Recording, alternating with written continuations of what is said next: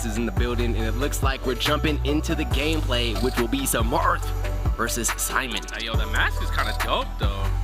I'm not exactly sure if it's like from something or, you know, if he just doesn't like the sun. Maybe it's the lights. You're not getting no radiation from these 240 hertz monitors, that's for sure. But as long as he could see, that's what matters. We got Marth versus Simon Belmont here. This is a rare matchup. Yeah, it's, you know, I feel like these kind of matchups are awesome because it's very easy to think of the win condition. You know, at the end of the day, Marth's going to want to get in, and Simon wants to say, stay away from me, and play all those great zoning tools that they have access to. Yeah, exactly. Marth is definitely going to be that character that advances with fundamentals for the most part. So VGBootCamp is going to have to be very fundamentally sound. Speaking of fundamentals, what an explosive way to start the tournament. It's like that sometimes. Yeah, just trading stocks apiece, and X actually had the right idea there. He just kind of didn't capitalize on it correctly. Right, went deep, got it all, and then also but then he was a little bit of, yeah, I'm the advantage with it. But in general, the message has been sent, and the continuation of that dominance is being shown. X oh my God. Glossing up some stuff here, doing great work here in the early percentages. Let's see how this 60% conversions can look. I know that this is a great place for this Simon to really get into the bread and butter on some confirms. Yeah, so far, VGBootCamp's been in trouble though. Pretty much running into a lot of the projectiles, running into the wall, and not really capitalizing much once he actually does get in. So X is in a lot of control of the game so far. Oh, that could be an SD, but no. X actually does manage to grab the ledge. And now he has to find a landing. It's a good opportunity for Beep to get some of this work done on this second stock of X. But that's going to be the fire into the F smash, and going to be able to get that second stock cleared up. X sitting in the driver's seat to seal the deal here on game number 1. Will Beep have a response? Yeah, we're going to see right now. I mean, Beep definitely has his mind in the right place. Like, he's going for these juggles. He's trying to cover the landings, but, you know, X just playing too tricky. Look, you can see him running back, trying to play that keep-away game, throwing out the cross, and a huge conversion into the axe as well. That mid-range is just everywhere that X wants to be occupying, and thus far, it has been exactly where X has been able to play the matchup. Oh yeah, X's spacing has been immaculate, but now Beep had an opportunity to kind of try an edge guard right there, but now he's just facing the pressure of this Belmont. Everything being shielded right now, the confirm, and that's gonna kill. That's crazy. I believe that was a bit of a DI mix-up right there. I don't think that would have killed had Beep held out, but no, X is gonna take those. He's gonna take game 1. In convincing fashion too, that was some great stuff. We got to see the win condition get utilized. We talked about it right at the beginning. Occupy that mid-range, be able to get those projectiles to connect, and then convert from there, and that's what X was able to get in the back and do, even with the slight misstep at the start of the game with that SD. So, going to be important to see how Beep gets this kind of stabilized and gets a win in the pocket to move forward. Yep. All things considered, though, I really do think that Beep does have a shot. There just has to be some adaptations made here and there. Mainly just the way he gets in. He was finding his openings, but getting in with very unsafe moves like dash attack and, you know, just up tilt on shield to really slow things. But I do like that grab. It really does get the juggle started already. He's kind of on that attack. Yeah, there's a lot of pending lag on some of these very committal moves that X is going to be throwing out. So Beep getting the right idea, starting really approach when he sees those animations get started up. Great roll out there to deny the grab. Right, and I like that reverse cross throw from X as well. It really sets up a layering to his offense, and it's also catching VGBootCamp off guard.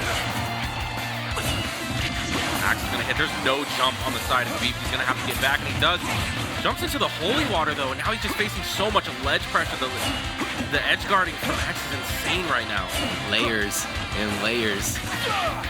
Starting to all line up against VGBootCamp. X is doing a great job with that advantage for the time being, but that was Beep's opportunity. Goes for a big swing and does not get it to connect, unfortunately. That's what I like to see, though, those kind of attempts, those big swings at those advantage. If you're not going to get a lot of opportunities to do it, you have to do a lot with it. So I like to see Beep going for it, but X playing it very masterfully. See Beep trying to go in from above here. Gets the tipper down air. And what's the option? That's the tip, and that's a great kill. That is an early stock right there. A lot of Marths dream of that setup, just getting the Dancing Blade tipper at that ledge. Ooh. But now we're looking at a pretty much even game here. And now X has to be respectful of those tippers. They're starting to land. Beep is understanding how to drift perfectly in the air to really start to utilize some of those spacing as it falls. So good stuff by Beep to start to get some of those interactions to go in their favor. X though reading the jump very well. So many options Smacking his covered. And there's the reverse cross again, the holy water on the ledge. So many things being thrown the way of Beep Durable, but he's handling it though. He gets a nice, strange up air punish. That was pretty interesting there. But I mean, still having X on the platform, he goes deep for it, and he doesn't come back. Risked it for the biscuit. Got burnt in the stove with his hand early. Trying to get that biscuit out. Not going to be able to convert that down, but is going to unfortunately lose the life. Now, sitting on the back foot, X really trying to go full throttle to make this a quick ending. See if they're able to do it, but a great rising there right at the tip is going to put the stock right back in the favor of Beep, but still so much percent to make up. Uh-oh, that's the up smash. Everything that you love to see when you're the Simon player. 2-0 going the way of X. But Beep Durable doing some great work to show that there was light at the end of the tunnel. There was a way for Beep to have won that game. Just, you know, at the end of the day, just the damage was done. X was in the pocket. Yeah, I agree. I think the nature of Marth is just kind of like, you can explode someone's stock abruptly. They could be at 30%, all of a sudden one tippered forward smash and they're dead. Yeah. So it's all a matter of, with Marth, because he wasn't using Lucina, not everything's gonna sweet spot. You got some sour spots mixed in there, but you're rewarded so greatly from spacing those tippers. And we saw early stocks, pretty much sub 100 from tippers ending them. I feel like every stock that was gone was under 100 for X. Yeah, the first one did end at 108, but when the Dancing Blade started, that was sub 100 for sure. But that tipper, everything was perfectly spaced. But altogether, X, that Simon, the fact that he was able to put on the pressure, he understood his setups, and his projectile play was also on point. Right. And maybe something that Beep Durable wasn't too familiar with. So ultimately, he just fell victim to the wall. Had a few unfortunate SDs too, but I mean, the fighting spirit was there, and you know, some really great tippers. It's just definitely something to go and study. We'll get to see a testament to that fighting spirit here in our little recap. The battle between Beep Durable and X. First game was definitely the X show. A little bit of an SD there early, but after that, X really showing, hey, if you get me on Pokemon Stadium 2, I know exactly what to do. Yeah, I don't know if that was livable or bad DI. I'm pretty sure Zayul can confirm if that was actual death or whatnot, but that SD right there. Kind of doing an X cosplay from what he showed us on that first stock, but other than that, to confirm that the holy water, X just knew what he was doing, man. Those are my least favorite experiences when I'm playing against the Simon or the Richter. Just like, oh, well, you got me with your trump card, Yugi. Yeah. I guess I'm got. It could seem pretty unfair looking on the outside and like, why do you get confirmed like this? But really, it's all about your methods of counterplay, Right. because it's not unbeatable. It's not at all. And when you get in the pocket, you know it's not. That's why when you get, you know, checkmated like that, you're like, okay, I deserve this. Yep. I bought this upon myself. Yeah. And that's why it's so important to learn from every match, win or loss. But those losses, like I said, your enemies do become your best teachers. So Beep Durable is going to have some content to study. Yeah. And moving forward, you know, we'll see what these guys can do. Moving forward, exactly that. Shout out to our first match of the day. It's always hardest to have your round one on stream. In your round one, you know, as well as kind of newer people out here in the scene, you know, you're like, I'm on the stage I'm not as familiar with, I'm on stream, but they did a great job with the jitters, a little bit of SDs in there, but good luck in the learner side for Beep Durable. What are you saying ooh about? You see Mishunz for sure. I see Mishunz and Big Ivan on the stage. Big now. Ivan. Yeah, Ivan's probably going to get a little bit more time to come out and compete, and not only that, but this could be one of the most disgusting matchups we'll ever see in Vegas, and that's a R.O.B Ditto. The R.O.B Ditto. It could special. be. It could be, because I know that Ivan also has a pit. Knowing Ivan, he probably wants to avoid having a R.O.B Ditto, but we'll see if he gives it to us. Pit does well in the R.O.B matchup as well, so it could be a solid pick, but a Ditto. Oh, we're doing it. We're doing the R.O.B Ditto. shout out to the sweater. Call me if you get lost, but it won't be too hard to follow because we got different alts. So very similar alts, but yeah, a little different. Oh, okay. Let's get this thing going. Yeah, getting into game 1 here. I know that Mishunz has been more active as far as going to the tournaments of the Luxor goes, but Navi has been playing R.O.B since Mishunz was in diapers. He's been playing for a very long time, and also this is our TO, not of the esports arena or the Luxor tournaments, but like around town. Right, a lot of Vegas Smash. So this is really funny to see here. Down throw, the up tilt, almost confirmed. Mishunz putting on a ton of pressure right now. No, you're backwards. No, Navi's the red one. Nah, that's all. Are they trolling? Yes, yeah, that's Mishunz with the troll family. Mishunz actually rocking the Navi tag. Navi rocking the Rip G set. I think you're so right. That's gonna throw me off for the remainder of this set. No, it's okay. You just know that homage is being paid to Navi through Mishunz, and that is exactly why we're seeing this dead even first stock running on top of the tech option would be the roll in though, which Navi was not privy to. Yeah, he was going for a big punish right there, but Mishunz does end up escaping that situation. Down tilt? Down tilt. This could be down the throw. Great time to mash, mixing it up so it does not need to punish the timing that Navi wanted to bring it out. We are just scooting and booting, down tilting, but there's the bear for stock number 1 going to Mishunz. Full rage, engage. Oh, and 15% to the stage as well. And now Navi's gonna have a shot to close this one out. He does get the landing. Great job. Well, not even the landing. He just catches them in the air. But now we're pretty much even. All tied up 2 stocks apiece. Now, at this point, R.O.B is combo food to himself. I feel like I'm on the subspace emissiary right now, watching Pikachu get zapped in a... Yeah. And I'm Zero Suit Samus. Woo! Yeah, you're seeing a lot of juggles coming out from both these guys. Okay, with the gyro setup. Hey, yo! Mishunz over there cooking, Chef Mishunz. It's so crazy that R.O.B can really combo off of his own tools like that, almost like a semi-infinite, just down tilt, gyro, down tilt. You don't want to be in between R.O.B and the gyro, but you also don't want to be engulfed in the rotor arms either. Ivan just barely clinging on the life. Mishunz still having a healthy stock here. Yeah, Mishunz in his bag right now. He is getting away with everything that he wants and more, and right now you're seeing it shown in the percentage lead, about 100. But what a convert from Navi with the rage!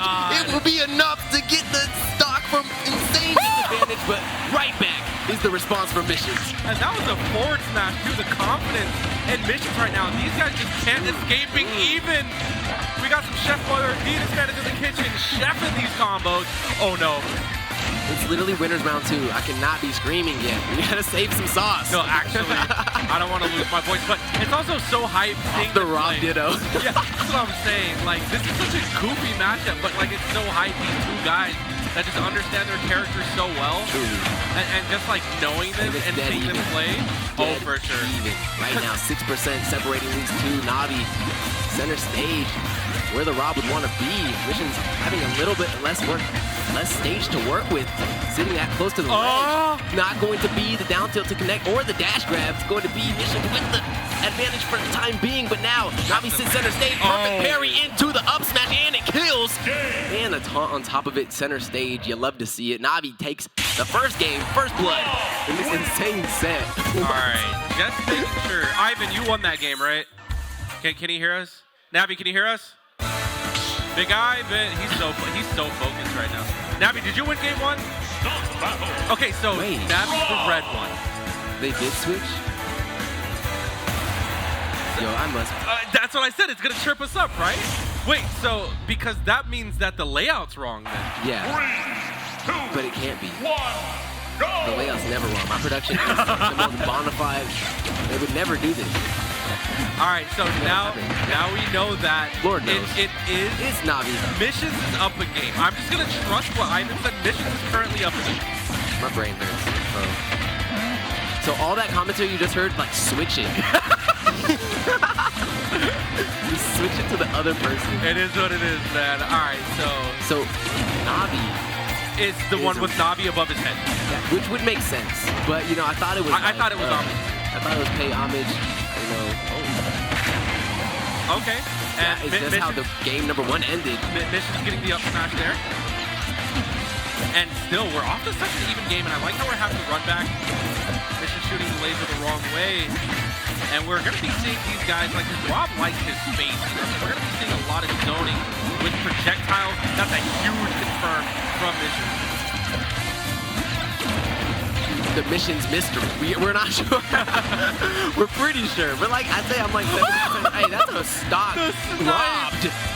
Rob a stock. I see what you did there. I'm just going to pay close attention to the cam and see who reacts to what, and then you can get a really good feel for what's I'm actually trying going on. just that, and they're so stoic. They really are. It's Even like, after the win, none of them did anything. Yeah, They're like, actual robots. Yeah, and you know, you are what you consistently pilot on Super Smash Bros. Ultimate, and that's why I got that wolf in me. AI is taking over, man. I don't even know if these are real people or just holograms at this point, but either way, this is still a very close game.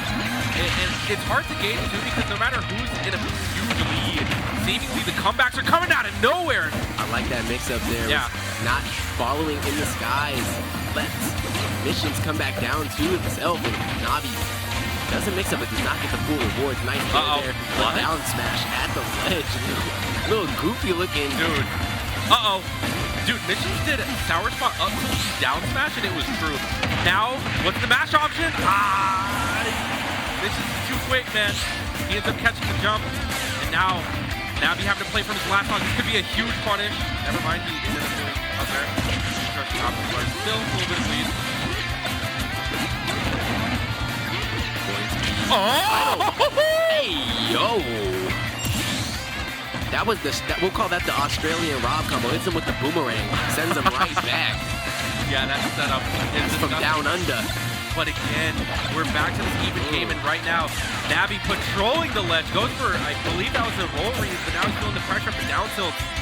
But still, feeling the pressure up the ledge. I thought we turned items off, and I'm seeing a lot of items be used, so I don't know about this. Yeah, I mean, same thing with Diddy Kong. Like, these guys are so good with their item control. Right. It's a huge part of his kit. Trying to go for a follow-up there, but the tech changes, unfortunately, aren't looking too strong this set. They've both been rolling in buff. Nobody's really getting the punishes that they want from it. I definitely would want to, you know, mix those up. If it was me down there, you know, I'm noticing it. I know that everybody else is for sure. Oh my God. Missions has so many plan Bs for if Navi escapes something, but he's gonna face that down smash. Can Navi bring this to a game 3? The full fire laser. Not going to be enough. We're sitting dead even again. And he grabs to turn the tide of this matchup here. Oh, great patience by Navi, continuing to get in this advantage state. But this is now Missions with center stage, with the control, with the ability to move forward and backwards. But sometimes you just gotta run up and hit an up smash. That was the most, like, veteran read I have ever seen in my life. Literally with everything on the line right there, he runs full stage with Rob. That is a heavyweight. He's not that fast. Runs up and up smash. That's the mix-up. That's the mix-up. That is a very wild mix-up. And we've seen it a couple times, though, just these extended dashes, these long runs to reposition. And, you know, sometimes it's not to reposition, it's to get the killing blow. I mean, Missions wasn't expecting it. So, I mean, that's what matters there. Now we're getting into a game 3, yes. So Navi indeed did win that game. He is the Red Rob with Navi over his name. If we can switch the tags at the top, that'd be a little less confusing. But as of right now, at least we know. You know for sure that Mission's player 2. And that's going to be player 2 starting this off with first a meaningful damage to come out. 46% and an advantage rate rising up here. As just to continue this pressure continuing to go. Jeez Louise, I got a family. Yeah, the switch of scenery here to Smash Bros. Seems to be helping with momentum of quite a bit. But, I mean, Navi just needs to find his footing right here. He's been such a menace at the ledge. Like, Navi's ledge presence has been insane. So if he can bring it back here, as you can see, he's doing a lot of damage. Big trips into great conversions from Navi. That down tilt from Rob, when it trips for you, definitely get to get in your bag. Oh my God. Oh, great read, but a little bit this time. Had more time to charge it up. A little bit excited. But Ivan's just gonna go for it. Yeah, you don't want to be up that high. There's so many active frames on that up air. It's very difficult. to get past, especially if you can't see your character model. Oh man, the nerves might be getting the mission just a little bit, but Jebaited. Navi. Okay. Ha, you played yourself. You know what? We Hit wanted him with the DJ Khaled. we wanted an even game. You know, we didn't want things to look too one-sided. But Navi getting pushed off the ledge, getting pressed. And what was gonna be a really big stock lead is now sitting dead even on stock number 2 in a very even set. Both of these contenders very deserving of this win. yeah, them being even, definitely not surprising. I mean, that's kind of been the theme of this set, is just a huge back and forth. But now, they're also trading blows with projectiles, even though Navi's not even on the stage.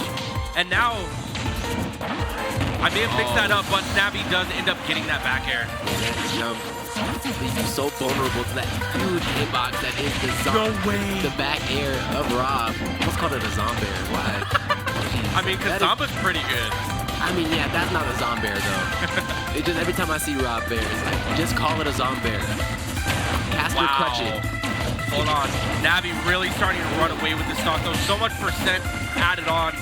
And right now, Mishunz feeling the pressure, struggling getting the kill, but also getting sniped. Oh, that was the sour spot. But Ivan wants that. oh, great job there, setting up the kill. We've seen what R.O.B can do with a little bit of rage and a dream. Yeah, and that's exactly what Mishunz got in the bag. With that gyro in hand, this could be so deadly for Navi.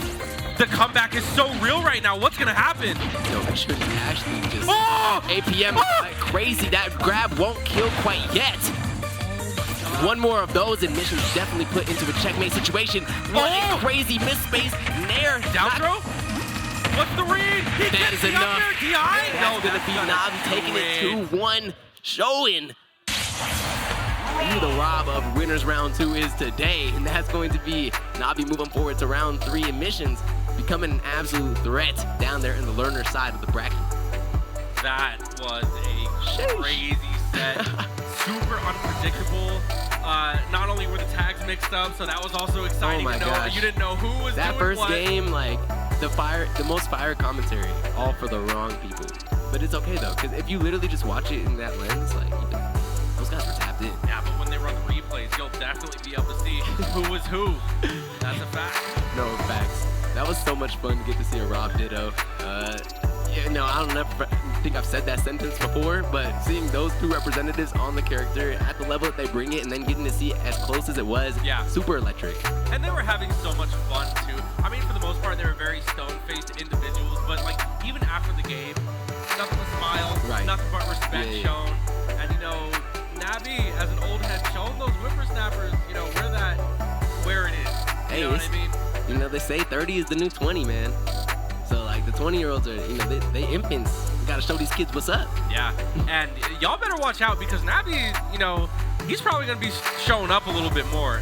So I mean, he's just gonna keep climbing up and up, and I'm excited to see that. Yeah, once you get that confidence, you get back in that bag, and you start to really just feel like you're just in a friendly. Every time you step on the stage, it starts to become a bit of a threat. So good stuff by Navi to get comfortable again here at the HyperX Arena. We're gonna get into some highlights before we get into our next game. And the highlights were definitely something to highlight. These were some great R.O.B plays. I love the down tilt into the back air. I loved how this game finished center stage, and this side special there with a great conversion. Yeah, actually looking at this game from the actual perspective, Navi was pretty much in control from the beginning. He ends up taking the first stock, and although Mishunz had a great comeback, you could really start to see like why the set ended how it did with Navi being on top. He just seemed like he really understood the R.O.B matchup. Right, like Navi got to get the first foot forward. Mishunz just played better from the back foot, you know? He did, There was like opportunities that they'd find, get nice little feints in there and be able to get some great conversions, but at the end of the day, the forward pressure was all coming in from Navi. A lot of explosive comebacks from the back, like you said, from Mishunz, but no, Navi definitely showed control, and he's gonna move on. Now we have a very exciting matchup in the form of SK92 versus Star. These are two of my favorite smashers in Vegas to watch. Star, known for the star-like pop-offs. This Lucas as well has just become so labbed and so efficient and so deadly. You think that think that man's rocking the TAS sometimes with how fast those theirs are popping. And then, of course, SK92. If you watch the Oski broadcast, you know I'm always rooting for my dog. He part of the wolf pack. Literally the wolf pack. Real Spaceys boys out here doing the Spaceys thing. So I cannot wait to see who comes out on top here. Yeah, you have a really technical player like Star who understands his Zair cancels, who understands his combos, but then you just have a very fundamentally sound player like SK92 who has no problems adapting, shows no fear, and if he downloads you, you're in trouble. No, it's Kyle, but at the end of the day, it's Kyle King. That man is known to put the crown on his head, gracing top 8s every time that he gets a chance. Great Wolf Flash there. That's a Wolf Flash. Close enough. I mean, they're both always ready to call a Wolf Flash. Fox, Wolf, same thing. But, you know, going forward, though, SK92, Lucas is a very niche matchup, you know? So there's definitely going to have to be some adaptation made, especially being the weight that Fox is. I feel like those Zair cancel loops might become a huge thorn in SK's side. Yeah, and at the end of the day, you don't often get to fight a representative of this character that is as clean as Star can be. As I say, cleaning him off the ledge there. Some super smooth Lucas stocks being stolen. Yeah, and Star just understands the percents, the combos, the confirms so well. It's definitely something that SK92 is going to have to watch out for, because right now, Star's actually doing a great job spacing. Yeah, the movement is so elusive. He's always moving around. You know, there's times where he's floating back with those Zair cans, and there's times where he starts to go really quick defensive and has these hitboxes in front of him to keep him safe on advance. Oh, that could have been a huge combo starter right there. Lucas's up air while landing at that percent is no joke, but nothing for SK92 to worry about at this moment. The cross-up back air gets over the shield and another back air to get the stock cleared out. Well placed too, because I mean, Lucas is a short character, and that landing bear was not easy to hit, but he does, and now we're tied up 2 stocks apiece. The fair not going to connect on the platform, but oh my god, very good job by SK to evade that PK freeze.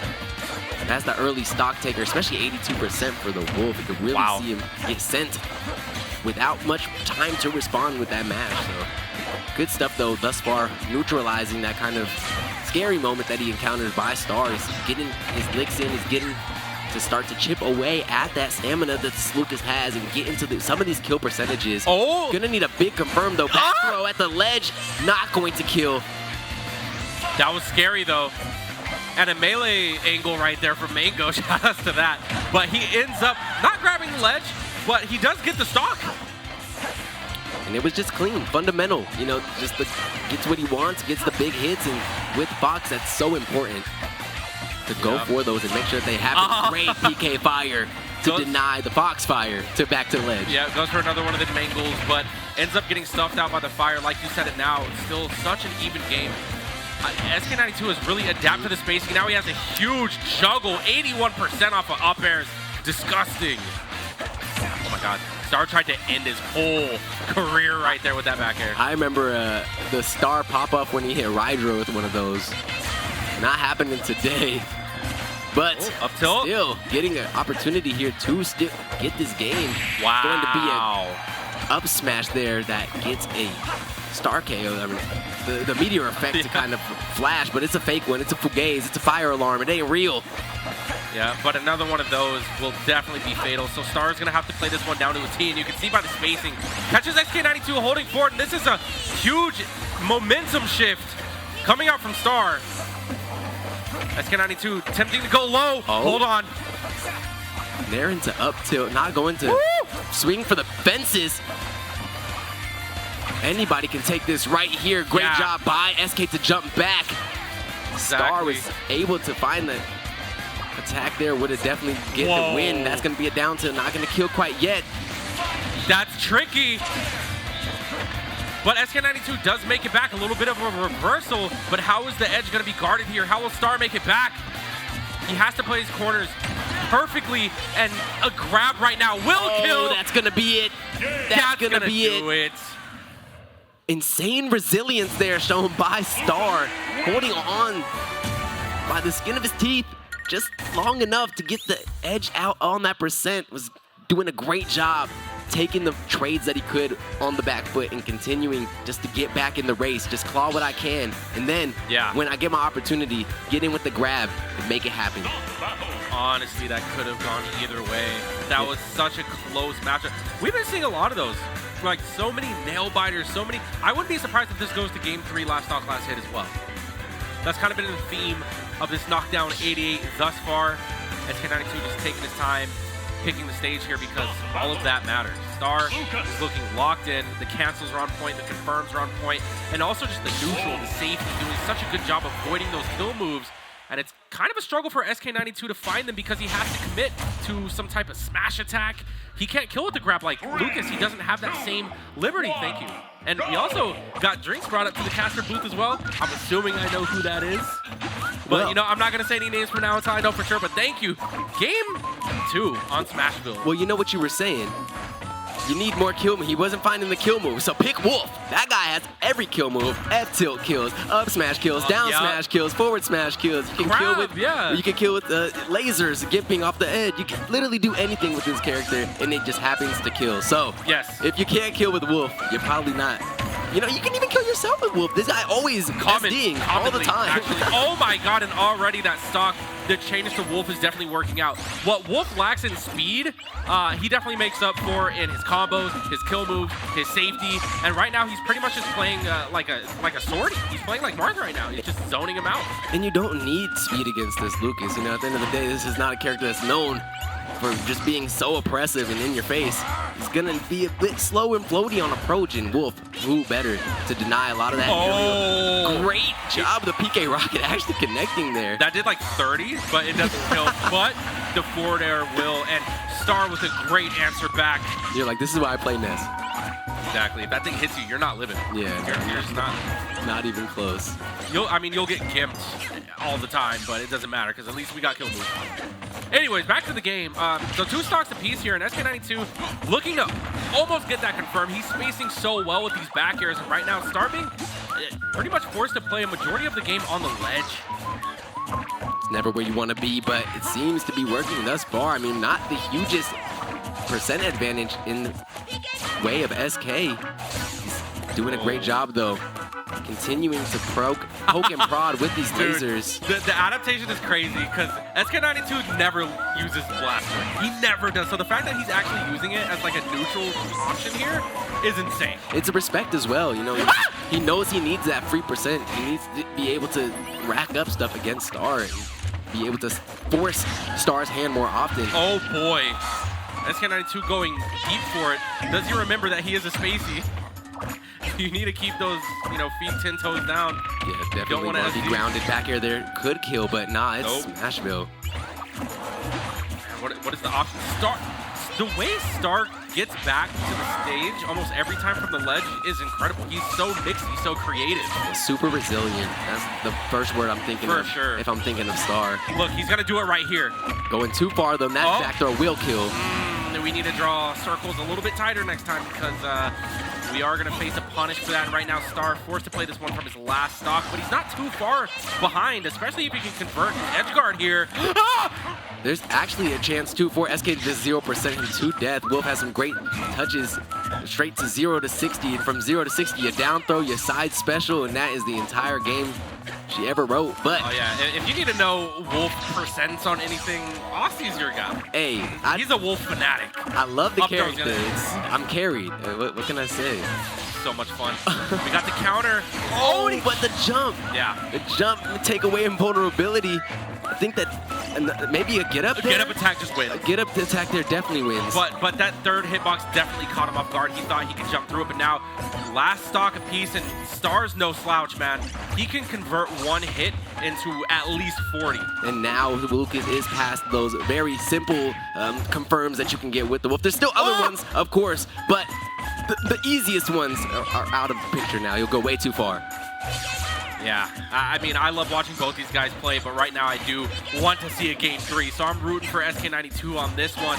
So far, he does have a percent lead, but I mean, Star, the way that he's playing, as you said, so resilient, that could have been bad. A Gimp can just change everything right now, the whole flow of the tournament. Well, see if this Tux fan has it, or if this Tux is going to get taken to the cleaners. It's going to be shown very shortly. We have 2 minutes and 45 seconds on the clock. We're not going to get to see that timer come into play. Star is landing huge hits as well. SK92 kind of taking a step back. Not playing so committal here, but right now he's... so unlucky! That PK freeze coming out in the nick of time. And that's going to be Star taking the 2-1. What an anti-air from a 2-0. Star. That's a 2-0. That is a 2-0. That was 2-0. Flicking the wrist in the kitchen, whipping like it's stir-fry. That man is cooking. Sheesh. Honestly. I mean, you wouldn't expect anything less. I feel like SK92 is the king of a lot of things. The king of adaptation as well. But this time around, man, I feel like Star was just too tricky. And it's there's a goofy matchup, you know, at the end of the day. Like, well, Lucas is a goofy character. When you get to play Lucas that is as labbed as Star is on the Lucas, it's few and far between. He's over here jumping from melee, jumping from ultimate, playing whatever he wants to play, being a grown man, driving around in the bins and stuff, you know what I'm saying? So sometimes it just happens. But no, actually, honestly, when I saw Star post some like Twitter content of like the lab and like what that Lucas movement been looking like, I said, ooh, nah, that's not gonna be me asking for the friendlies no more. That's dangerous. You get to see a lot of that movement happening here in these highlights as well. Facts. Star was kind of like wave dashing around with the rope snake Zare cancel. And you see the first confirm. Yeah, the first confirm happening out of a rope snake as well. Just the understanding of like every single interaction where it can lead and already having things kind of lined up for it is where we got to see Star really run away with this. Also, there was a bit of a mistake, unfortunately, for SK. Jumped into that third hit of that tremendous down smash. Yeah. You know, Lucas smash attacks are so strong. They have a lot of punishable frames on them, but at the end of the day, some of the strongest ones in the game, and they got Star to win and move forward in winners. Yeah, I mean, as a PK Earthbound mother maid myself, I always like seeing, you know, the life being brought into the universe, into the series, and seeing Star move on. As sad as it is to see SK92 falter in the bracket, I mean, it's always a pleasure seeing Star and what he's capable of, because you saw right there, man was stoic. I didn't know. I think Bros is gonna say, I'm not gonna play stream games of Aussie casting no more. Cause every time Aussie casts my wolf, bro, I'm out here getting smacked. Is it just a bad luck? It's like, bro, it's a bad omen, dog. I'm out here trying to hit the wolf wins a lot. And like, yeah. And the crazy thing is that I really feel like SK92 had that game in the bag. I mean, he was in the lead pretty much the whole time, but it came to those moments where he started losing a lot of neutral interaction just by getting outspaced by like fair. You know, now that's ruining my mood, man. You know, we gotta throw it to a break real quick. I gotta recollect my thoughts because SK92, and I'm gonna go see what's up with him and maybe give him a drink or something. We'll see y'all very shortly. Be right back after this break. I want to be when I was growing up. I wanted to be a singer growing up. Growing up, I always wanted to be a baseball player. I wanted to be a veterinarian. I wanted to be a violinist. That is a crazy question because I legitimately remember saying famous. I'm considered one of the best in the world. First started streaming, my family was completely against it. Nobody near me was gamers. My parents, my friends, my family, I was the only one that was obsessed. To make it in this industry and to be somebody, you have to have the mindset that you want to be better than the next person. If I'm considered an athlete, then why shouldn't a professional gamer be considered one as well? It doesn't stop for me, man, and I know that's how you have to be if you want to be the greatest at the thing you love. And this is Wannabe.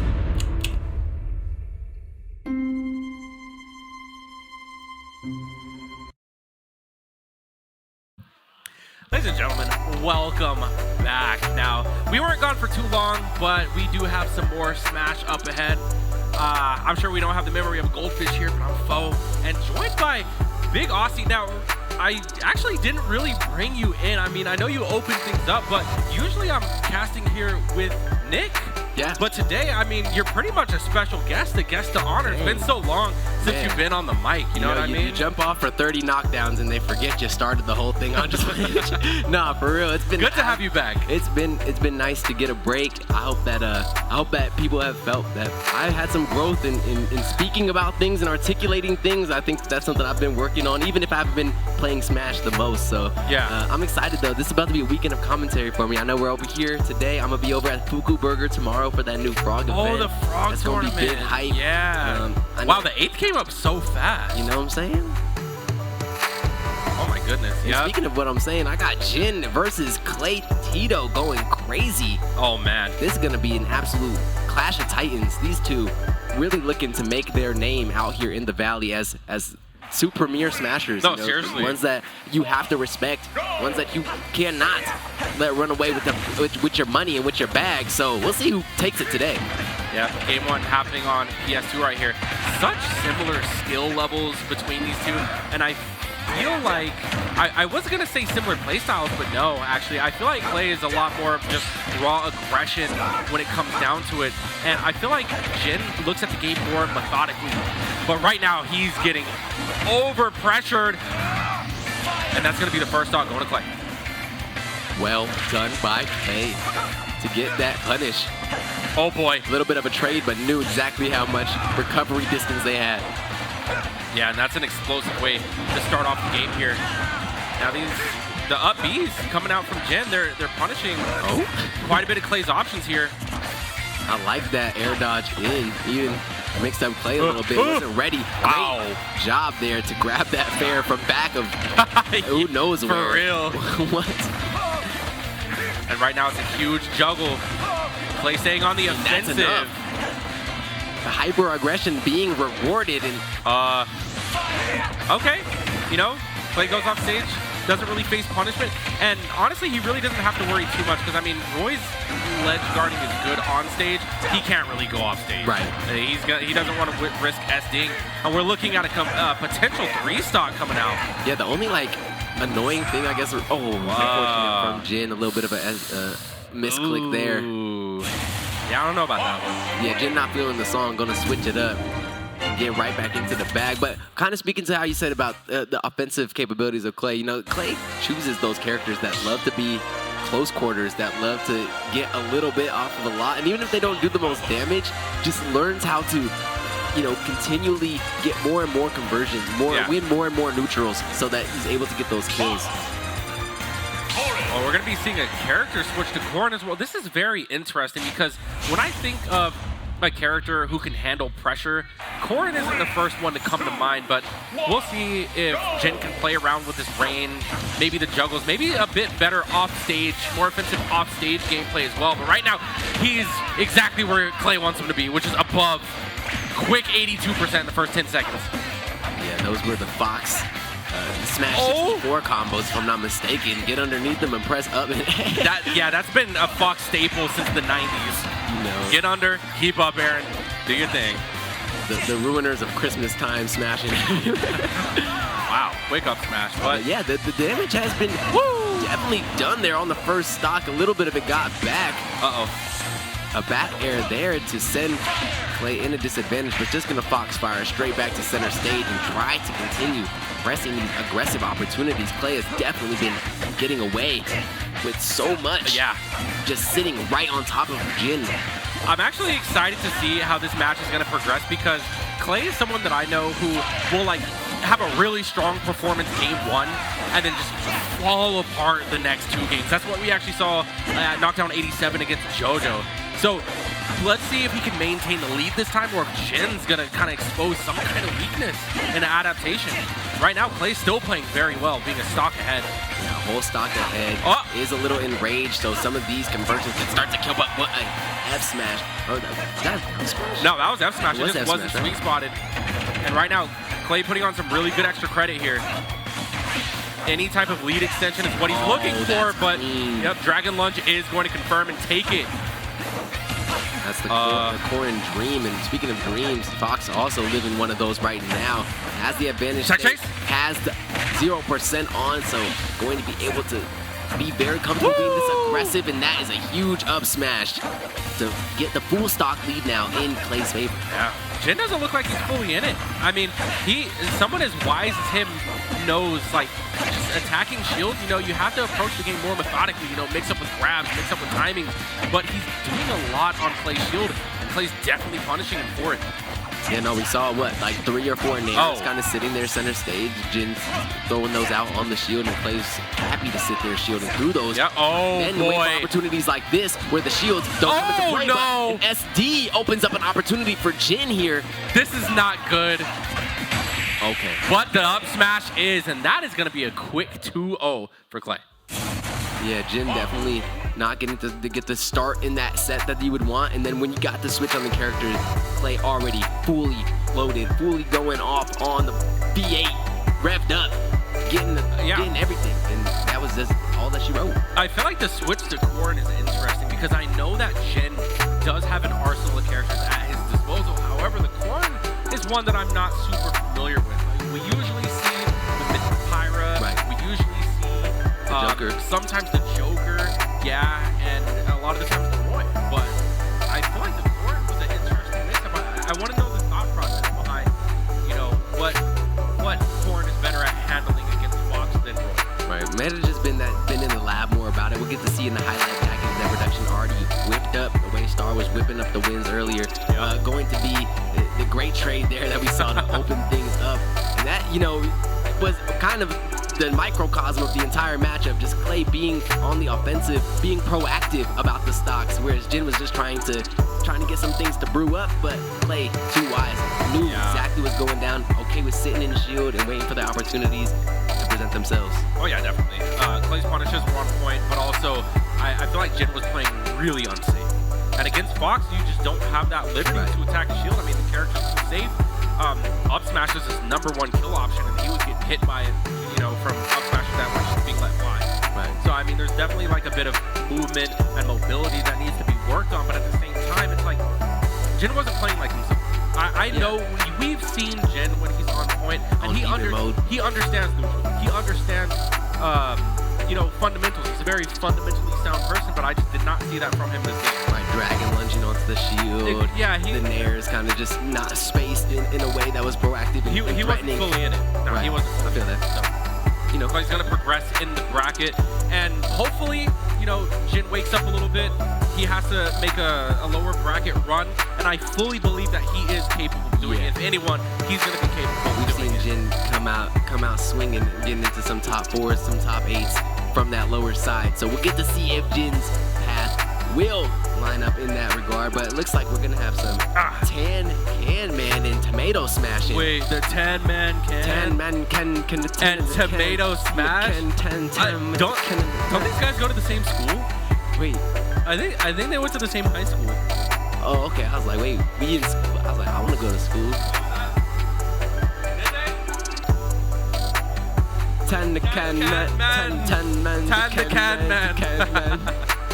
I love it. I'll sit on that beat all day. Yeah, these are some youngsters right here. These are those. Nick likes to say this word, the young gun. Yes, they are. Those are young guns on that stage right there. Absolutely. Tomato Smash gunning for that #1 spot too. The day we see Kirby on Vegas PR1 is the day Tomato Smash can say, "Hey, look, ma, I made it." I've seen these guys play before, and the Tan Man Can. The Tan Can. He's frightening.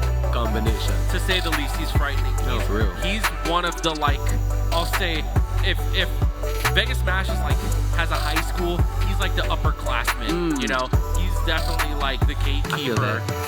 Yeah, and he's won Arcadians before, so he's no stranger to it. But I do think that Tomato Smash, you know, sometimes he does have that main character energy where he just likes to destroy. Yeah, I mean, the kid has star power. We cannot deny this kid has star power. But is it because he's playing Kirby, known for wearing the Star Wand, you know what I'm saying? Or is it because he got that absolute dog, that absolute unit in him? We're gonna get to find out right here. Tomato, forget about it. Look, Tan Can Man's over there, forget about it. Vazoo. Is it Vazoo? Without context, it actually looks like that's exactly what they're shouting at each other. Not enough pasta. I think that's Tux. I can't really tell, but I think that's him. And the 10-man can does have some fans. That's not Tux, never mind, sorry. Wait, once you zoom in, I actually do realize... That's Tux! Look, okay, from the back of your head view, all right, you guys got the same dome Hey, from Tux, behind, all right? Tux, just know I would never do you like that. Couldn't be me. What? Couldn't be me. Everyone's wearing hats indoors these days, bro. I can't see hair, you know.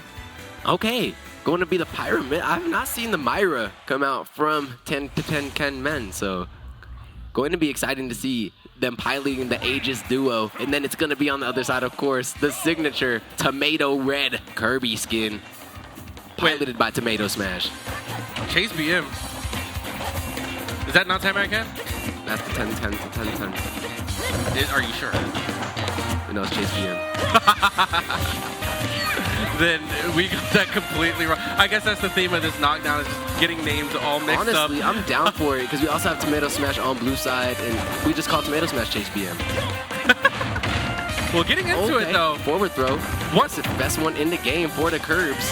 One thing you have to know about TOMATTOSMASH is that his combos are unreal with the Kirby. I've seen this kid at multiple tournaments, and you know, if he gets one string going, he's taking it to the bank. The hurt box shifting as well with the pancaking, like, does a really good job at knowing what kind of moves in particular matchups can get away with really getting it under. Speaking of getting under, you do not want to find yourself under that huge sword that the Pyra has, those down airs.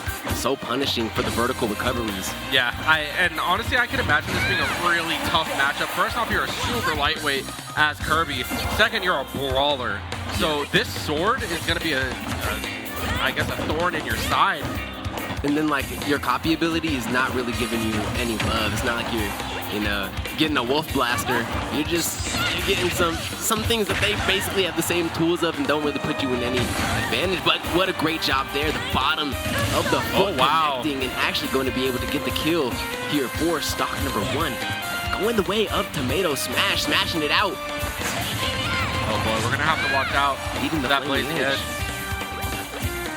Oh, goes for the grab, still living, but just barely. 145 for Kirby, and that is going to be the landing covered by ChaseBM. You know what it is? I think TOMATTOSMASH has used rock way more. It's all about, you know, if everybody I ever seen play Kirby, they just press down B all game.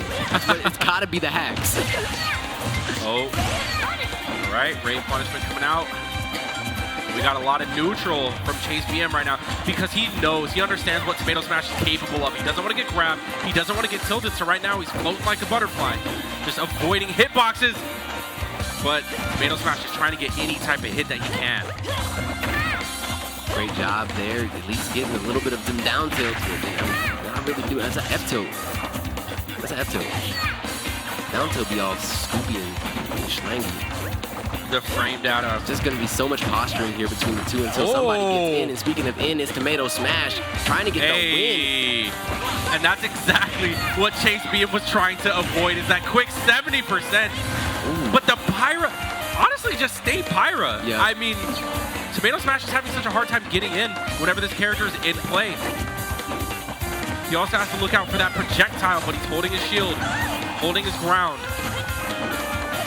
I feel like that up special as well for the Pyra could just be so explosive. The Dominic's Regard or something. I'm not sure what's she yelling at me. Oh, the Prominence Revolt. Oh yeah, that's what she's saying. Lord Dominic's Regard from League of Legends. Dominance Regard. Yeah, that's an armor penetrating move for real, and I think it occupies a lot of the space TOMATTOSMASH has to approach from, and it's quick. Be interested to see if that comes out into play. But right now we're back on the Mythra. Kind of tough, but that forwarder is going to come through. And the tilt, that's it. There's no jump on the side of ChaseBM. So now we're last stock of beast. TOMATTOSMASH does have an opportunity to bring this one back. However, he's going to have to be careful in the neutral for things like that. You know, sometimes he's a little proactive, pressing buttons kind of early. Patience can take him a long way, but right now he's going to get this punish and watch. Oh, tries to drill down. That could have been the game right there. Absolutely insane. TOMATTOSMASH goes for it. Oh, but speaking of smashing, that's going to be a huge... and then running it back. Down air over the ledge. ChaseBM taking game 1. I'm sure the 10-man Ken is watching this like, bro, that's me up there. That's little bro. but what a game. I mean, that was so back and forth. Throughout the whole thing, you really never had a one-sided game up until the last few moments where ChaseBM just started getting read after read, and now TOMATTOSMASH, he's going to have to go through his options here. Yeah, and at the end of the day, you're Kirby, so it's not like you really have the most options. It's really about being able to outplay your opponent, you know? It's Yeah. Oh my God. going to be about fundamentally figuring out what ChaseBM is winning at, and at the end of the day, a little bit of a character diff. I'm not gonna lie. You know, there always is a chance to win with every character. Right. But when you're getting Fighter Pass 2'd into your Nintendo 60, It's an uphill battle, for sure. Yeah, it's a tough one. But I mean, like, when you're a young gun like TOMATTOSMASH, like, you're built for these challenges. You know what I mean? Yeah, that's what it's all about, learning how to win your 80-20s. Forward air to bear. We're doing the fair bear. We got the down air. And still so much pressure being put on at this ledge. The Pyra is out to kind of get the work put on her as well. And TOMATTOSMASH with the spacing of the century off to an explosive start. You love to see that F smash. And speaking of F smash, ChaseBM going for one of their own. Not going to be able to connect that one quite yet though. Going to be 0% thus far. And we're seeing some huge smash attacks coming out in this game number 2. I mean, it's Smashville, so it's just the nature of the map, I assume. Fourth row, back to the Pyra. Now let's see what kind of space we can get here. Now this is really difficult because TOMATTOSMASH does have that giant sword to deal with, but ChaseBM also has yet to take the stock, so he's just gonna have to throw out these aerials, demonstrate some mastery of spacing, and he does just that with an F-tilt, making things 2 stocks apiece. I'm tilted at the fact that F-tilt just slayed my boy TOMATTOSMASH like that. Roasted that tomato. Oh my! The flaming. Oh, the big. Yo, hold on. Yo, my man. He's been in the lap. Like these little hits. Like this is like a combo starter from just footsies. Look at this. A little bit of foot. It's like Kirby's. A little bit of hand. Kirby has like set knockback. Well, not set knockback, but just very low knockback growth on a lot of his moves. So he's able to combo at these mid-percents. And right there, just converting into a death. TOMATTOSMASH off to a great game so far. And then hitting the zoning. Oh boy. Forward air is going to be the foresight to come out. So that ChaseBM can try to stifle some of this momentum TOMATTOSMASH has built up. But in general, oh no. Tomato is in his bag. Tomato is looking to smash, but not going to be provided that opportunity. Going to be a great job here by ChaseBM to stabilize for the time being, taking him up. And the Pyra's out to rock. No punish from ChaseBM. That was everything right there. That was actually so unsafe from TOMATTOSMASH. But he lives.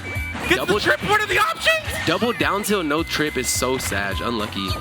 Honestly, unlucky. It sucks even worse when you trip into the non-tripped down tilt. Oh, was that? So yeah, first one did trip? The first one did trip, oh, yeah. Yikes. But now, I mean, this would be an even game if it weren't for TOMATTOSMASH being up a stock. So this potentially could be a game 3 that we're looking at. We're holding the shield. What's the option? Up tilt. The nair. Oh, that could be it. Oh. Wow. It is definitely it. That's Tomato bringing the thing back to 1-1. Tomato fans in the building going crazy. Okay, that spacing was superb, though, because that side B is actually so tricky to hit. And now he's just trying to avoid heart failure. Somebody get that man a banana. Get some potassium from vitamin Hey, K. yo. Anywhere. We do have a medic on deck in case TOMATTOSMASH hits the deck. Yep, Dr. Mario is somewhere in the building. Keep a close eye on this game right here because honestly, it could go either way. Maybe the BM in Chase stands for Bachelor in Medicine. And he's going to actually be the one to provide the aid to TOMATTOSMASH. Yeah, but he's also going to be the reason that he needs it. So it's like, I guess he has his work cut out for him. Sometimes you're the ailment and the cure. Find that person, you're the ailment and the cure for chat. The yin and yang. A matchup made in heaven. And speaking of that, we have a game 3 on our hands. Same matchup, PS2. Let's get it. This is where we got to see Chase not being BM. Taking home the win, game 1, well-mannered. He's doing it for the Tan-Man Cat. Oh my god. Oh! The Tan-Man. Yo, the down tilts. Kirby, does Kirby have like sword feet? Like he's actually outspacing a sword character. That's actually insane. with boxing tools. That's very unlikely to see a brawler do, but TOMATTOSMASH is understanding his zone so well in ChaseBM, he has to find a response. Kirby outspacing the Sortie with the Mickey Mouse feed. Got on his Toontowns. The Sora 2000s, bro. His Sora 2.0s. Sora 7. Yep. Oh, those would go crazy. What? Speaking of going crazy, Got on the goof troop. moving over to the my God. Pyra might have been the mistake here. Oh, that's the downer. That's just a free death. And already so much momentum on the side of TOMATTOSMASH, taking that stock in the first minute of the game. So Looking now, at the flaming edge. you know, I like what we saw from TOMATTOSMASH as well, because the first couple of games, I think that he was holding forward a little too much, running into a lot of attacks, but right now, he's actually demonstrating patience, which I think is very rare for a lot of the younger players to do, is stop holding forward for once. But look at the movement. Not engaging. Disengaging is such a good skill to know. Yeah. When will my opponent let me have the opportunity to just beat them up for making a huge error? And sometimes you don't even have to be the one to force them to make the mistake, or they're playing better responding to you. So to put somebody into that situation, but unfortunately for TOMATTOSMASH, he's put in a situation of 2-2 on the stock. Yeah, and ChaseBM keeping things close here, not letting the lead escape him too much, but he's going to need a little bit more because so far it's kind of looking rough. TOMATTOSMASH demonstrating so much control these past couple of games. Great spacing on that. Oh my not going to be able to be punished. Runs up, hits a little river dance on the face of the Mythra. I always want to call her Mythra. Close enough. I don't know. Is it? I just say Pyra or Myra for short. You know. Yeah, I see the Myras live, but that's my grandma's name, so. Oh, true. I mean, some people just call her Aegis based off the canon. Well, the sword is the Aegis, right? The sword that they wield in tandem is the Aegis. I've never played the game. I think Virtual Smash would be able to tell us. But as of right now, Aussie, this is all you, bro. I haven't played the game. But either way, we're off to an extremely even game, and the pace of it has slowed down tremendously. Yeah, definitely these two being very respectful here in game number 3. That's why we're getting a chance to make silly talk. Oh! But, whoa! That was a misplay from TOMATTOSMASH. Actually, originally a misplay from Chase, but he actually ends up getting the up B, and that was huge because it ends up killing it. I don't think TOMATTOSMASH was ready to DI that. That move is the most fighter pass 2 of the experience, I feel like. It's very quick. It hits like a truck. It's super punishable. I just feel like TOMATTOSMASH wasn't ready for it. Right, when it comes out of nowhere, it hits like a truck though, and you have to see it. Like you said, it wasn't used to its most efficiency, but it still ends up getting the kill with its mistakes. So great stuff though by ChaseBM to now sit on the front foot here, possibly be able to bring this thing home. But that's going to be TOMATTOSMASH. There's definitely a bit of randomness in Smash sometimes, you know. Certain things just happen you don't really expect. But right now, ChaseBM trying to put on as much percent as he can before he loses the stock. And right now, we are 1 stock apiece.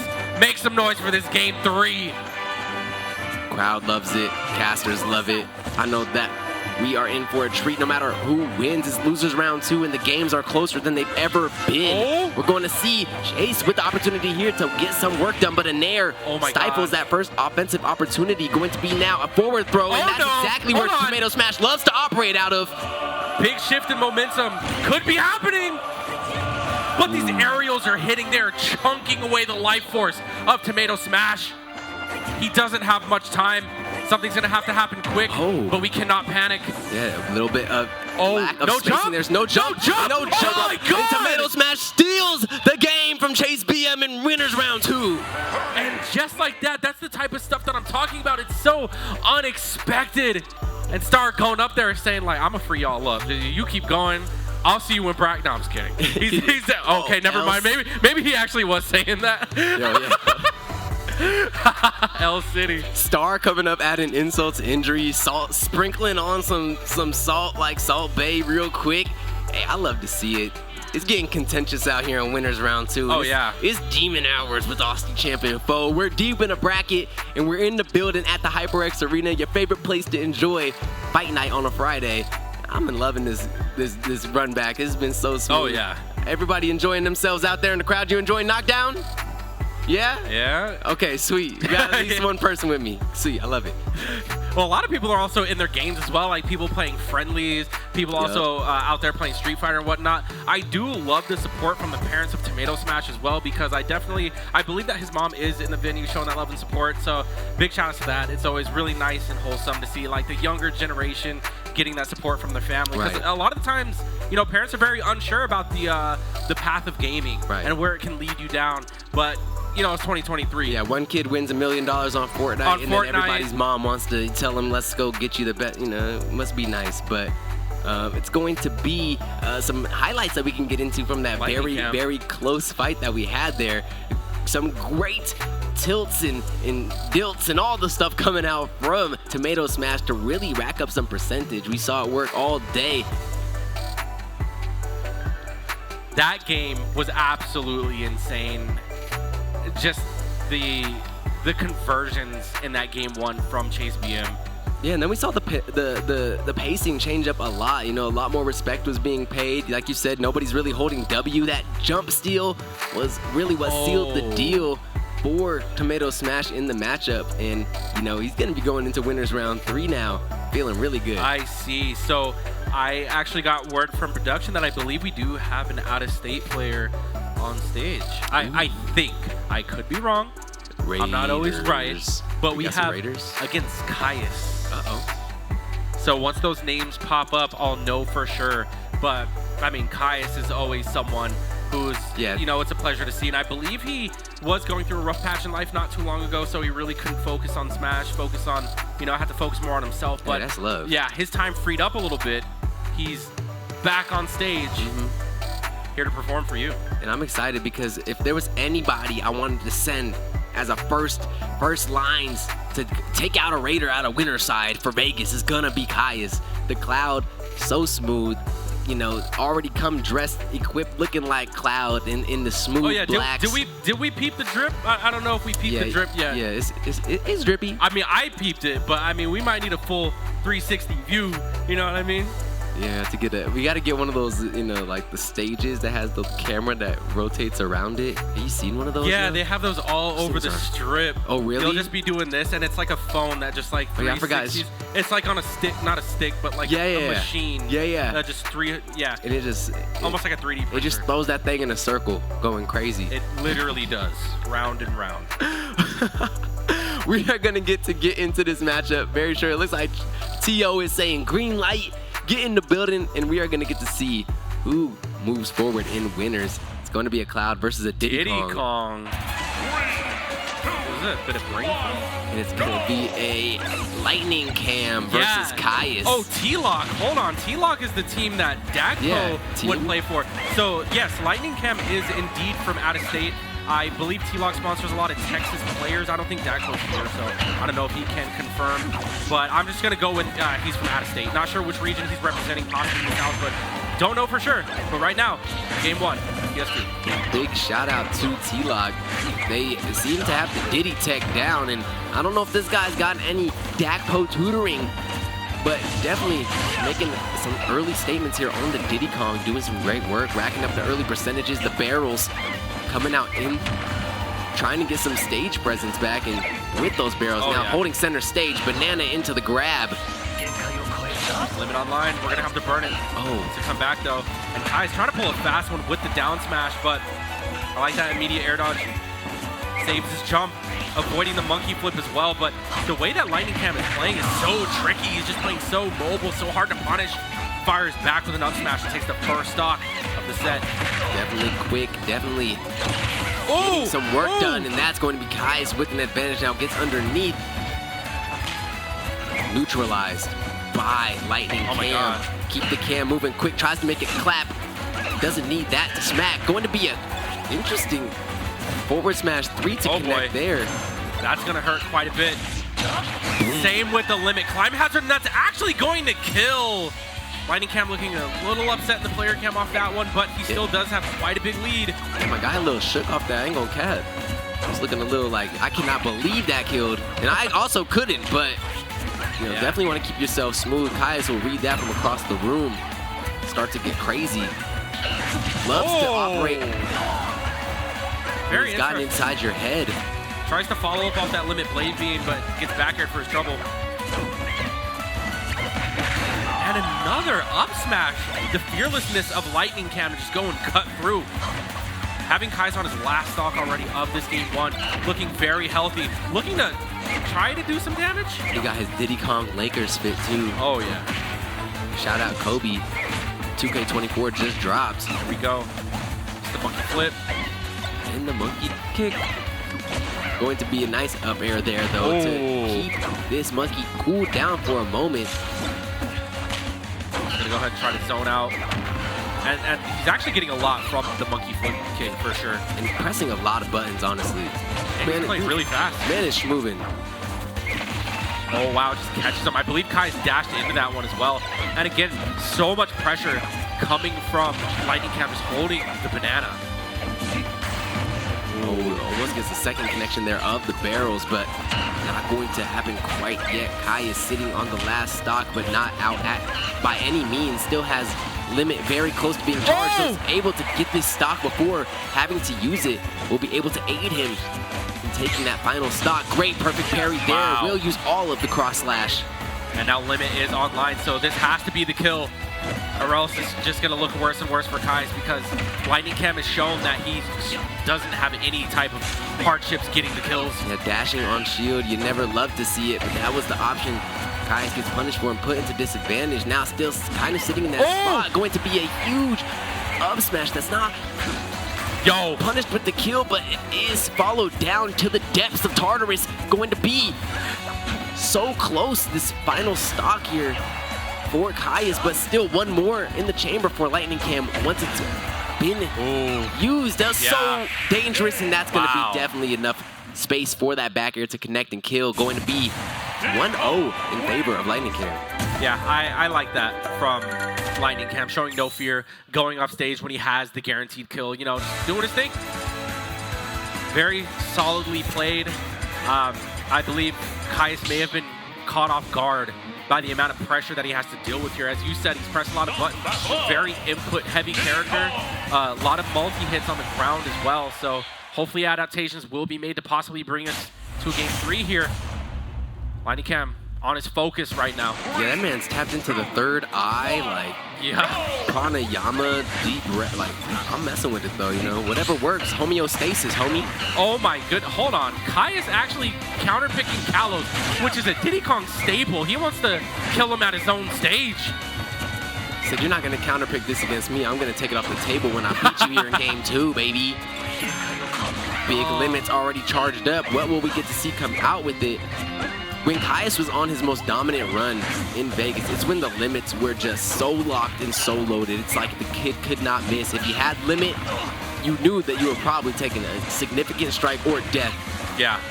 Love to see some accuracy really come back on those, and that's gonna be some accurate up airs. Gets Diddy high in the sky, but still left kind of dry. Perfect parry. Center stage, back and forth into the monkey flip.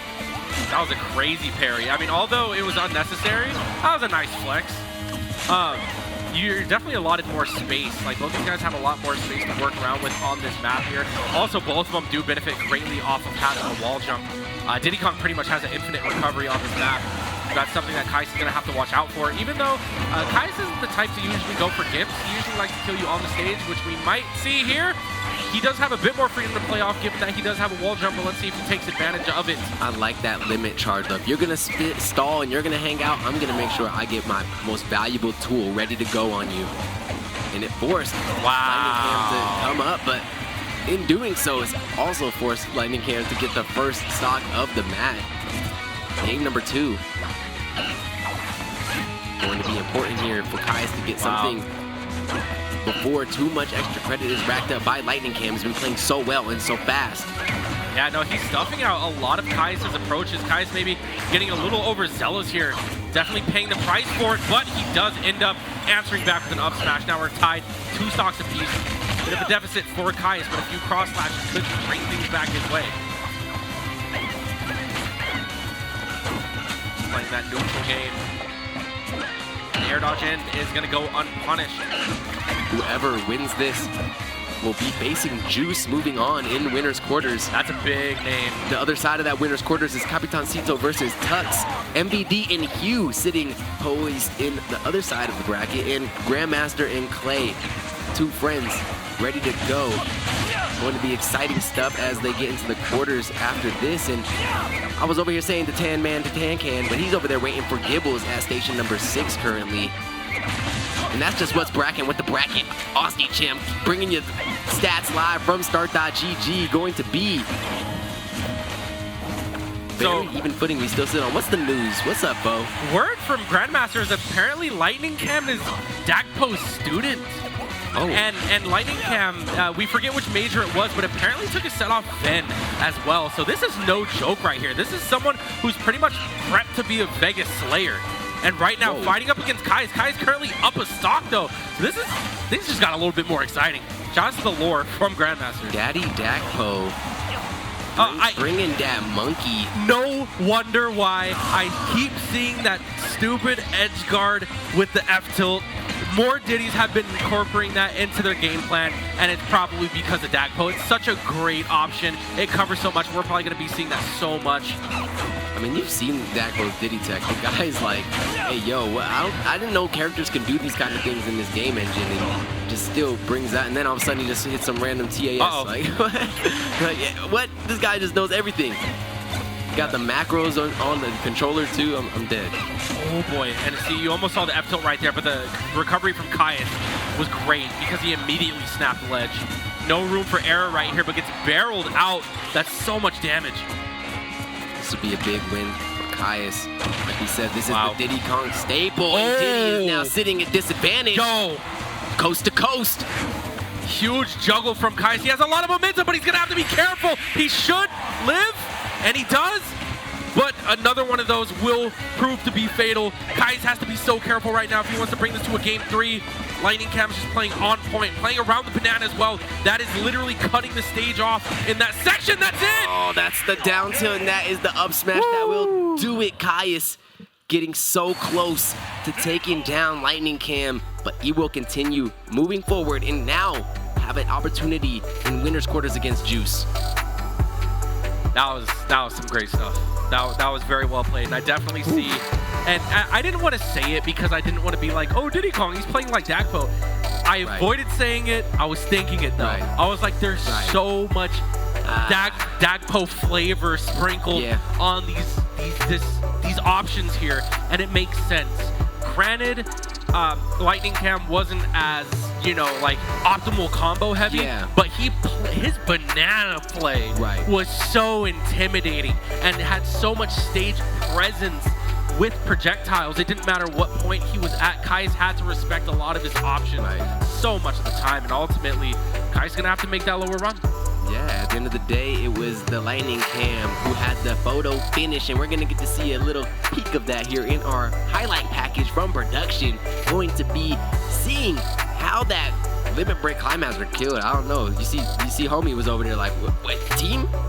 Who sent me to the nether realm? Yeah, he's channeling into the astral realm. That's what he's doing. He's talking to his ancestors real quick, like, let me understand this matchup. He's imbue me with your knowledge. That was the way it ended. He's trying to enter the avatar state, bro. Instantaneous transmission on these cats. I'm out of here. Like, when he does this in his world, it's like a full 5 minutes that he's there. Could you imagine? Yeah, but like to us, it's just instant. You know what I mean? Like, Bo over here pulling back the layers, man. I'm out here entranced, mesmerized. It's just so interesting seeing like the methods that players have, like the body language and stuff like that. But it's all an attempt to focus, bring yourself in, and you know, that's it. Just keep yourself focused. It's just a lot of passion. You know what I do out here for this game? You know what I do? Like everyone's gamer face is a little different. This is really weird, but like I like to bite my tongue. I got like, oh yeah, I'm a tongue biter. I just go like that. Wifey Champ be in the chat right now saying, yeah, that guy, I hear his tongue just squishing every time he's stressed. I'm a side tongue biter. I bite the sides of the tongue. What I do. Yes. I don't know why, but like, I don't even realize I do it. It's just something I automatically do. I'll just like be in a game like. Well, before we break our tongues, let's toss it to a quick break and give ourselves a moment to rest our tongues before we get into that quarterfinals action I told you we'll be at. See you very shortly. world. First started streaming, my family was completely against it. To make it in this industry and to be somebody, you have to have the mindset that you want to be better than the next person. And this is Wannabe.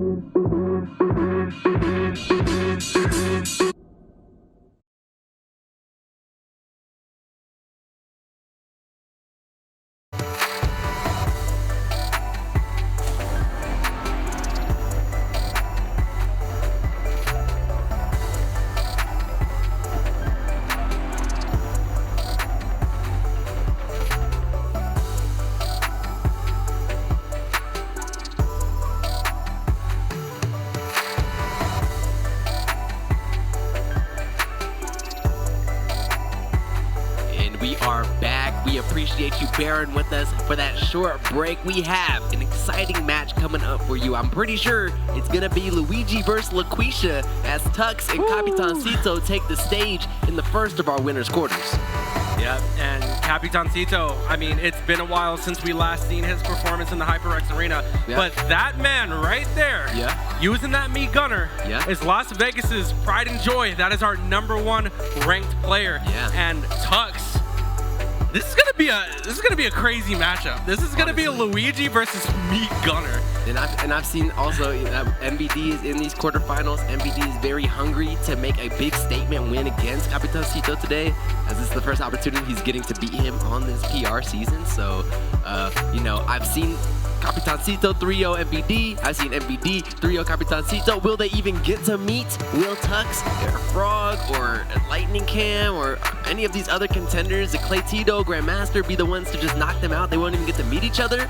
That's to be told. But right now, first things first is going to be this Luigi that Tux has been keeping in the pocket. We haven't seen Tux really being around too often. Been playing Valorant. I always see him on the Riot client, climbing through Ascendant, getting to Immortal, doing the thing. Or cosplaying a Cypher. Yeah, sometimes got the Cypher cam. Wait, can't equip the gun to it, but it's just like I said, LaQuisha versus Luigi on Battlefield to start things off. Never mind, okay, not yeah. Battlefield. They must be capping. Yo, ain't no way. You give Luigi the Halo plat? Would you ever do that? I mean, this isn't terrible against Luigi, considering that you can camp him out on those You also platforms. get your up air underneath. True. Yeah, you can. So it's not terrible to take him there. I've never seen Capitancito use that ult for the meat gunner, though. Maybe it's because, you know, I'm gold, I'm #1. This is my king's armor. Nah, he uses the most, like, basic iteration of that character, so... I don't know if that was the wrong stage. I don't know if it was like a music counterpick or what, but, you know, word on the street is that Capitancito hasn't really been playing that much. I'm not Johning for him, but, you know, we're going to have to see him either shake some rust off or see him lose. Uh-oh. Well, let's see who's got the win in them today. Still going to be that Battlefield that we go to. Capitancito versus a lone wolf. Okay, yeah, no, I don't see any rust. This man is doing his forward air counters on the platform flawlessly. Just an interesting note, I guess, is this matchup's going to be pretty crazy just because Luigi, you can see how Tux is playing. He's going to want to try to get in.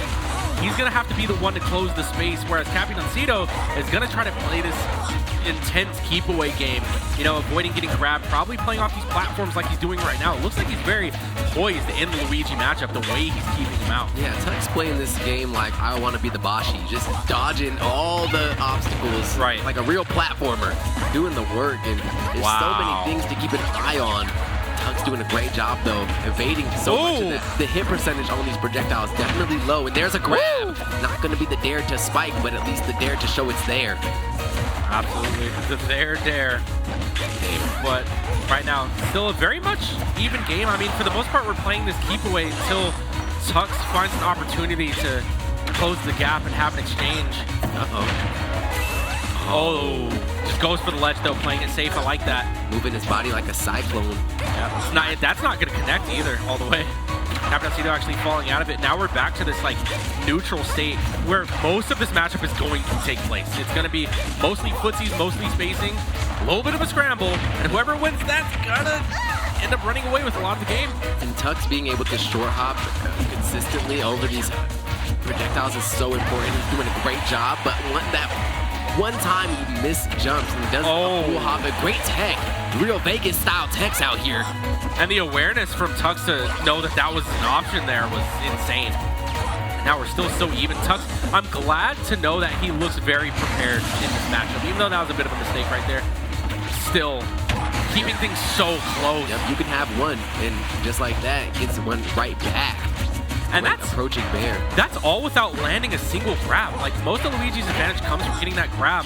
Capitancito's been doing a great job avoiding it, but Tux really doesn't even need it. You can see that he still wants it, though. Such great matches tonight on Knockdown number 88. We are truly here witnessing a treat of a night. Going to be so annoying here for Tux to try to get back onto the stage. He's trying to roll, he's trying to get anywhere, but these layers of projectiles just becoming so frustrating. Great job by Capitancito to keep that ledge pressure. Approaches with the grab. He's taking a stab at the second stock. That's another one. This is keeping the pressure relentlessly. This is terrifying. This is where you see a lot of Capitancito's advantage. It comes from his capabilities of ledge guarding, and you're seeing it in real time right now. 152% unanswered just from the ledge. Yeah, it's like all drought. And unanswered percentages from 0 to 160 for Cito, but something could be magical here in this enraged state for Luigi. You know this guy can take stocks on a whim, but he's not going to be offered that opportunity when Yamcha knows what's at your shin. Yeah, no, Tux can definitely still bring this back, but just the ledge play, he has to be a little bit more prepared to handle the down Bs, the mine set up at the ledge from Capitancito. That's where he took most of his percent. Speaking of that, quick 50. What was once 50 is now 60. Going to be a very interesting down smash. Optimistic up B as well from Tux that gets punished. It's a good way to put it. I mean, sometimes you just got to go for what you can to try to equalize things. misfire. Gonna go ahead and reset to the other side of the stage, but still, Capitancito is looking so poised. Unlucky. Two frame, no jump. Still makes it back and layers his recovery with the missile as well. Capitancito always thinking so many steps ahead. And pressing all the buttons to accommodate it. Tuck's going to use his head here to try to get stock number 2, but it's not going to come onto his play quite yet. You know, if it doesn't work once, though, try it again. Run it back, and it might just be enough. Going to be good stuff there by Tux to be able to get stock number 2, and this is a big winnable. It is. It actually is. That's the scary part. But with the way that Capitancito knows, I feel like he has no fear whatsoever. Like, he's just playing his zone. He's playing the matchup how he should, and he has the tools to camp Luigi out, and he's using them. This is looking very rough. Just like that, that missile's gonna do it. That missile on its own does so much knockback, and even Tux kind of gets blown back down. Like, wow, what is one supposed to do?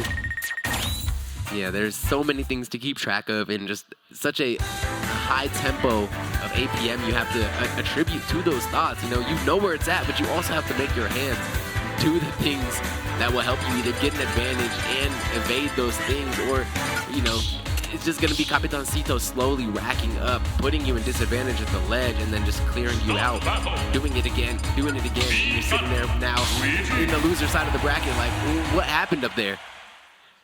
Yeah, I mean, it's tough. I mean, Tux is still just limited to his character's options, you know what I mean? And a lot of the times he's trying to go for these aerial approaches. Luigi has a very slow air speed, you know? So getting stuffed out like how is happening right now, it might just be a theme. Are those point and click, or do those just homing attack to their target, or what? It's just a bullet hell, man. It's so tough, and again, the options being covered. I love this Fire Flower ult to come out from Tux, though. Definitely one of my favorite Luigis. Oh, hold on. Gets to the other side of him and brings Capitancito in a slight disadvantage. That's what you like to see from this Luigi, the plungers. That's the thing, is that Tux is going to have a very hard time getting in, as we see. But once he gets in, he has to make every exchange from that point on count. And sometimes this that shield racked up damage is not a bad thing. Yeah, that shield's very close, yes. But a Skittle left should be regenerated by now. But definitely sitting at a disadvantage so long against Capitancito, now just sitting at that place where a simple missile, stray grenade could take your life. Charge shot. Second Cyclone to be fallen out of. So unlucky for Tux. Sakurai really need to check on his moves. Yeah, Capitancito just chilling, playing his corners. Great back air from Tux. Can he capitalize? No, the missile actually keeping Capitancito safe. Sending Tux away, and this is where we see Tux take most of his damage. Oh my god. A very wonky air dodge back, and he could get the stock first, and he takes it! And that's that rage coming into play. Gets underneath Capitancito and makes that Cyclone work for him. Not falling out of that one, and still not falling is Tux here in game number 2. That's enough to clear off that stock though, and 8% lead. Tux lived to 200+% there. That was quite a bit. And now kind of playing lead, but quickly taken away from that blaster shot. Oh my god. If you're a Tux man, you do not need to see him in the lead of percent. You just need to see him get those significant shots when they matter. Unfortunately, the vulnerability running out of time. Wow. So many layers you have to be accounting for, and that is now 141% from all of the abuse Capitancito is laying out. That's probably going to do it. Wow. Capitancito playing that stock flawlessly, only taking 23%, and that's after losing the first stock. Now he's feeling confident. He's actually trying to box Tux up close, which I wouldn't recommend, because we've seen Tux up close, and he's going for it. Yeah, Kid is okay with you pushing onto him. He's not really lost for strategies there. It's really when you make Tux have to approach you, and you have all these layers of defense in your projectile that's becoming the problem that's stumping Tux in this matchup. Wow. The mastery of projectile control from Capitancito is just on a whole nother level right now. Regardless of how well Tux is playing, he's still having just such a hard time getting in. And you put yourself in that position to make a mistake against Capitancito, and he will force your hand. It's going to be so important for Tux to play these last moments of his final stock well, but unfortunately the grab not being enough. Capitancito staring the plunger in the eye and letting off the charge shot to get the win 2-0 in winner's quarters. Wow. Yeah, Tux leaning back in the seat, you know, taking a bit of a breather. Yeah, you and Tux are buddies. That was something. That's what I'm saying, dude. I'm feeling the energy for sure. I'm gonna lean back too, man. That was insane, just off of that game one alone. Yeah. It looked like Tux was confident. Honestly. He was. And it honestly, all things considered, it looked like he was studied up too. Yeah. But Capitancito just showing just a whole different level of mastery in the neutral. And all the while, I don't think he got grabbed a single time. I don't know how many Luigis there are running around in the DR, but he was playing that matchup down to a T. And that ledge game is just so difficult to manage. I mean, we're going to get to see it when the highlights jump up on the screen, but you literally are going to get to just see Capitancito having fun laying grenades, putting missiles, charging his charge shot. You know, just throw it on the screen, because you already know it was magic. The dude knows what he's doing. He's PR #1 for a reason, and good to get to see just how he got to execute that win against Luigi right here. Yeah, I'm not actually sure if Frog is here. I know Frog is like one of the big competitors for Capitancito for MBE. I heard that he was here. Yeah, but I just got word from production that he's not. Yeah, Frog probably getting the Fufu burger set up. Yeah, he's honestly probably working on his event right now. So the biggest thing in the way stopping Capitancito for just making a wild run right now might be MBD. I mean, definitely on the radar. It could be Grandmaster as well. Grandmaster's been smoothing. Could be Juice. Tito too. Tito, because you got the reflector with that Fox. You got the speed. You know, like that. The matchup is really good. Yeah. Let's have that package. I told you we had the highlights. Throw them on the screen. We're gonna get to see that Capitancito signature gold dragon as well. I'm gonna have to ask, like, yo, did you put on the gold dragon because you #1 or what? Yeah, it's my first time seeing that outfit. I mean, it's fresh. Usually we see him in green. But I mean, like, whatever the case may be, it matched the vibe, and he definitely was on his stuff. That was right there. The limit testing, like, yo, come at me, bro. It was barely whiffed by Tux. But regardless, I mean, if there's anything to take from that matchup, it's the obvious thing. It's counterplaying the projectile. Right. Knowing what your options are to mix up getting back on the stage.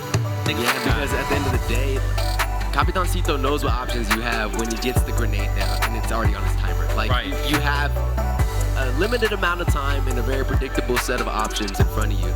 So he's just covering those. The person that's going to win is be able to shake those off, you know. And somebody with the shine, somebody with the reflect is able to kind of get those opportunities with a nice little rising shine or whatever you could do to kind of just stifle that initial bonus, that initial grenade that gets laid there right at the ledge that really puts the timer on you. And it's always in perfect time with your invulnerability frame. So you gotta be careful. Honestly, it looked like a couple of times that when that bomb was planted at the ledge that you see Sonic do this, but it looked like Tux was intentionally getting hit by it, kind of like as like a strategic repositioning. Oh, we're getting right into this game here. We actually have Juice versus LightningCam. Yes, this is some great stuff here. Two young. Well, I don't know how old. Goats. I don't know how old LightningCam is, but if definitely young. If he's the son of Dakpo, definitely young. He's probably down there. Oh, huge conversion coming. You know who likes to make it clap more than Diddy Kong? That boy Wario. Comes equipped with the clappers, no cap. Oh, it's up. This is going to be a big challenge for LightningCam.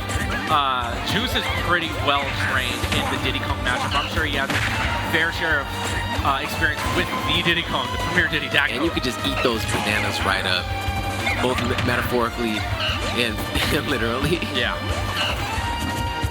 Right off the bat, though, LightningCam trying to get off that platform. He answers a couple of good hits here.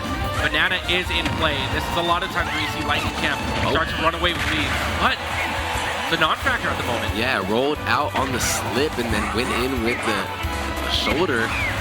Nice little forward tilt there as well. The bike is ready. The alley-oop is set up. Will it work? No, it's going to go a little bit wide there. LightningCam stabilizing for the time being. Getting that shield poked and prodded though. Wow. Oh, hold on. No jump, no bike. No, we do have the bike, but it doesn't matter because the banana is coming out. And I believe that was a Z I think there was drop. still no bike from when it was on stage right. No, he did bike. He just got hit out of it with his banana, yeah. For very low, but we're all tied up regardless. Banana in control of Juice, but it doesn't matter. LightningCam still having him in the blender. Blend right back. Oh! Blend. Get the Juice! Optimal! Yo. That was a gluttony combo if I've ever seen one. That's actually something that he's done in bracket before. I can just imagine the French erupting, thinking that they just saw their pride. They're like, what is Gluttony doing in the HyperX arena? You know, But no, not to be confused, that is Juice. Yeah, that's that big Juice. Oh, is this the Gimp? No, it's not. Okay. That's the kid that's taking some insane sets. One of the only ones. Oh, here we go. And he's still fighting. He's even popping a wheelie. Pop that wheelie, Juice. Raise the roof. It's going to be another stock between Juice and a lead in this winner's quarters. LightningCam have a lot of work in front of themselves to make up, but it's definitely doable. We've seen this Diddy Kong putting in absolute work through the bracket. The bike is out.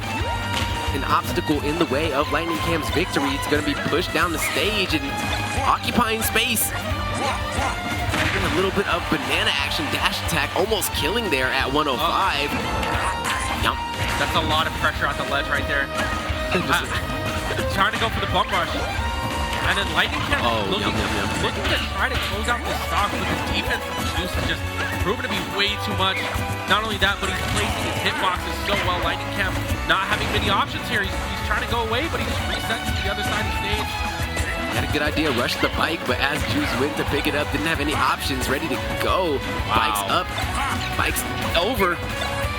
Yeah, this bike is actually covering a lot of options from LightningCam. He can't monkey flip to the other side of the stage, and that hitbox is something that'll kill, but down tilt's up smash, not gonna do it. Yeah, that's a stocky cat. That is Wario. Going to be a bit more difficult to kill than that, and the waft is going to come out. Perfectly executed by Juice. You're gonna see a happy Wario there on that victory screen in LightningCam. Actually, good spirits. I'm happy to see he took that one on the chin and move on into game 2. Yeah, that was so well played right there from the gates, yo. Open the gates. Into that. About to try beam Juice. Careful. Special beam cannon. But yeah, no, like I said, the expertise of just in this matchup, I mean, we're all so experienced in the Diddy Kong matchup. We got the flow of things, so LightningCam, he's really gonna have to bring it, really gonna have to focus up, because I mean, this is kind of like his kryptonite right here, in a way. Yeah, this Wario pick, you're seeing how it's very difficult for the Diddy to deal with. Those nairs just doing an air show for us. Thought I was at the Nellis Air Force Base. Right now, the neutrals looking pretty clean, though. I mean, Juice is still managing to get himself in. He's just throwing out these neutralers, not showing much respect to the banana, but LightningCam is going to get that grapple there. Oh, not going to get hit by miss. Opportunity to jump back on that, but doesn't need it. Still sitting, racking up this damage with the nairs. Gets in finally for a grab and sends LightningCam to the skies. Monkey definitely being elusive. Going to be a great job there. Juice bringing him coast to coast and rises up with the chompers. Yeah, and Juice having a command grab of his own. That's a big conversion, and that's going to kill off the side. Town and City having rather close side blast over there. Hey, Juice whipping that thing though. Yeah, he is. He's right now. And Juice also has a Diddy Kong of his own, which is important to him as well. That's true. Which kind of goes to show like this is nothing that he's not familiar with. See LightningCam trying to play it safe, but again the banana has pretty much been a non-factor. Is this a Gimp coming out? Not yet. Juice heading downtown to try to make that thing happen. doesn't really work, but sends the message. You do not want to be caught lacking, caught resting on the controller. And this isn't a huge deficit either. This is something that one conversion can bring back, and we might be seeing it, but... Yo, did that bike just do like... The bike just did like 20 to the kid, yo. Wow, and what a reset from Juice. That was amazing. Catching on to the defensive habits of LightningCam right there, going to punish Wop. He's gotten these partial Wops twice now as well. That's the second time he's getting these kills off great partial Wops. Yeah, he understands the kill percents as well. He knows when to go for those confirms, and he's getting rewarded from it greatly, and now he's doing so much damage. This is the FD portion of the stage, so there's not many platforms to rely on. This is fisticuffs. Yo, if Wario grabs Banana and sits behind his bike, Diddy is absolutely incapacitated. There's nothing to do, no approach. There's no bananas to start to figure out how to break into this brick wall of defense that Juice has been putting up. Yeah, and I believe that Juice is facing minimal tripping from the banana as well, and plays that one down to a T. I feel like there was a lot going for Juice going into this set. Using Diddy, training with Diddy regularly. You know, it was just... And his frames are so active, you know? He knows what moves are going to be out there longer than all the Diddy moves. He knows when to go and contest those and hit the one-to-ones, and they're not even going to trade. It's going to be Wario with the priority, and you just got to see him winning those exchanges that ultimately led to him getting the 2-0 over LightningCam, and he's going to get his chance to take Capitancito on in a winner's semis. But before that, we got highlights. Let's see it. Yeah, and because we've seen what LightningCam is capable of once he gets on. But against someone who just understands so well, look at this. That was disgusting. Yeah. That was so perfect. And honestly, that's my first time seeing that from Juice, this level of play here. Not only that, but on that stock, realizing that there was no ledge invincibility, using the bike to extend the hitbox as the waft Juice. Oh, God.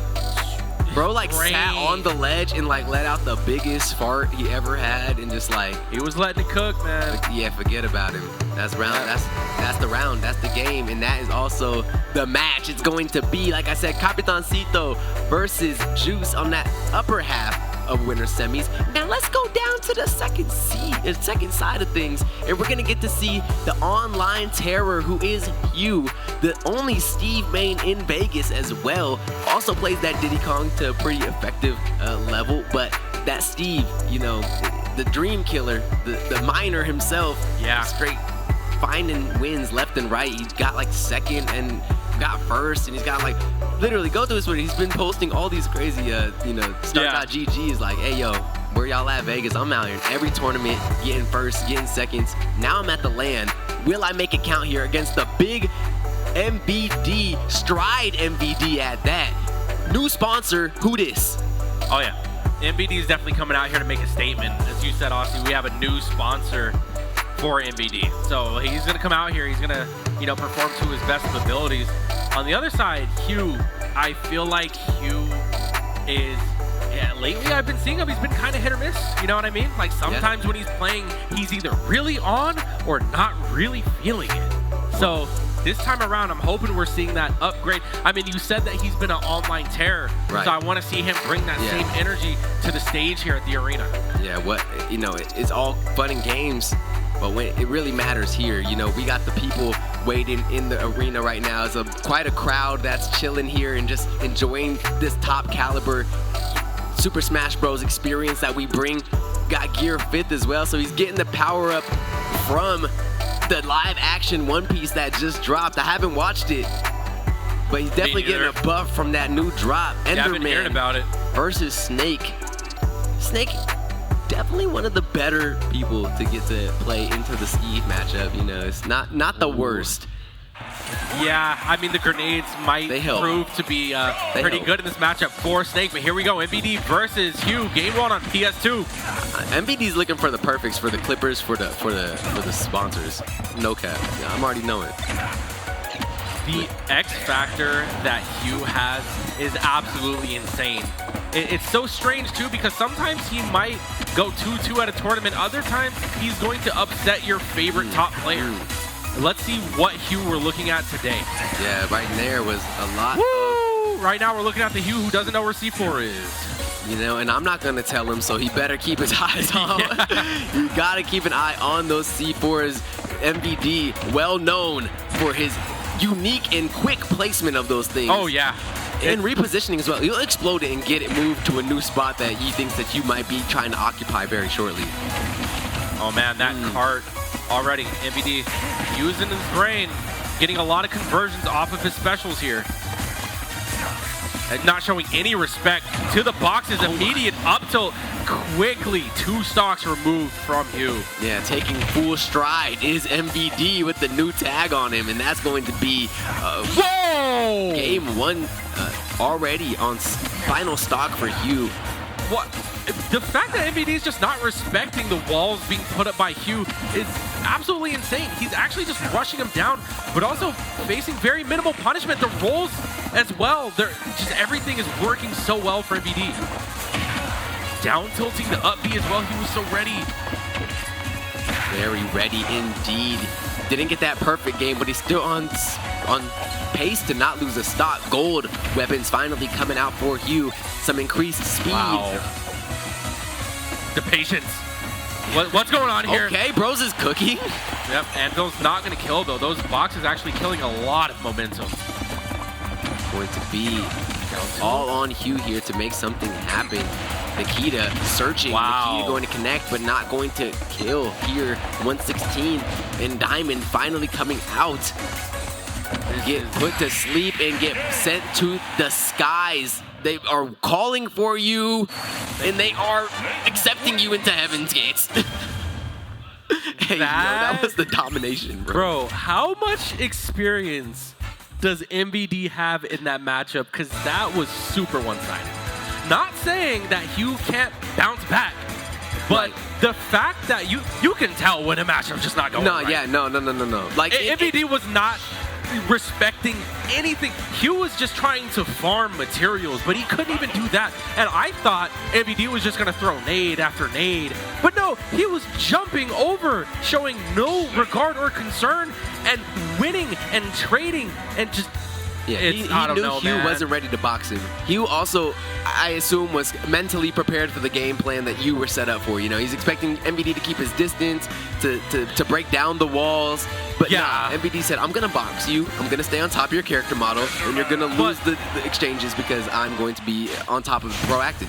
But he was also winning exchanges that didn't even look intentional either. True. He was just straight up trading with Anvil. He was trading with Cart. He was expecting up Bs. Like, everything is just working. This is the lottery ticket luck, man. This is what I'm telling you. Like, if everything's going in your favor, get some lottery tickets. Ooh. We're going up. He had some set up right there. Need some more mats to make things like that happen, and MVD gonna dash attack to try to break up some of this. Why are those blocks glowing purple at the top? I've never noticed that before. I don't know if that's the monitor that we're looking through. No, it's like it's not connected to. It's like it's not connected to. Oh, is that the top of the zone? No, it's like it's not connected. It's like they're floating blocks, like wood blocks, and they die faster. Interesting. They're not like grounded. But I'm not sure if they do anything like. Chavo has to know, or people in the stadium have to know. Like, do you get slowed from the slime? Like, what is it? Why is it perps? Why they got the purple drink on it? The dirty Sprite. So yeah, Hugh looking a little frustrated at that one. Probably knew that one was coming too. 20, pretty much 30% off of that single exchange. Still, MVD dishing out so much damage here. Hugh just trying to farm, but he has to deal with the presence of grenades. Still taking damage.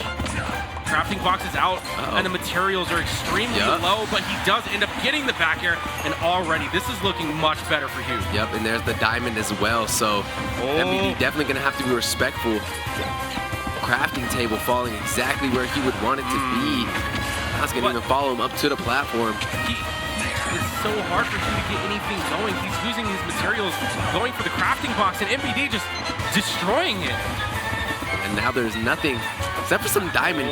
Once Hugh gets access to the diamond, he can start to recuperate these materials so quickly, and that's why you're seeing MVD so insistent on denying that opportunity. Gonna piston him forward with that grab, and great job by MVD. layering insult to injury time and time again. Nikita sharking and Nikita finding its target on the platform. He was not getting any breathers from MVD here. That was, dude. MVD, that was a dash attack. We all know that was a dash attack. You did not mean a forward smash. You meant to forward smash. This absolute legend. There's no way he meant to forward smash there.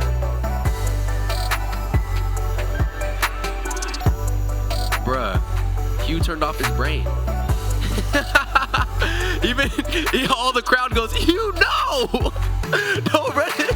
MVD pulls it out like in April, and then Hugh shows up in July like, yo, is he still holding that thing down? Yeah, he is. Oh my gosh. We're gonna have Grandmaster and Claytito make their way to the stage to finish out these winners quarters. And we're of course gonna have a quick highlight package of that 2-0 from Stride MVD, making the statement in the set just the way we thought he would.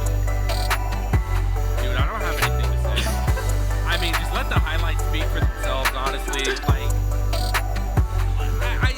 I was asking the question, which version of Hugh are we looking at? Bam. That version. That's the version. That's the version that we're looking at. Yeah. That was Hugh. He was just laughing and enjoying himself the way he does, though, and that's what I love to see. Dude, he's gonna be my favorite part. Oh, sorry, I didn't know. I was like, wait. Foe was like on 10 toes. I thought we was about to have to make a movement. No. I'm just saying my favorite part of that is you could hear the arena screaming before it happened. Yeah. I'm telling you, MVD was like, let me just set this up for tomorrow. Maybe he'll come by. And he's like, hitting the get out run straight to MVD. Tries to spin it away too, but nothing. Cloudy with the chance to meatballs the police officer. That run. Type B. I think we have a small little intermission before we get into this next set, so don't go anywhere. I've been absolutely loving the vibe in the building. Go get yourself some water, get yourself a drink, and we'll see you guys after this short break.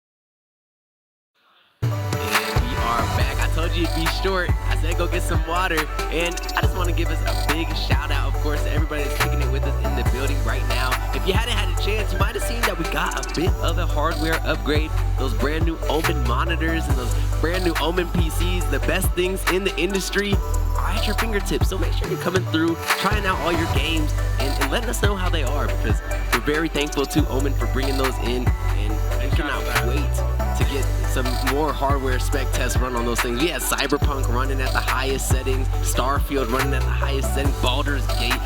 Anything that you thought you could run on Ultra, you can run it on Ultra Plus here. Plus Ultra. Plus Tan Can Man. Shout outs to Omen. On the stage, I believe I did see Grandmaster sitting down. His opponent will be Claytito. That's right? Because I know this knockdown has been full of mix-up city. Yeah, but that's one thing that we can depend on, right? Is that we are in fact getting Grandmaster versus Claytito.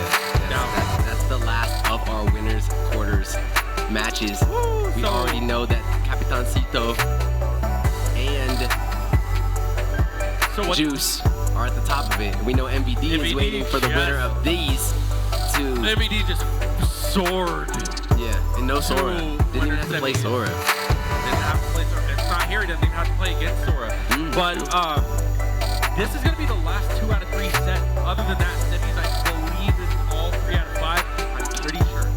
It's always been that way until they changed it up for Knockdown 88. No. The sideways infinity knockdown times 2. That was a lot. It's going to be still best of 5 starting at winner semis, and we're also starting this next best of 3 very shortly. I'm thinking it's going to be the Fox versus the Robin. I don't know, Grandmaster either.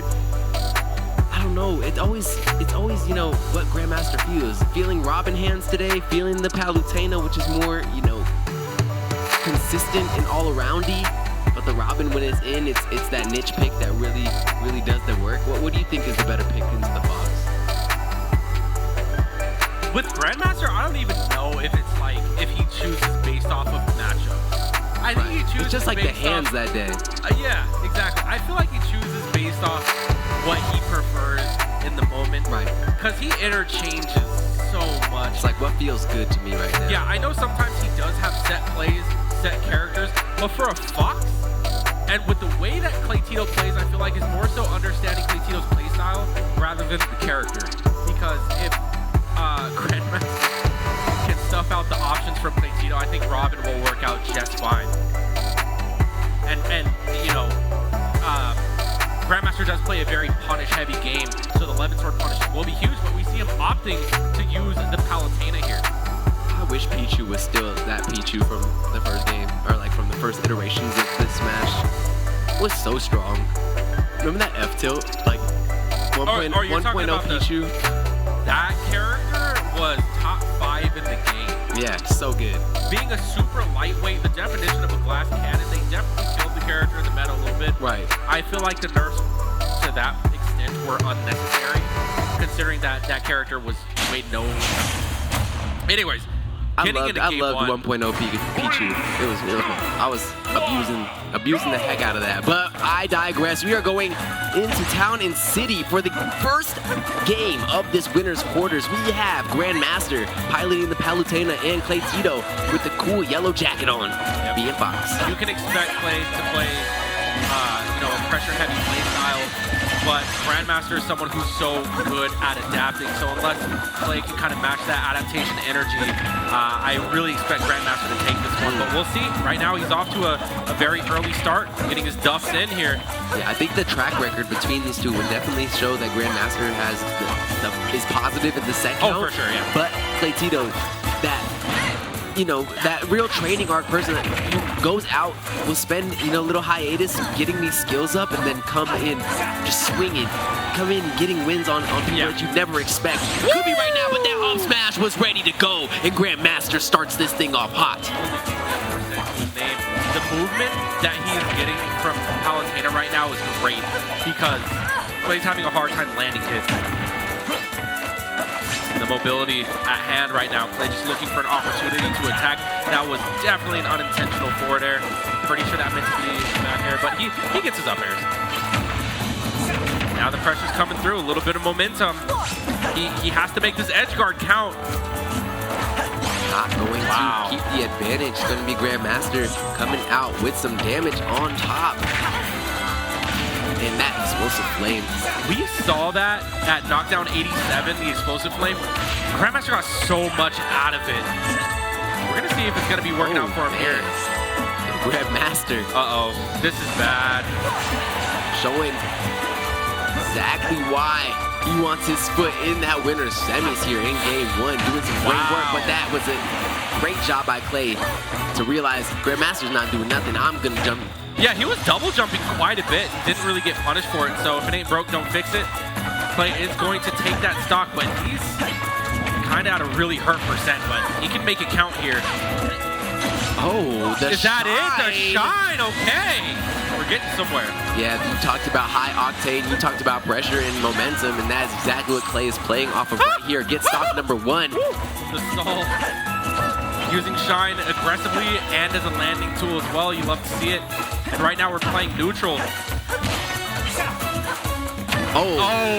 The buckler to the backside. He turned around and got his snout back. Jesus, but now we're one stock apiece right here. And as you were saying, Austin, Grandmaster's not as comfortable as you would expect him to be. Yeah, I mean, it's honestly some great play by Cley that put him in that position. I mean, that stock number two, you do not expect for Cley to go deep and hit that shine. Did just that. Great nair there by Grandmaster to break up some of that action that was happening in disadvantage for him, but that's going to be even footing we sit on here as we get to the final moments of stock number three. Dash attack in, no bear, but bear number two is just enough, and that's Cley with the win. What an unexpected option. As a Spacey doing a suicide bear? And he gets rewarded from it too, taking game 1. Grandmaster has to have a card up his sleeve. That was not the type of gameplay you'd expect from him. It was the game for Grandmaster to lose, and it was just that Cley stole it. I made sure it's super to really start pressing that gas when it mattered, and we're gonna go right back to Town and City and see if Grandmaster can change the narrative. I've seen Grandmaster have slow starts before. Let's see if Cley can put the nail in the coffin before it's too late. Some of those bears that Grandmaster was hitting as well, they were given. So if Clay's able to clean up some of the shielding on these bears, a lot of that kill pressure that Grandmaster has, some of the kills that Grandmaster had with some huge reads, might not be offered those opportunities here again in game number 2. Oh, wow. The FD portion of the stage. He's actually doing a great job covering landings, but you know, Grandmaster finding his footing, just doing these aerials when he can, just trying to play the keep away game. Oh, for up smash, they're not going to be punished. Might come back to haunt Grandmaster. Up tilt into the up called air. out. Smacked straight on the screen for stock number 1. That's you know, this is not this type of lead that you want to take lightly. He has to make this count. Because Grandmaster, you can see already that he's starting to play more back air heavy, which kind of is the game plan from the beginning. Right, airs and back airs. Name of the game for the Palutena. Neutral air as well, just cutting through the aerial pressure. Ooh. Tries to get the down air, but Cley is going to safely grab the ledge, do some damage here. Yep, that's the up. Okay. Left and right, just whoa! Like you see it. You could do it all night, but the coconut. Woo! The bonk. The coconut. I heard the pineapple, but the coconut, sometimes. All of them, bro. Tropical fruit. You know, the kiwi. The plantain. Cut it in half. The plantain is a fire one, bro. I'm going to start calling it that. Hits him with the plantain. That's going to be a game changer, honestly. So huge for Cley to have that unforced error. It really allows Grandmaster to have some space here. Grandmaster's playing this one so floaty. Not really trying to force any engagements here. In fact, I feel like he's actually really playing against Clay's style well. For the most part, he's actually retreating and throwing out aerials. Right. But not often, just flat-footed. Always making sure to be a moving target for Capitancito on approach. Oh boy. Elbow jump being used there to get close, but just getting grabbed. Explosive Flame not going to connect with Flash. Woo! That's going to kill. That was actually a kill. Yeah, I mean, Palutena does have a lot of sleeper kill moves. It was like up tilt being and F tilt being one of them. The most awkward, like fifth hit of it. Yeah, well, actually all of it. But already, I mean, you see the adaptation from Grandmaster. For the most part, most of his things have just been like retreating grab, retreating aerial. You see it really paying dividends here, but he gets caught in the air and that up smash is going to do it. So now Cley has an opportunity to close this one out against one of Vegas' best. Oh no! Capitancito with the unforced errors twice now in that set. Handing the opportunity to Grandmaster to seal this out. Cley just laughing it off. I cannot believe I would have got the 2-0 on GM, and I played myself. The crazy part was, too, is that having the forward air drag down there is hugely advantageous for Fox. But Cley dropped the ball hard. Yeah, like, there's drag down, and then, like, a full send. And that was the full send fair.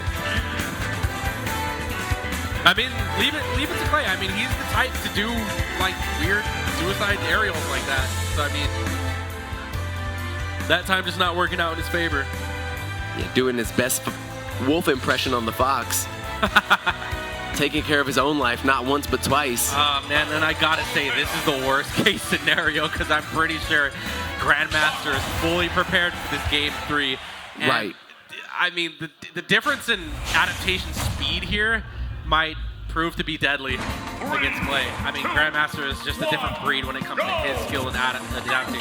And then I don't know if this would affect Cley, but it definitely would get in my head. I would start to play a bit more hesitant on some options, knowing that I've you know, done 2 SDs when they mattered a lot. I would definitely start second guessing some of my offensive opportunities. Yeah. You know, and I'm not sure if that will feed into Clay's play style at all, but it definitely has to be in the back of his mind. Absolutely. Yeah. No, definitely the playstyle needs to be cleaned up, polished a little bit. But I mean, Grandmaster's going to take anything that Cley gives him. So getting into this game 3 here, it's just like, what have we learned throughout this whole set? Yeah. So far, it's still really even. Similar background, but stage not going to be switching up. What a dare there. That was not a good tech for Cley. Grandmaster just so ready for it. Gets a tomahawk reverse grab as well. That's a Grandmaster staple in his tomahawks. Explosive Flame plays so well there to keep the ground covered. As Grandmaster tries to stabilize that disadvantage. Going to be a fair follow-up. Nice snap to ledge by the tag called Stranger. Nice active frames on the down tilt there is exactly what you love to see, and a perfect read. Grandmaster gets the lead, only having 93% in the tank. And that's just some great textbook Palutena play right there. Like, one of her best tools is back facing the ledge, back air as an edge guard tool, as, you know, covering corners and whatnot. And you're seeing Grandmaster do it again. He opts to down throw for a tech chase reset on the platform. He gets just that huge juggle coming out. Huge advantage still on the side of Grandmaster, putting on so much percent. Cley just needs to find a way to reset. Yeah, it's all drought percent from here. I mean, 93% is what we saw the stock end off on, and it's still 93% on the side of Grandmaster, and he's taking stock number 2. No jump. This is a counter, yeah. And all the while, Capitancito just attacking shield. There has to be some sort of mix-up, some sort of answer to this defensive gameplay that Grandmaster is demonstrating. Big stocks that came out here early from Grandmaster. Going to be now sitting fully poised to take this thing home. Cley, unfortunately, gifting the opportunity for this game 3 to Grandmaster, and Grandmaster taking that gift, unwrapping it, and bringing it as far as it can go. It's going to be now 2 more stocks Cley has to take off in order to get this game back into his corner. It's going to be hard fought. Remember what I say, every good comeback starts with the first stock, and right there we're seeing it. But we also got to see what Cley is capable of here, because, I mean, I would definitely love to see him mix up more with grab. I mean, he has Grandmaster shielding so much, but not a single grab has come out from Cley. There we go. Yep. And already you're seeing that conditioning work in Clay's favor. Percent does start to add up. That's going to be a woof. A woof. Woof. Yeah. Just woof. Every time I see that down air connecting, man, on that center stage, it's just such a bad place for Capitancito to be in. See, look, the grabs are coming out. As long as Grandmaster knows that he can't just shield everything for free, he's going to have to adapt. And right now we're seeing 1 stock apiece, what was looking really bad. We sit big percentage deficit, but that means nothing when we've seen the kind of speed that Capitancito can bring to a stock. Oh boy. Going to be the drill. I'm so scared. Will it pay the bill? All Cley has to do is not get back here. He got There's the back air. Well, you heard it here, folks. But now back air is going to be a huge thing in this matchup, because Grandmaster just takes so much space with it. Just right here. Don't hold forward. If you hold forward, you lose. Okay, good. Drill. The Knockdown 87 special. Seriously. Lacing it up and bringing it right into winner's semis for Grandmaster, where he will now fight MVD for a chance to visit finals on the winner's side. It happens all the time, man. The explosive flame. I feel for Cley. It just comes out when you least expect it. I feel bad. And honestly, it was looking pretty good, but dude, he had that 2-0. Dude, Grandmaster was saving that. He was like, dude, I have an option. You don't. Yeah. Took the game. Could have still snapped to the ledge too, had the blink, could have got right back up too to keep the thing going. But you know, we're gonna jump into those highlights of that insanely close game. I mean, the only thing that wasn't close was stock number 2 of game 3, where Grandmaster basically zero to deaths. Claytito. Over the course of some time, that shine there, some big stuff to show what Claytito had in these advantages. The double back air looking like Donkey Kong. Seriously. I told you, man, Cley had to close it out game 2. He had to close it out that game 2. But the ball was dropped. Yeah, and then when you got that going against you, and then you're jumping into explosive flames, like it's just unfortunate. Feeling that for Claytito, he's gonna be a menace down there in loser side. It's definitely tough, but that was a lot closer than I was initially expecting. Yeah, so very good showing.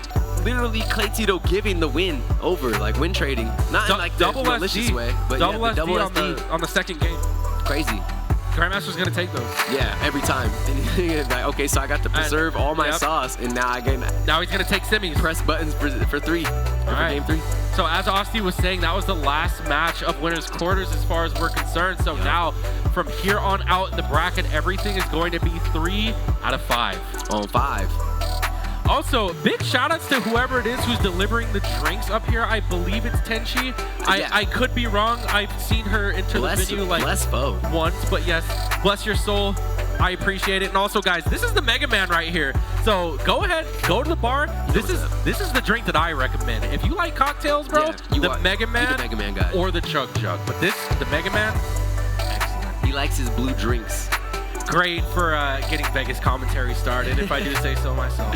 Well, it's been an absolute treat being on the mic with you so far tonight. Like you said, we're just getting into the semis now, where everything's going to be best of 5, and it's going to be getting real alive in the building. We already have our 2 semi-finalists on the stage right now, and it's going to be Capitancito and Juice to kick things off with the Meat Gunner versus the Wario. All right.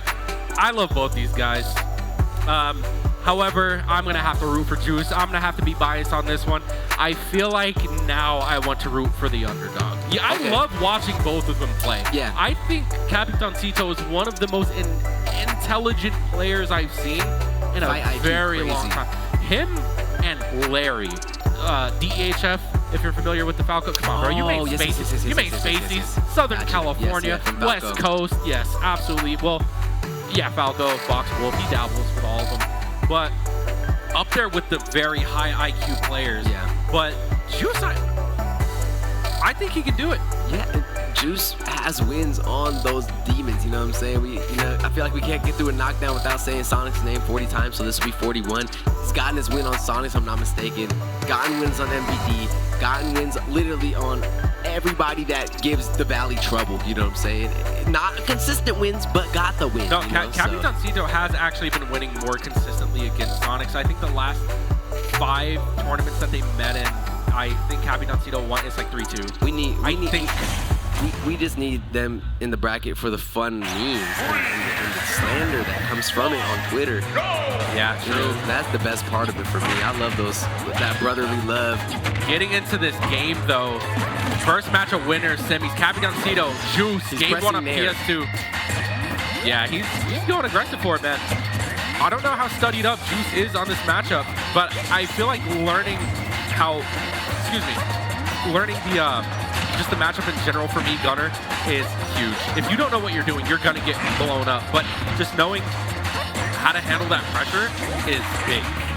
Yeah, I feel like Wario is the better character at least, so Wario's definitely better. Juice has that going for Wait, huh? Yeah, yum. I believe anything that gives him health also charges his waft like a second off or something serious. So that's definitely something huge to keep in mind. I don't believe he can eat those. He's not even trying, because it puts Wario in extreme hit lag. He has like a whole separate animation where he starts out but he'll eat those. Delicious. Delicious up smash as well. Capitancito is throwing these out. So much landing. And there's going to be the bike in play, which will help a lot. Layer those levels of attack for Juice. Keep Capitancito on their toes. Going to be a chomp that's denied. And that smart fight IQ, like you mentioned, coming out, and it's gonna be the result of the first stock there. Nicely done from Capitancito. Now he just has to play this keep away game, but I mean, Juice is finding his opportunity. Around 40%. He's using this bike as a wall to advance forward. Juice finding all kinds of creative ways to deal with this meat gunner in the neutral. Huge edge guard opportunity coming out, tries to get the down air to hit below the ledge, but Capitancito is going to recover. Push quite a bit as well. Going to be important here for Juice to get something cooking. We see that that belly is full. Yeah.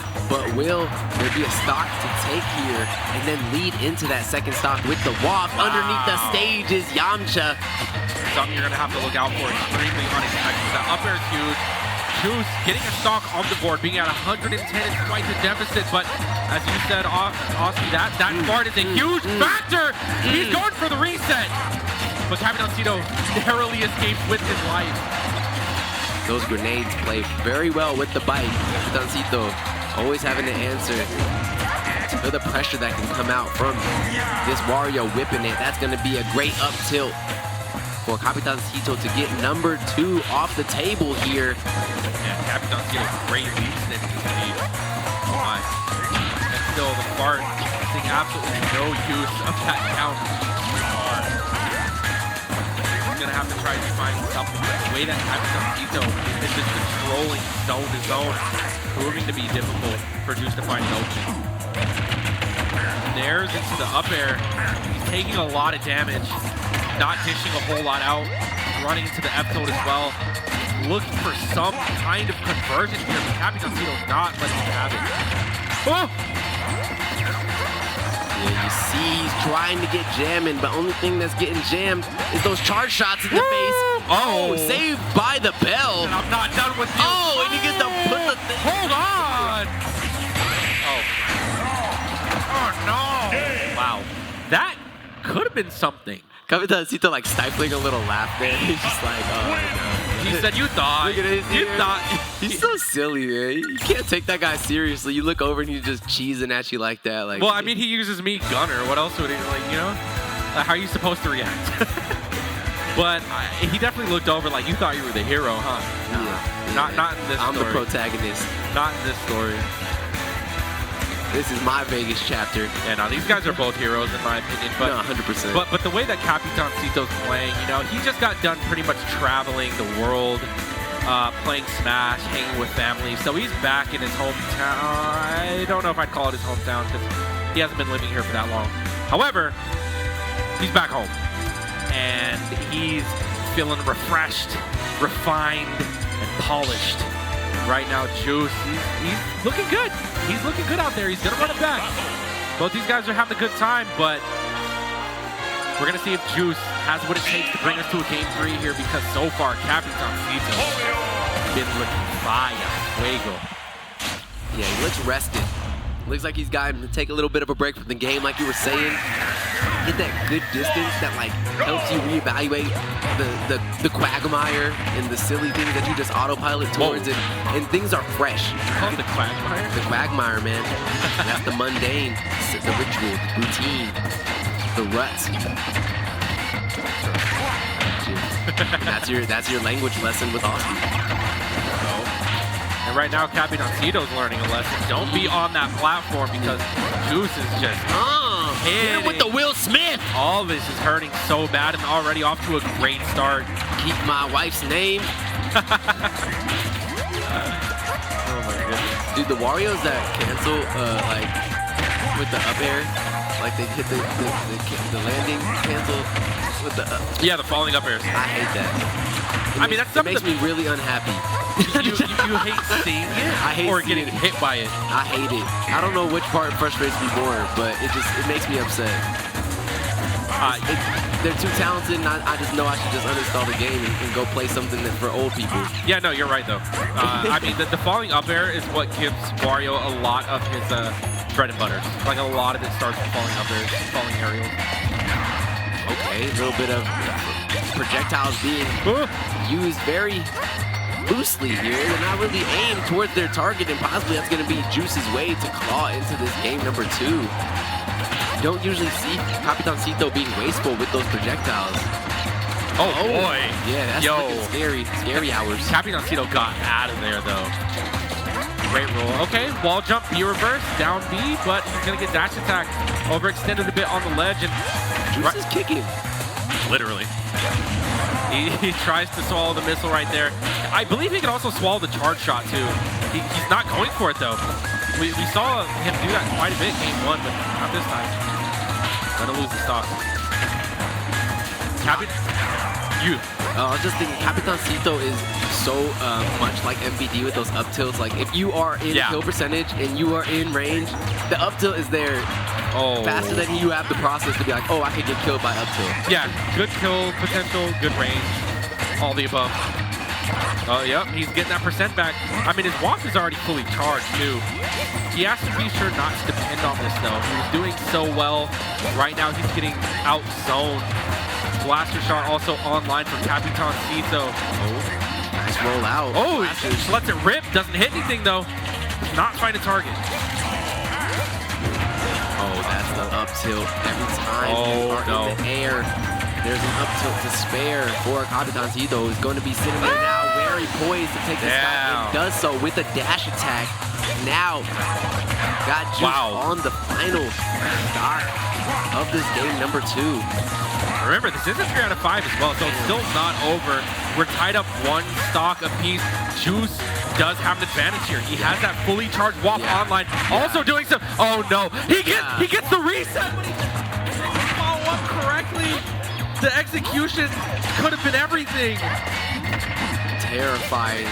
Scary hours if you are Capitancito right now. This WAP is online and it is ready to drop on a dime. Very scary stuff, but the bike going to be exploded by the projectiles for the time being. So many layers of this projectile play that comes out from Capitancito in the clutch moments. Oh, makes it so difficult to make a decision on how you want to approach. This is the approach though. He got in, but not long enough. Charge shot going to connect. 130 in the ranged Wario is looking real scary though. This is one of the things that I always find that Juice tends to struggle with the most, is just not being able to find the opportunity to walk. He might go the whole game without using it a single time, and that's one of his best tools. Was looking for the perfect opportunity, but it does not present itself against someone who is perfectly practiced to play that keep away game that Capitancito is so good at. You're never gonna get on top of him. Not long enough to get what you want in a perfect light, so really gotta force his hand. We'll see if the stage that Juice forces helps him accomplish that at all.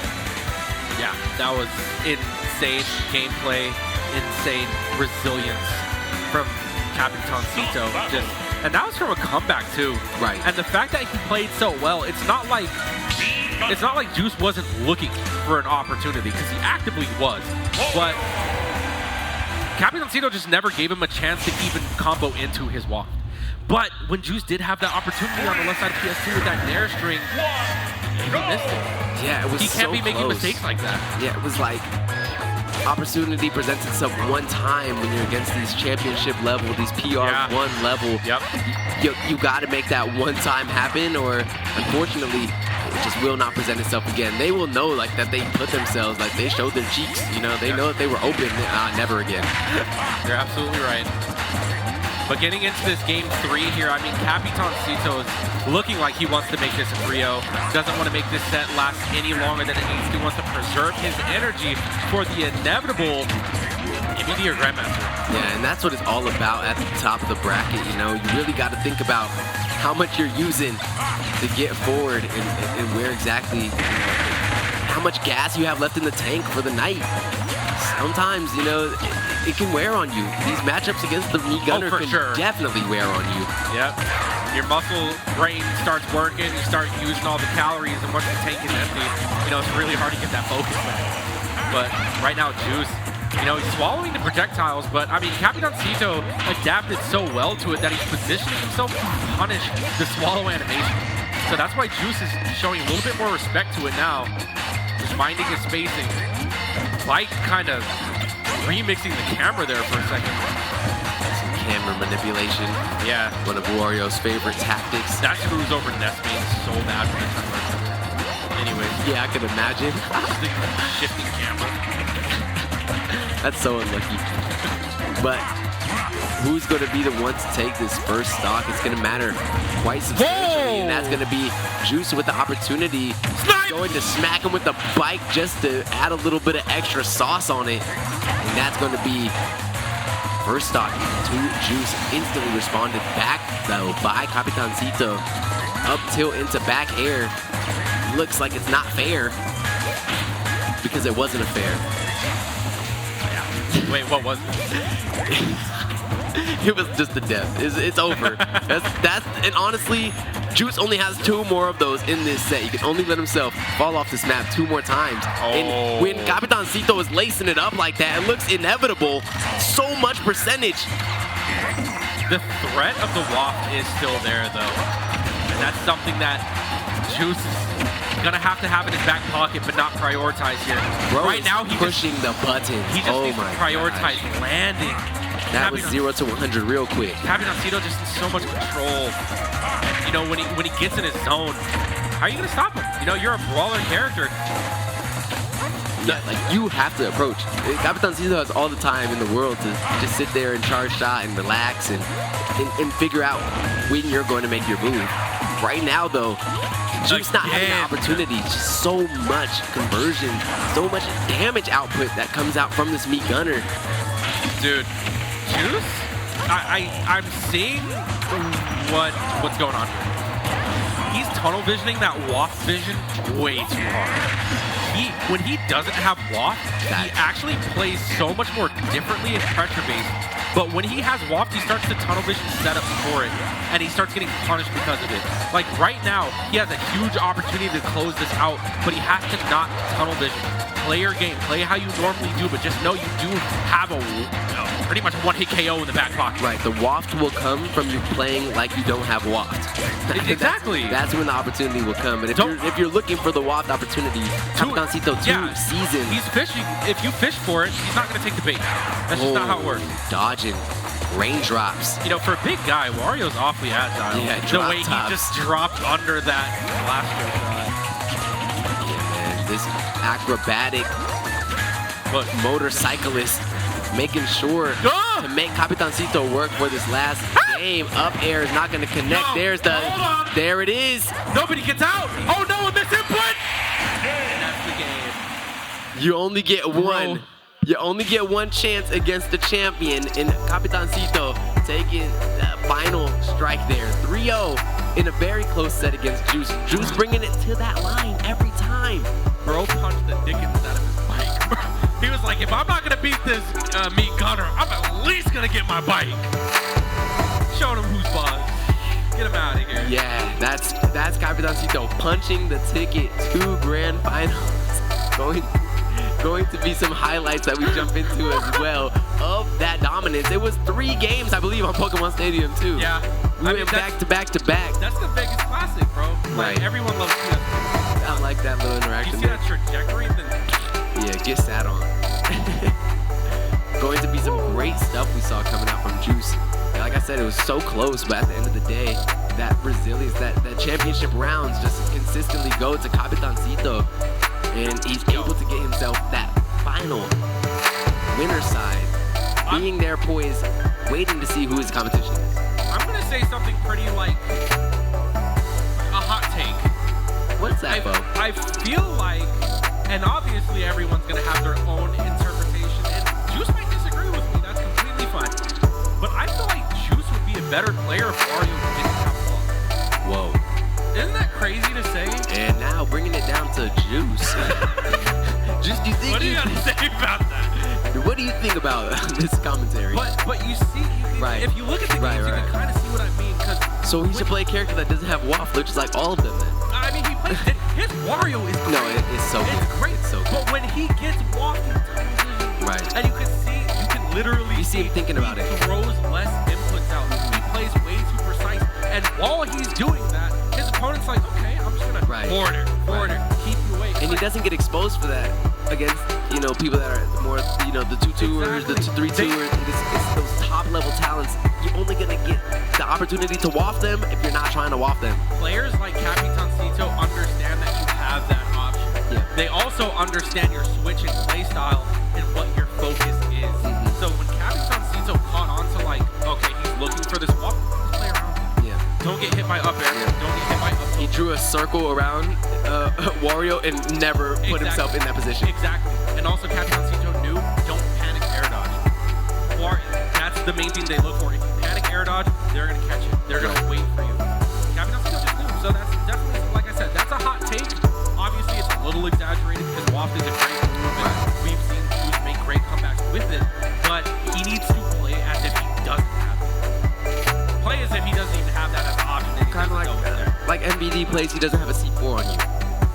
And then even though it always is. And you get killed by a C4, you know, it's just like, it's gonna work, but you have to not, I'm gonna go play by the C4 now, so hopefully you know, they're gonna go to it, and they're gonna forget. Just play your game and put them in that situation. And speaking of that, we're gonna get an opportunity to see it. Stride MBD has just hit the stage, and he's gonna get a chance in the winter semis against Grandmaster, who was honestly kind of gifted this ticket to this winter semis. You know, Cley had an amazing set, literally. But he was like, you can have it. I don't know if he said you can have it. He seemed a little sad that game too, like the fair. He said, I said assertive, not insertive. But literally. Oh man, we're going straight over to Town and City though, and we're gonna get to go hang out with the Animal Crossing villagers. Go see Grassy. It's gonna be great. I'm here for it. Yeah, and also just to build up the story a little bit, Grandmaster was the winner of last week's Knockdown, so you're looking at the champion right now going up against MBD. Let's see if he has what it takes to defend his title, because it's gonna take quite a bit with how MBD's playing. Excellent parry. The awareness of Grandmaster, you love to see. You love to see people who are constantly looking out for the C4, because like we mentioned, honestly, that's a huge part of MBD's gameplay. Oh yeah, and it is really that final nail in the coffin on so many stocks. You think you have an opportunity to cook something up and you dead. Right. On arrival. The grenades really keeping MBD safe at the ledge right there. The way that he's able to put those layers down to keep him safe, really confirming the ledge. Actually going really low, having to deal with a lot here, but he just goes for it, gets punished. Nikita movement always just so smart by MBD. Ah! Keeps it on your neck. Any other player gets punished for bringing that thing out so often, but not MBD. It's difficult. Great job rising from that ledge with an option. MBD falling into his own grenade, getting put into that disadvantage. Wow. But great grenade reversal. And gonna get the movement that's needed to get underneath Grandmaster for stock number 1. Dude, I'm not gonna lie. MBD is one of the few players that I see actually using roll to his advantage. Like, a lot of players don't roll, but MBD actually will roll at the right time. Another player I see do that often is Impale. Just for a bit of a reference. Yeah, rolling the right way is underrated. Rolling not as a crutch, and rolling as a true way to reposition yourself. Exactly, Sometimes offensively, you see him use it to get those up tilts so usually, well. Yeah, usually rolls and gets a huge punish off of it. Going to lay out with that back air and put some grenades to cover the options on the get up. Grandmaster gets a little bit of a response, but in general, it's still just the MBD show, racking up his damage, grenades bouncing. Okay, that time the roll getting punished. Now there's a huge juggle opportunity coming out, and this is exactly what Grandmaster wants. Can he capitalize? He does. He gets the up air. There's no jump for MBD, but he still finds a landing. Grandmaster cannot let those states pass him by. That's not going to kill. It's only 117. It's a big body boy. MBD living to 133, but you can't live forever. Those grenades are getting tossed from the blast zone, and you have no idea they're there until they're on screen. Oh, this could be it. This could totally be it. MBD. Schmiction. Explosive flame perfectly shielded, but you can't shield those. That's going to be a great grab to come out from Grandmaster in the first lead for Grandmaster here in game number 1. That was a block string. Like, I don't think MBD could have done anything about that. What? Insane awareness from Grandmaster, capitalizing off of his explosive flame. That's the roll. That's the roll, right underneath. Through auto reticle. One stock apiece here on this game 1. Grenade into the up air, quick 28. 28, make it great. But now, the reverse is happening. Grenade actually working against MVD, forced to air dodge on the ledge, being kept safe by explosives. Grenades are just everyone's enemy this time around. And they're everywhere. It's like, where did those come from? I've never seen any of these get pulled out. I mean, of course I did, but I'm just trying to be a bit dramatic out here. Up smashes for Grandmaster have been locked and loaded today. Great read.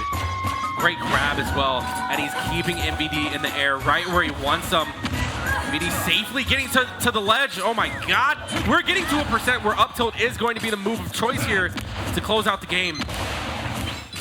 Nikita just from center stage. Yeah. Why not? Explosive flame though in tandem.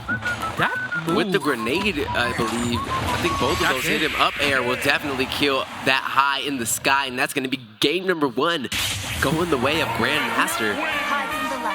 Insanity. Well played.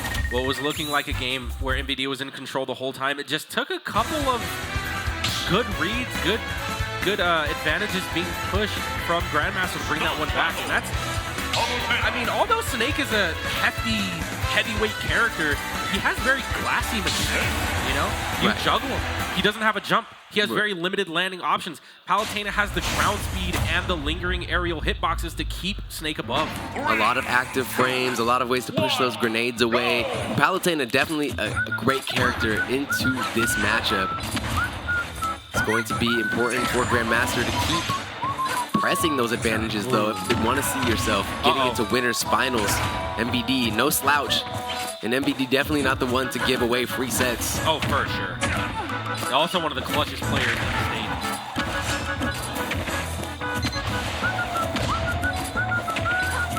Great stuff here on Town and City as we head out of the town into the city. I would like to think that that forward air from MVD was a misinput, but every time I think he's misinputting, I'm like,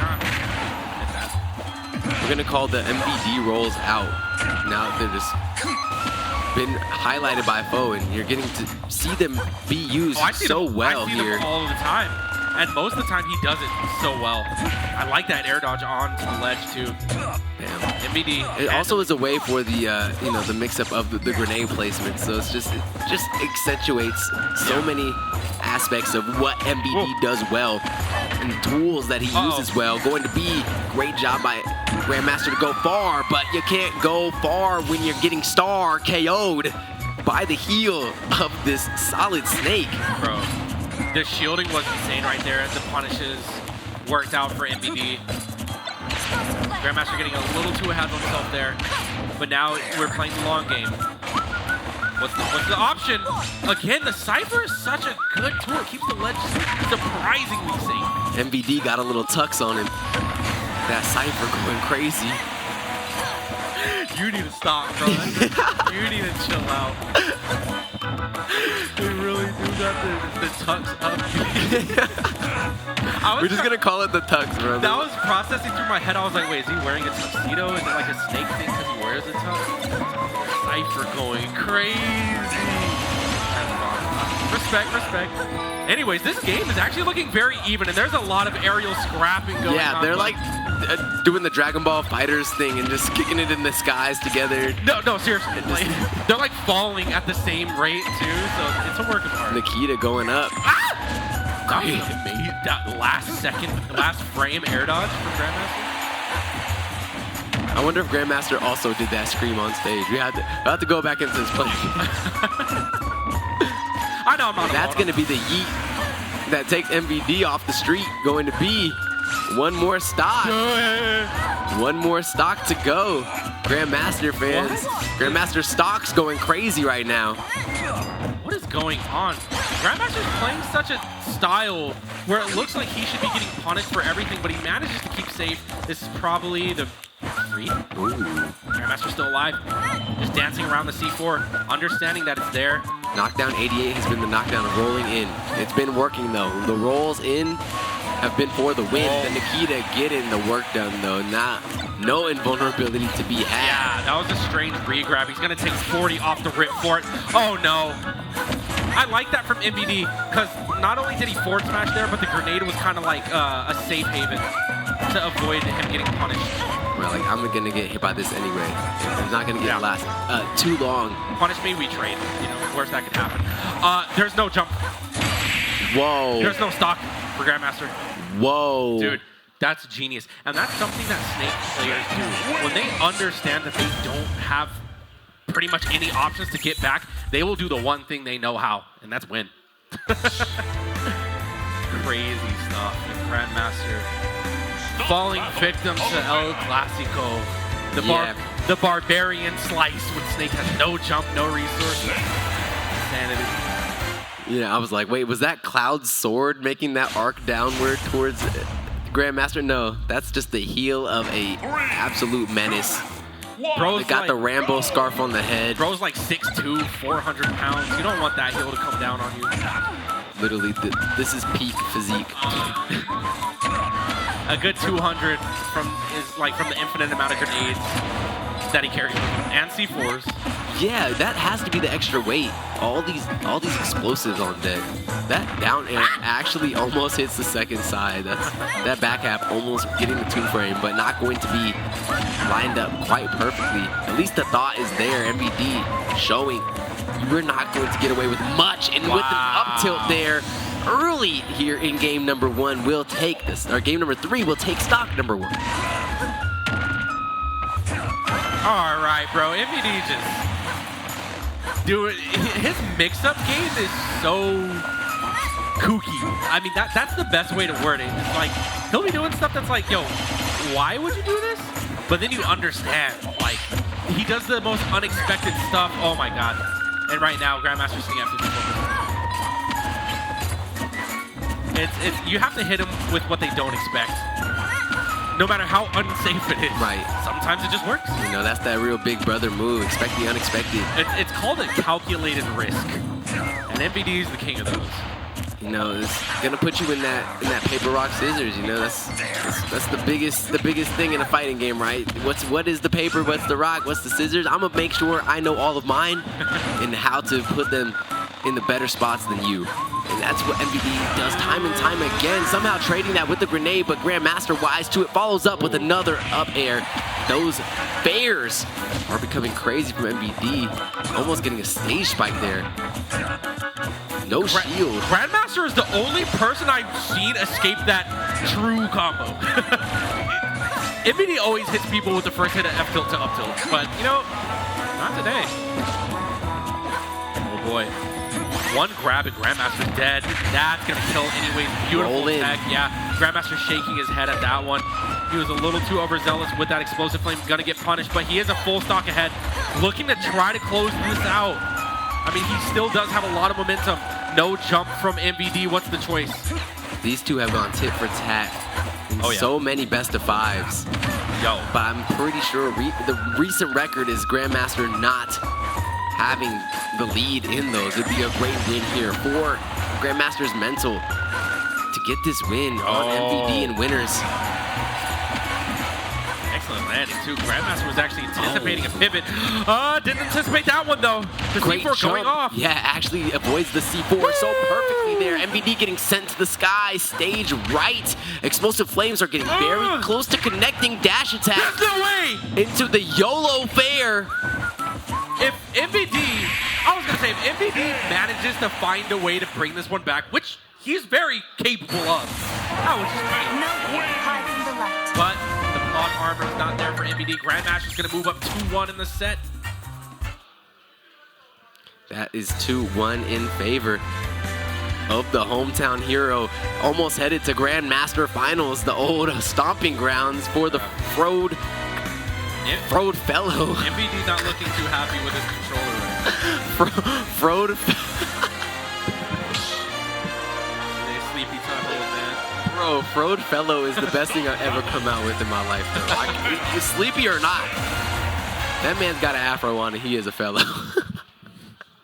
Frode. We're getting into dude, MVD's pro would go crazy. No, facts. Dude, if he brushed his hair, that's just it. It probably can't stand up on its own, because I know mine can't. We have pretty similar hair. Anyways, game 4. We're actually going back. Can you get a fro? You can't get a fro. Nope, I got loose curls. Gotcha.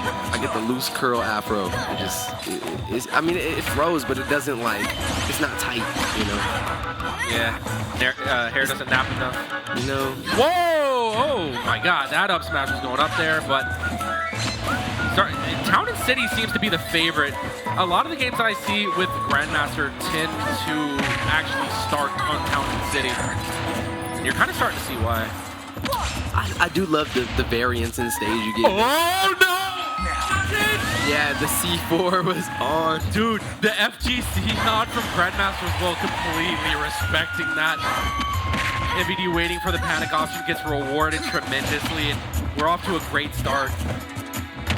Up, tilt 1 into up tilt into double up air. Almost get the C4 to connect as well, but it's not going to happen. Great perfect parry. MVD is in the pocket and not trying to stop it. Wants to make sure to bring this thing to 2. Yeah, game 5 is definitely looking over the horizon. However, I believe that was a neutral air that got punished by a back air. Grandmaster trying not to let this deficit build too high. Whoa. I'm loving the vibes in the arena right now. Yeah, everybody hanging out and just enjoying the vibe. Great time. Really thankful for everybody hanging out with us this evening. Also, shout out to the armor. Snake Cypher is not going to be affected by up air too much. That's my homie Lil Tux. Yeah. Taking care of MVD tonight. Lucky counter. Not once, but twice. MVD is just, how does he know? This stock is off to a momentous start. Yeah, MVD has been going absolutely sicko mode here in game number 4. Absolutely. Cleaning up. Oh!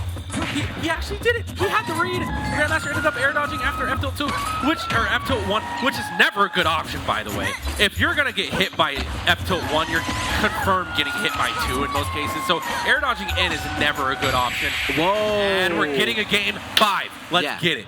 Game 5. That was MVD in full stride. Not even talking about the team. Just him himself, just going crazy, really catching his groove there, doing what we've known him to be so potent at doing. He's got his mix-ups. He's got the options layered. He's going to be going to the skies safely and dropping things on your head. All those MVD classics got to come out in that game, and they landed, and that's why we saw him take a convincing lead. Will Grandmaster be able to drive the car, though? We'll see. I mean, again, Grandmaster has the responsibility of defending his champion's title, winning Knockdown 87 last week. He has the weight of the world on his shoulders. I mean, he still does have loser's bracket, but who wants to go down there? Not Capitancito. That's why he's not. He's sitting there in winner's side. Agreed. Grand finals, waiting to see who from these two are going to come and hang out with him in the winner's side of things.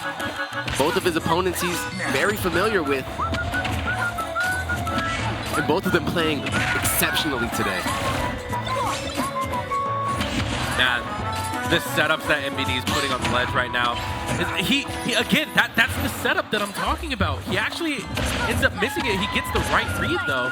Yeah, he uses the F tilt 1 like a fighter uses a jab. So what's your response? How scared are you of it? Are you cowering in fear? Or do you contest it? And then from there, chooses what mix-ups to start to layer into. It has so many options that we've seen, from the timing to the option right after F1. Does he go fully to F2? Does he tomahawk? Does he go into a grab? Does he go into grenade pool? Like, there's just so many things that MVD has up that magical sleeve. It's really difficult to kind of get a gauge, or after these 5th games, know exactly what plan he wants to bring to the table. Yeah, it's a good mix-up. Very difficult to plan for. It makes you have to use that mental fatigue that we were talking about. You're always having to keep up with what's going on. Great stock there by Grandmaster.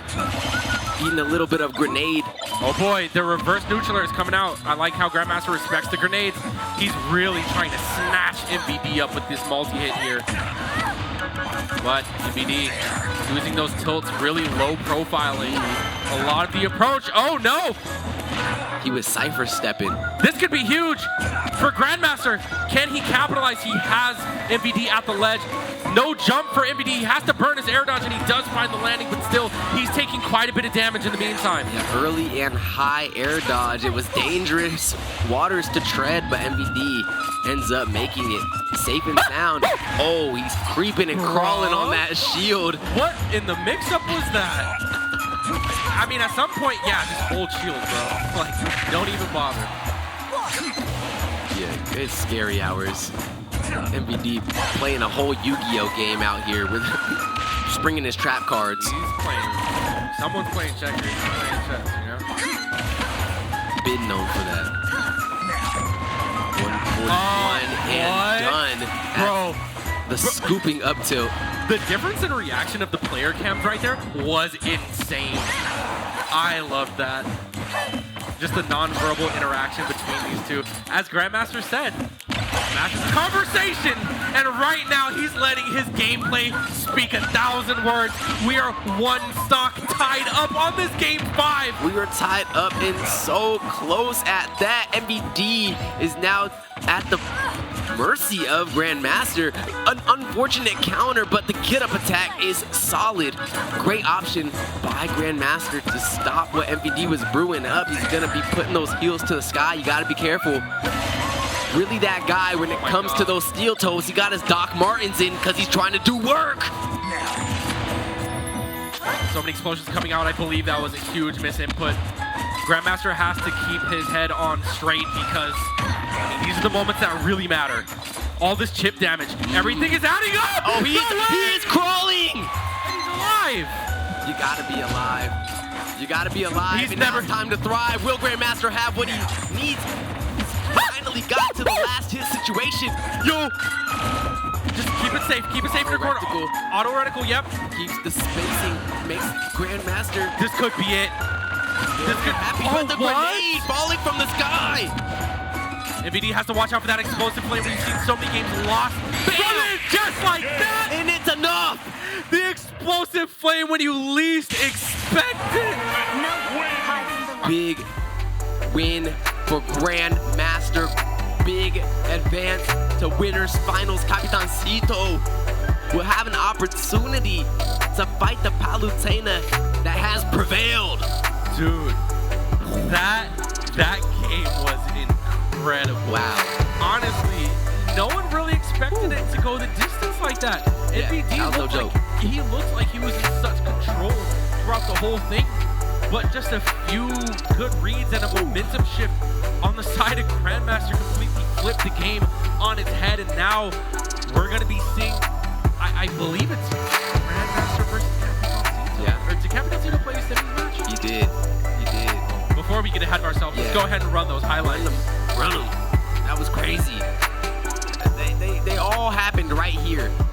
Right here at the town and the city. All 5 games of Magic. See, it's stuff like this that makes me wish that Grandmaster went out of state. Makes me wish that he traveled. School is done, right? You're not going to school, right? You're done with that. Go travel. Working. Yeah, you could take some days off to go hit a major. That down air was everything for this set. Down air at the side of the stage and big win going the way of Grandmaster. I cannot believe it. This is someone who's been on the grind. And this is someone you got Bo over here dancing. Gets very big wins, you know what I'm saying? Like, Vegas gets me so excited. Go get us some results out of state, bro. You proved yourself here at the arena. Now go out there and get some dubs. Hey, that's Big Antonio, you know what I'm saying? That's the big dubski. Big winners. Going in the grand final or the winners finals against Capitancito. I'm not sure what's been happening on the lower side of things, but I'm sure it's been absolute bloodbath down there because we sent all the demons the lower side of the bracket kind of early. It's crazy. I can't wait to peep that side of the bracket, but I'll do that once we get into this next game because Capitancito and Grandmaster have just sat down and it's time for the big finish to winner's side to see who's gonna sit in grand finals poised, pretty, and with the advantage. Yeah, so I remember, Juice versus Capitancito did happen. So Juice is a killer. That's in the lower side of the bracket, as well as now we have MVD gonna be. Oh, and we're just getting into it. We got the Mead Gunner versus the Robin. This is the ick matchup. What is this? Only in Vegas. Maybe sometimes Puerto Rico, but right now it's in Vegas. Yo, losers quarters going kind of crazy. My bad. Juice versus Cley going on, and MVD versus JoJo. I got my islands mixed up. Meant Dominican Republic. Anyways, with that out the way, yeah, Robin versus Mead Gunner. What do you think about this matchup, honestly? It's definitely one that you don't get to see often, and definitely don't get to cast at the highest level often. It's gonna be interesting to see Grandmaster's hands switch over. You know, like, yeah, because he's warmed up on the Palutena for sure. All Palutena all day, but I can imagine you don't want to play those brawler types like we've been saying. That this Mead Gunner just eats up so well. Yeah, well, I mean, we do have that 11 sword, and right now, I mean, the game's not looking bad. Capitancito getting a taste of his own medicine in the form of an edge guard right there. Usually we see Capitancito dominant on the ledge, but right now, those arc fires to a Thoron, which we don't see much of at all from Robin, but right now, Grandmaster using every trick in his sleeve, every move in his arsenal to try to push the tide in his favor, or as Robin would say, to tip the scale. Win right back up to the ledge, and yeah, Bo, you said it best. Everything in the arsenal, everything but the kitchen sink damn near. And that's going to be a nice arc fire, not once but twice, to start to get behind the defenses of Capitancito. Big lead here, opening up for Grandmaster, the defending champion. Dude, he's actually looking to take 2 knockdowns back-to-back, which is crazy, given the amount of competition that we have here today. And he's putting on a dominant performance here against Vegas' #1. Yeah, it's a matchup check for Capitancito. Like, how much Robin practice you got, friend? I know that there's not too many top-level representatives of this character, so it's difficult to get those meaningful practice hours in against this character. Yeah. Grandmaster's gonna have to run with that now and really get that grand finals winner side. Yeah. So that it allows for Capitancito the most minimal amount of time to adapt. Yeah, you want to take any advantage you can get. And also, Grandmaster playing back-to-back sets too with no rest. So, I mean, man's kind of forced to run the marathon. You have to be careful, though, against the likes of Capitancito, because this man, I mean, he has this game 1 to toy around with and warm up. But once he gets the ball rolling, it's hard to dunk it. Capitancito now with the advantage state, going to be layering those projectiles in a similar fashion up as this Robin did to him, but that's a huge back throw. Not going to kill quite yet, but sending the message. That will. No. Coast to coast. 198 with the Mead Gunner. And Capitancito is the type to make this kind of stock count. 11 sword going crazy right here, though. It's got so much. Not anymore. It's actually out of play. Yeah, there it goes. It's out of play, but it had the distance to cover. You saw those back airs looking very spicy. Capitancito weathering the storm, though. Charges that in his face. That's insane. And again, 198 still doing damage. Looking to make an edge guard happen, too. Both these characters shine so much at the ledge. Oh, Dragon Ball Z moment, but Grandmaster takes the stock.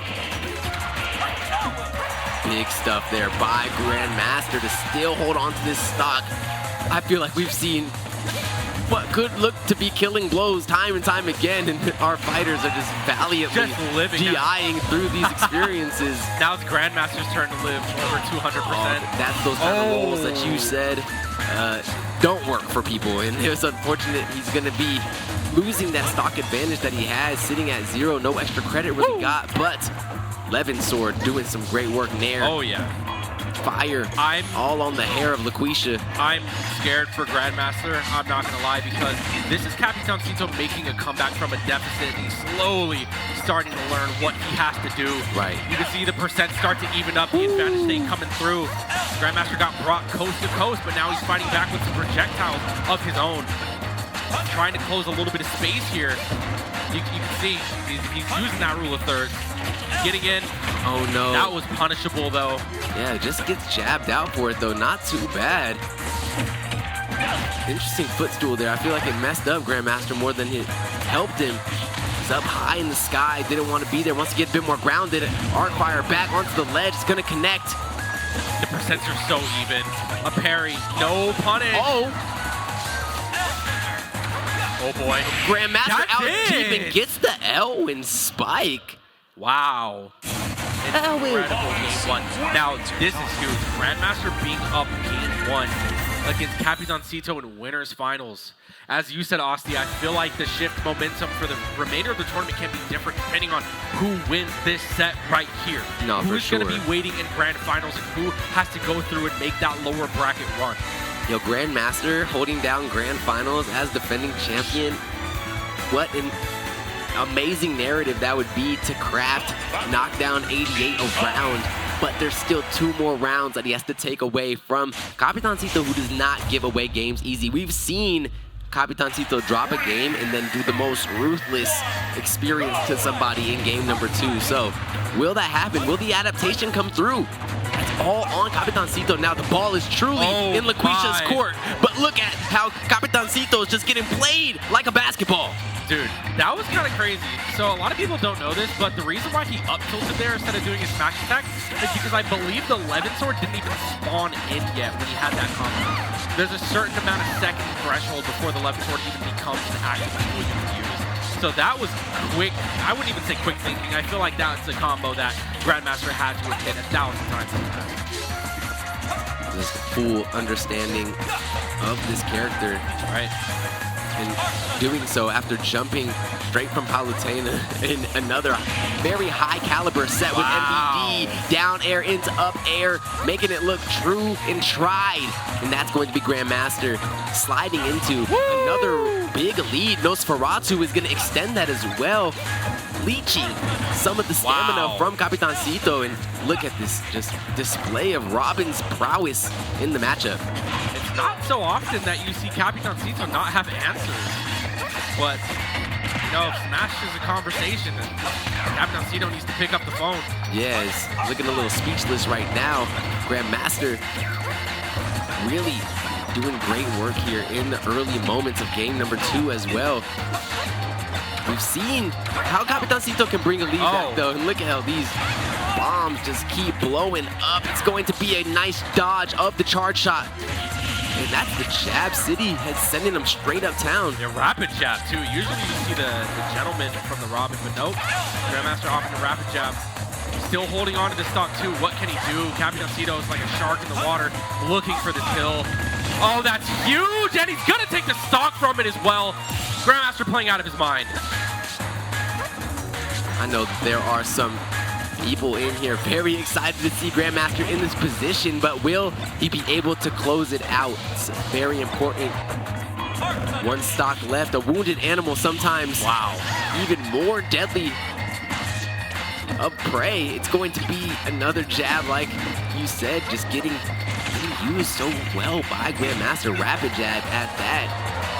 Grandmaster's looking at a potential 3-stock here as well. I don't want to jinx anything, but also avoiding the death setup that we've seen so many players get hit with. But, I mean, if you're fighting against the master of ledge trapping yourself, then, I mean, you know a trick or two about how to avoid it. Nice back air there. Capitancito not letting a 3-stock come into fruition today. Now sitting with the very common 0% combos that we get to see Capitancito do.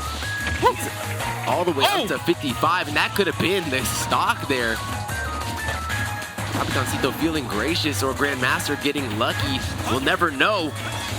But we do know that this is the final stock for Capitancito. Will need to figure something out here if he wants to find himself not having to pull off an insane reverse sweep on Grandmaster here in the winners finals. Yeah, I'm super curious to see what the adaptation will be. I mean, like, leave it to Capitancito to make a comeback. But right now, with the way that Grandmaster is playing, he's playing like he has this one so lapped up. He's so prepared. Great turnaround grab, keeping Grandmaster off the stage. And a snipe to go with it. Now we're 1 stock apiece. Knife gang, slaughter gang. Capitancito swang out here getting big work done to bring this game back. It's still 100% in Grandmaster's court to win. Yeah, but I mean, the percents are definitely starting to close up here. Yeah, will Capitancito become a thief in the night that we've known him to be? And bring this thing to 1-1. Definitely beat this. Oh my God! That was the big error that could have been the game, but honestly, oh wait, hold on. That actually hits.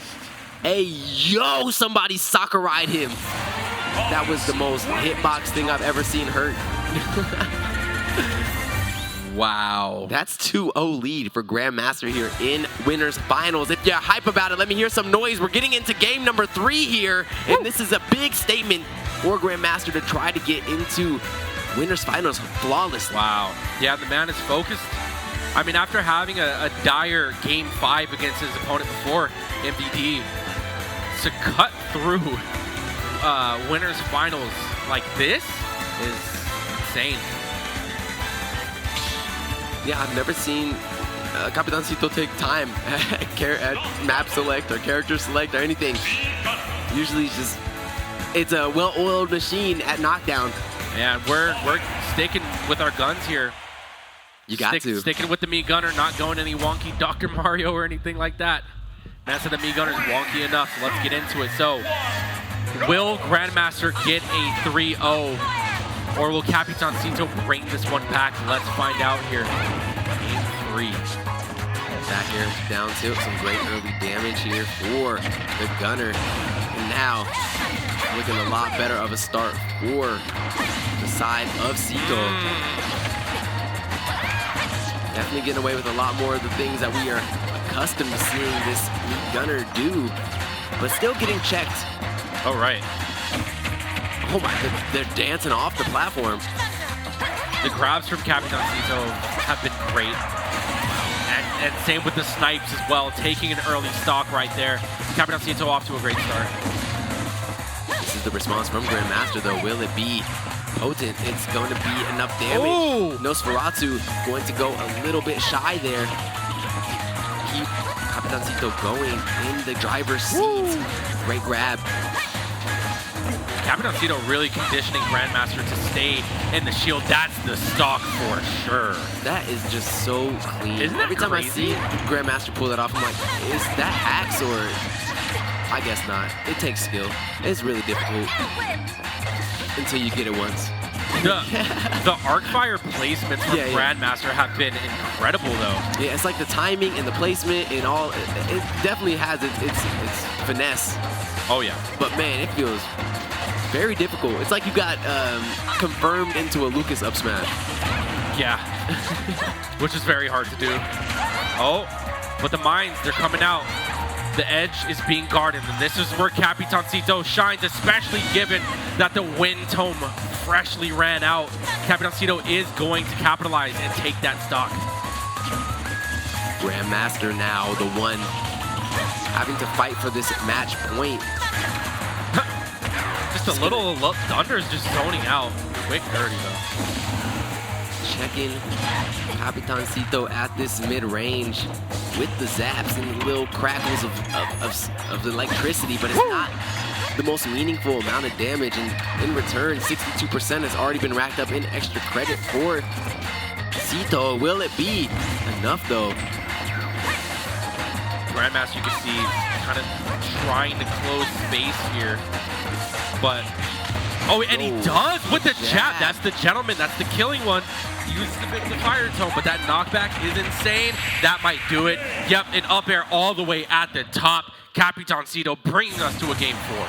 It kind of sucks. Like if you lose the first 3 interactions to Capitancito and he takes the stock, it's like, okay, well, I guess I gotta go next because this game is very difficult. You know, the uphillness, it might not even be worth fighting. You know, I'd rather just let him use his energy so I can get this next game back. I got the Grace games given to me. I got the 2-0. That's the space I feel like Grandmaster was operating out of in the last game. Not giving away too much, not wasting the mental, but also not letting Capitancito just get away with the free game. Yeah. Test him a bit, but relatively a write-off. We'll see what happens here. And we might be seeing a counter pick to Town and City. I mean, that's typically the playground for Grandmaster, but not this time. It looks like we're actually going to small battlefield. Are we sticking with the Robin? We absolutely are. So this is a comfort pick. You could see that on the screen. He was kind of looking off into the corner there. Doesn't really want to go the Robin, but he commits to it now. Getting into game 4 here. We have a game. I mean, on paper, it definitely looks a lot more difficult for this Mii Gunner to pull off that style of play that they're proficient in against this Robin pick. I know that against Palutena, it'd be a lot more straightforward of an experience for Capitancito. For sure. Grandmaster enjoying this extra level of respect that Cito has to pay to this pick. Grandmaster's gonna have to start being more careful because he's actually getting stuffed out a lot in the air now for just pressing buttons. And here comes the wall from Capitancito. Avoid the projectile 11 sword as well. And here comes the setup. Such a deadly spot that we've seen, but Grandmaster handling it, but still taking some damage. Oh my god. Charge shot. Yeah. Really well played there. No arc fire strong enough to clank with all of that. Shielding for a substantial amount of time is Grandmaster. Now sits at 150. That's a call out. Almost another call out, but Grandmaster firing back. Oh, that was a huge grab. The roll Reacts to it. very easy. Oh! Grandmaster. Oh, great. Spacing the cross up with that back air, doing an amazing job. Oh, denying the up tilt, but only for a moment. The back air doesn't come out in time. That's how you saw Grandmaster kind of lean back in his chair, but he ends up getting the back air there. True combo out of the arc fire, which we've seen Grandmaster do so many times. Wow, that Interesting times in the matchup, going to be very deep and very explosive for Grandmaster. He goes out far and is able to get a lot of work done. The response from Capitancito is there, keeping him within 10% of each other. It's going to be important here for Grandmaster to get in and make something happen. He's rolling quite a bit. That was like 3 back-to-back rolls. I don't know if they were intentional or not. But, I mean, if Grandmaster is having an issue with sticky controls, that's something that he's going to have to polish real quick because this is not the time you want to be fumbling around. Especially being on this platform and open to these up tilts. They are so deadly. The knockback is just so oppressive, and it's going to be the 3rd time a charm for Capitancito to get his final stock on the table. 41%. Charges the up smash just a little bit too, and right now, Capitancito having so much momentum, everything working out, and this was what I was afraid of. Yeah, reaching for Capitancito is like chasing the Singed in League of Legends. It's just gonna be a bad day. So good at playing that defensive offense. Now, any type of ledge trapping, no. Grandmaster, very out of character, not going for a ledge trap, but instead just trying to go for a solid hit, which is okay if you can get the read. Bam, that should kill. Oh, it does not here. That we're not far enough to the left. Going to be attempted spike there with the Elwin, but it's not going to be enough. Great perfect parry on these projectiles. And that's going to be the back air as well. Grandmaster wants this, and Grandmaster can have this if they're able to make this happen with the 20% or 30% that they have access to. Yeah, this is kind of tough, and especially since he's at the ledge right here. This is a dire situation, and that wind tome is running low. Same with his ability to win the game. We're going to a game 5. Well, it would not be our top of the table if they were not bringing each other to the absolute limit, and they're going to do just that. We're going to game 5 live at the HyperX Arena. Woo! Dude, this is Grandmaster's 2nd game 5. 10 games against some of the highest quality competition that you can have in the Valley. The mental stamina is insane, and he's sticking with his guns here for this game 5. I didn't quite catch the stage that they went to, but we'll see soon enough. So it's looking like Cley and JoJo going to be going out at 5th place. And Juice and MVD are fighting it out in the losers semis to see who takes on the loser of this fight here to get a trip to grand finals. Big stuff going on in the building. MVD versus Juice off to the side, and Grandmaster starting this thing off swinging. Big arc fire. Honestly, the arc fires are doing work for Grandmaster right now, but Capitancito does find his footing. But, I mean, still, he's actually getting out projectiled. Capitancito hitting him with the Mind's Bigger, though. A little bit more priority on that blast.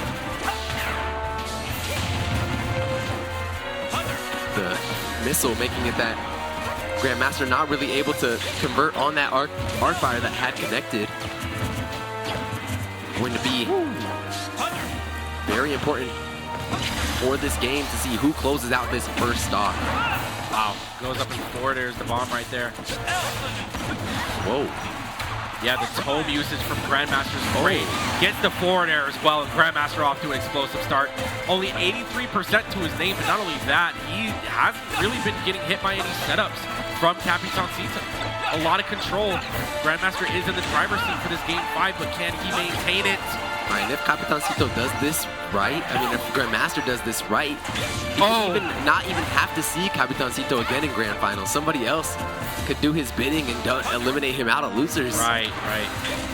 There's definitely the opportunity, but that has to happen first. Capitancito still with a huge leg in this race. Oh, for sure. 2 stocks. Definitely far from over.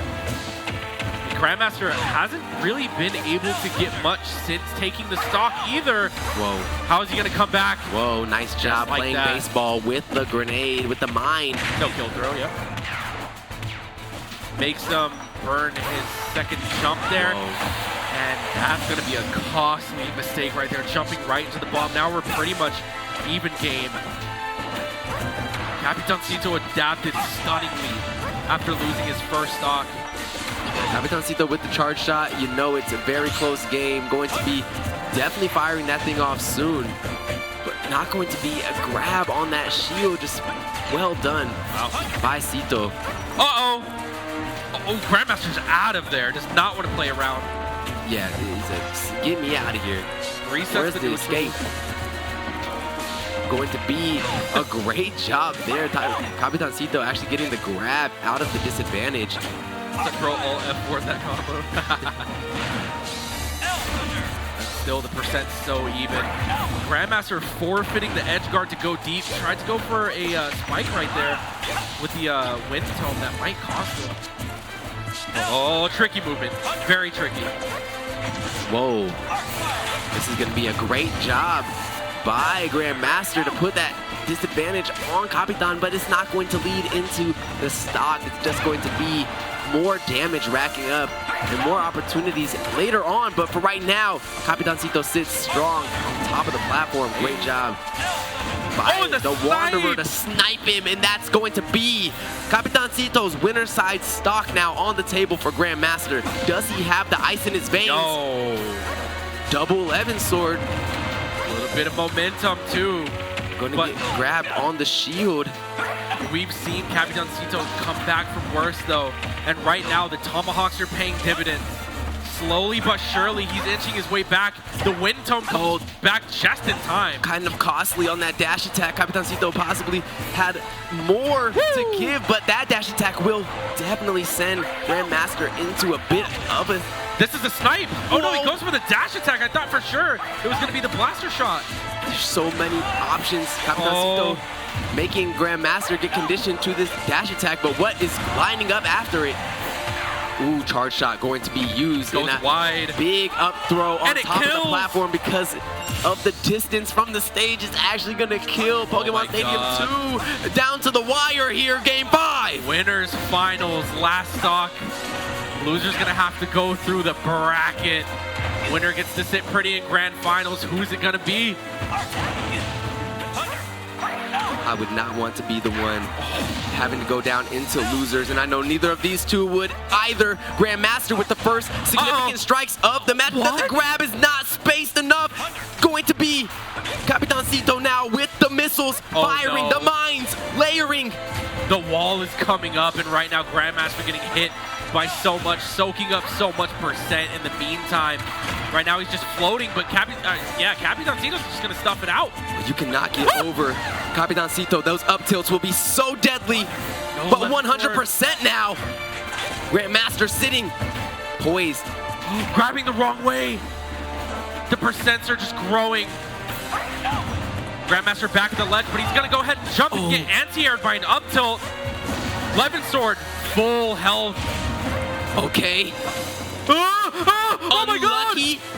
The back airs! No more 11 sword. Great shielding by Capitancito, getting through the hardest part of it. 1 minute and 20 seconds on the clock, so I do not believe either of these fighters will have access to the clock. Grandmaster getting close. Grandmaster dodging the charge shot.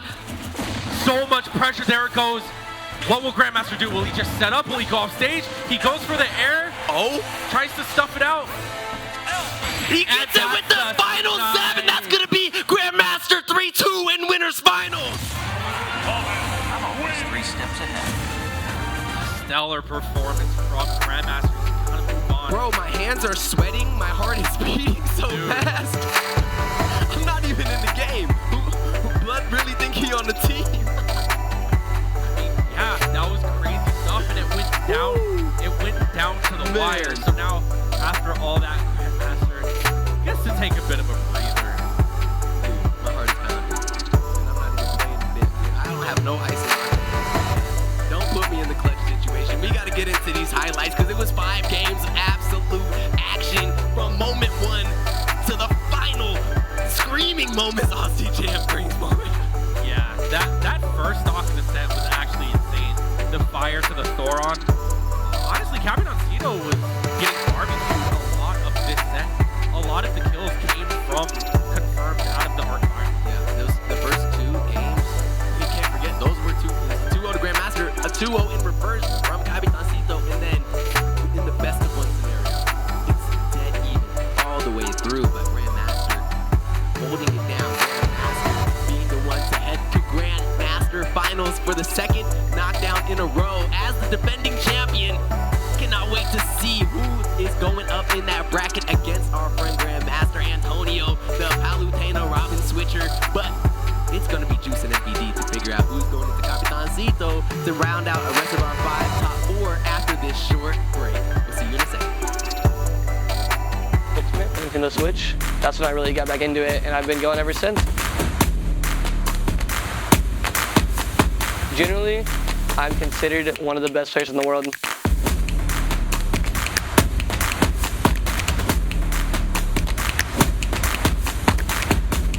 Accept and ignore, just kicking down all the doors. Guarantee you, boy, if I ask for it, it's gotta be real big.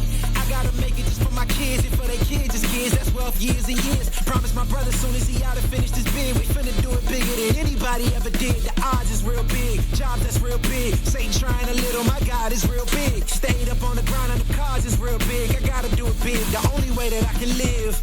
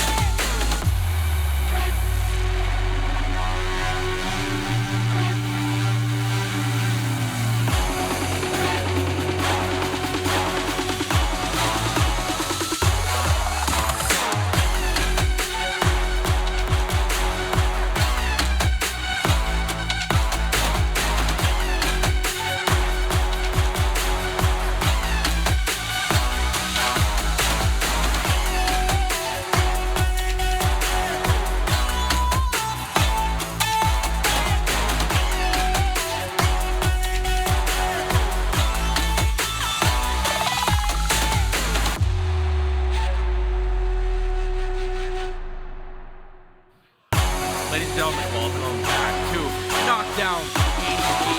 We just got done experiencing a Vegas classic, really. I mean, Grandmaster versus Capitancito in the winners finals went pretty crazy. It did. It was great. I was there. Me, Mario. We are about to get into Juice versus MVD. And we're going to get to see who wants to go and fight Grandmaster later on in Grand Finals. Yeah, but if they get past Capitancito, because I mean, he's great to do this level.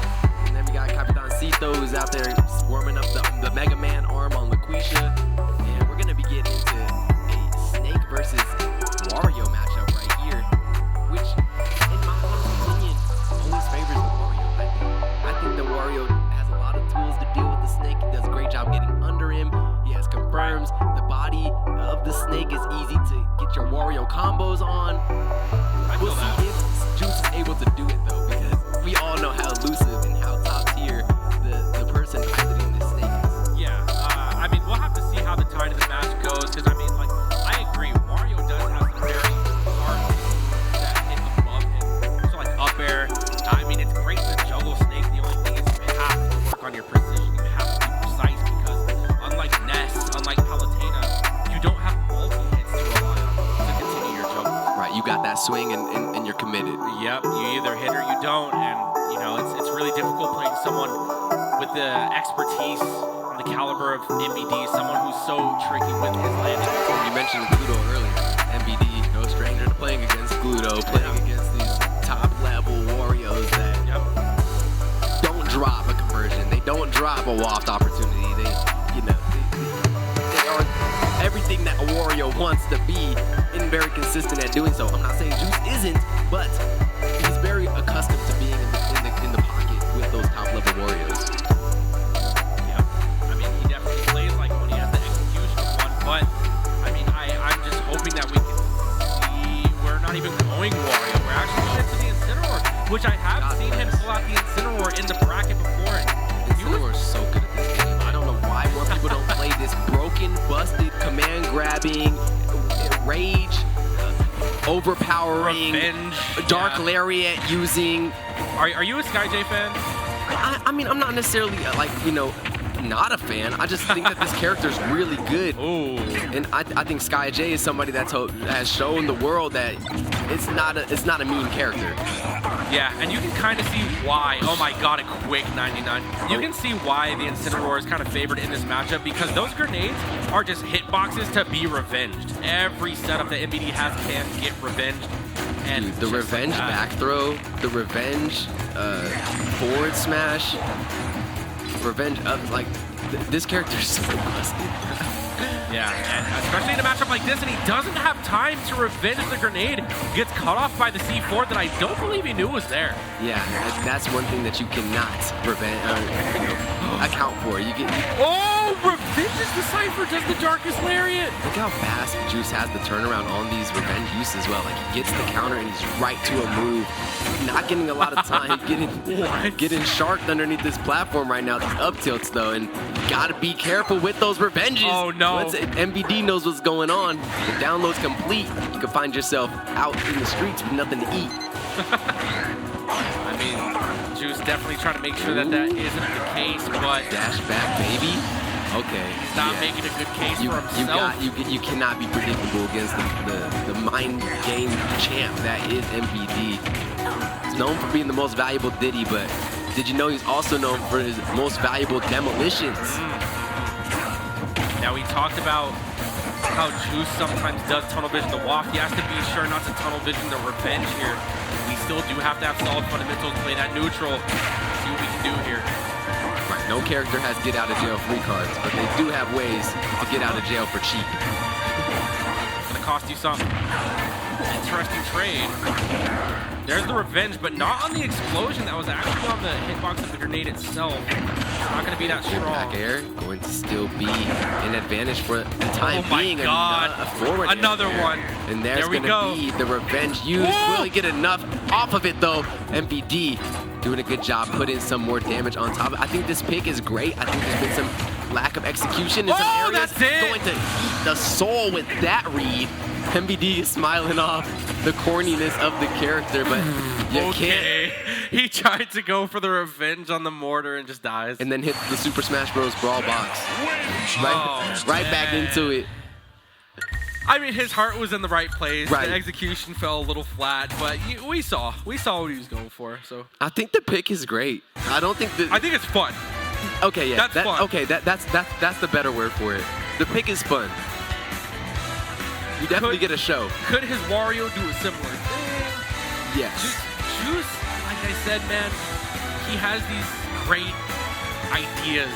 Right. But, you know, let the revenge happen naturally. There's just so many times I see where it's kind of forced. And again, kind of tunnel vision. That's kind of something that we have to break away with Juice and understand that he's a talented player and he really weighs himself down when he just tries to stick to a singular game plan. Right, There's and so many MVP avenues. is the perfect person to pick apart a simple game plan. He's like, I played puzzle games my whole life. I see the puzzle and I find a solve. So if you show him the same puzzle 5 times, he's gonna hit you back with some really creative solutions. Wow. It's important to keep switching that thing up.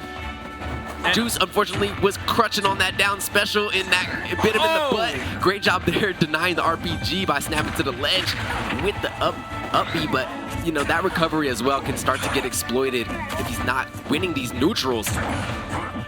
You know, I've been in that situation before. I've played against MVD a countless amount of times, and you know, when using Ness, Magnet is huge in the matchup. You know, you can Magnet grenades, you can Magnet C4. It's never something you want to force. MVD will catch on. He'll be so ready and have a backup option in his pocket. Huge revenge. Oh. I noticed that Juice doesn't really go for grabs. Oh yeah, because the back throw revenge, the suplex on it is actually like the most insane knockback. I think I've seen the thing kill a dummy percent for no reason. I think he has the strongest back throw, even stronger than Ness's, at least as far as... Revenge back throw is the strongest back throw. I'm not even talking about revenge back throw. I just mean base back throw. I think has the strongest base knockback. Whereas Ness's might be the one for knockback throws, which those are. No, I feel you. Yeah, definitely knockback. Base knockback is probably the strongest on the suplex, even without revenge. Yeah. We'll have to get a stat check on that.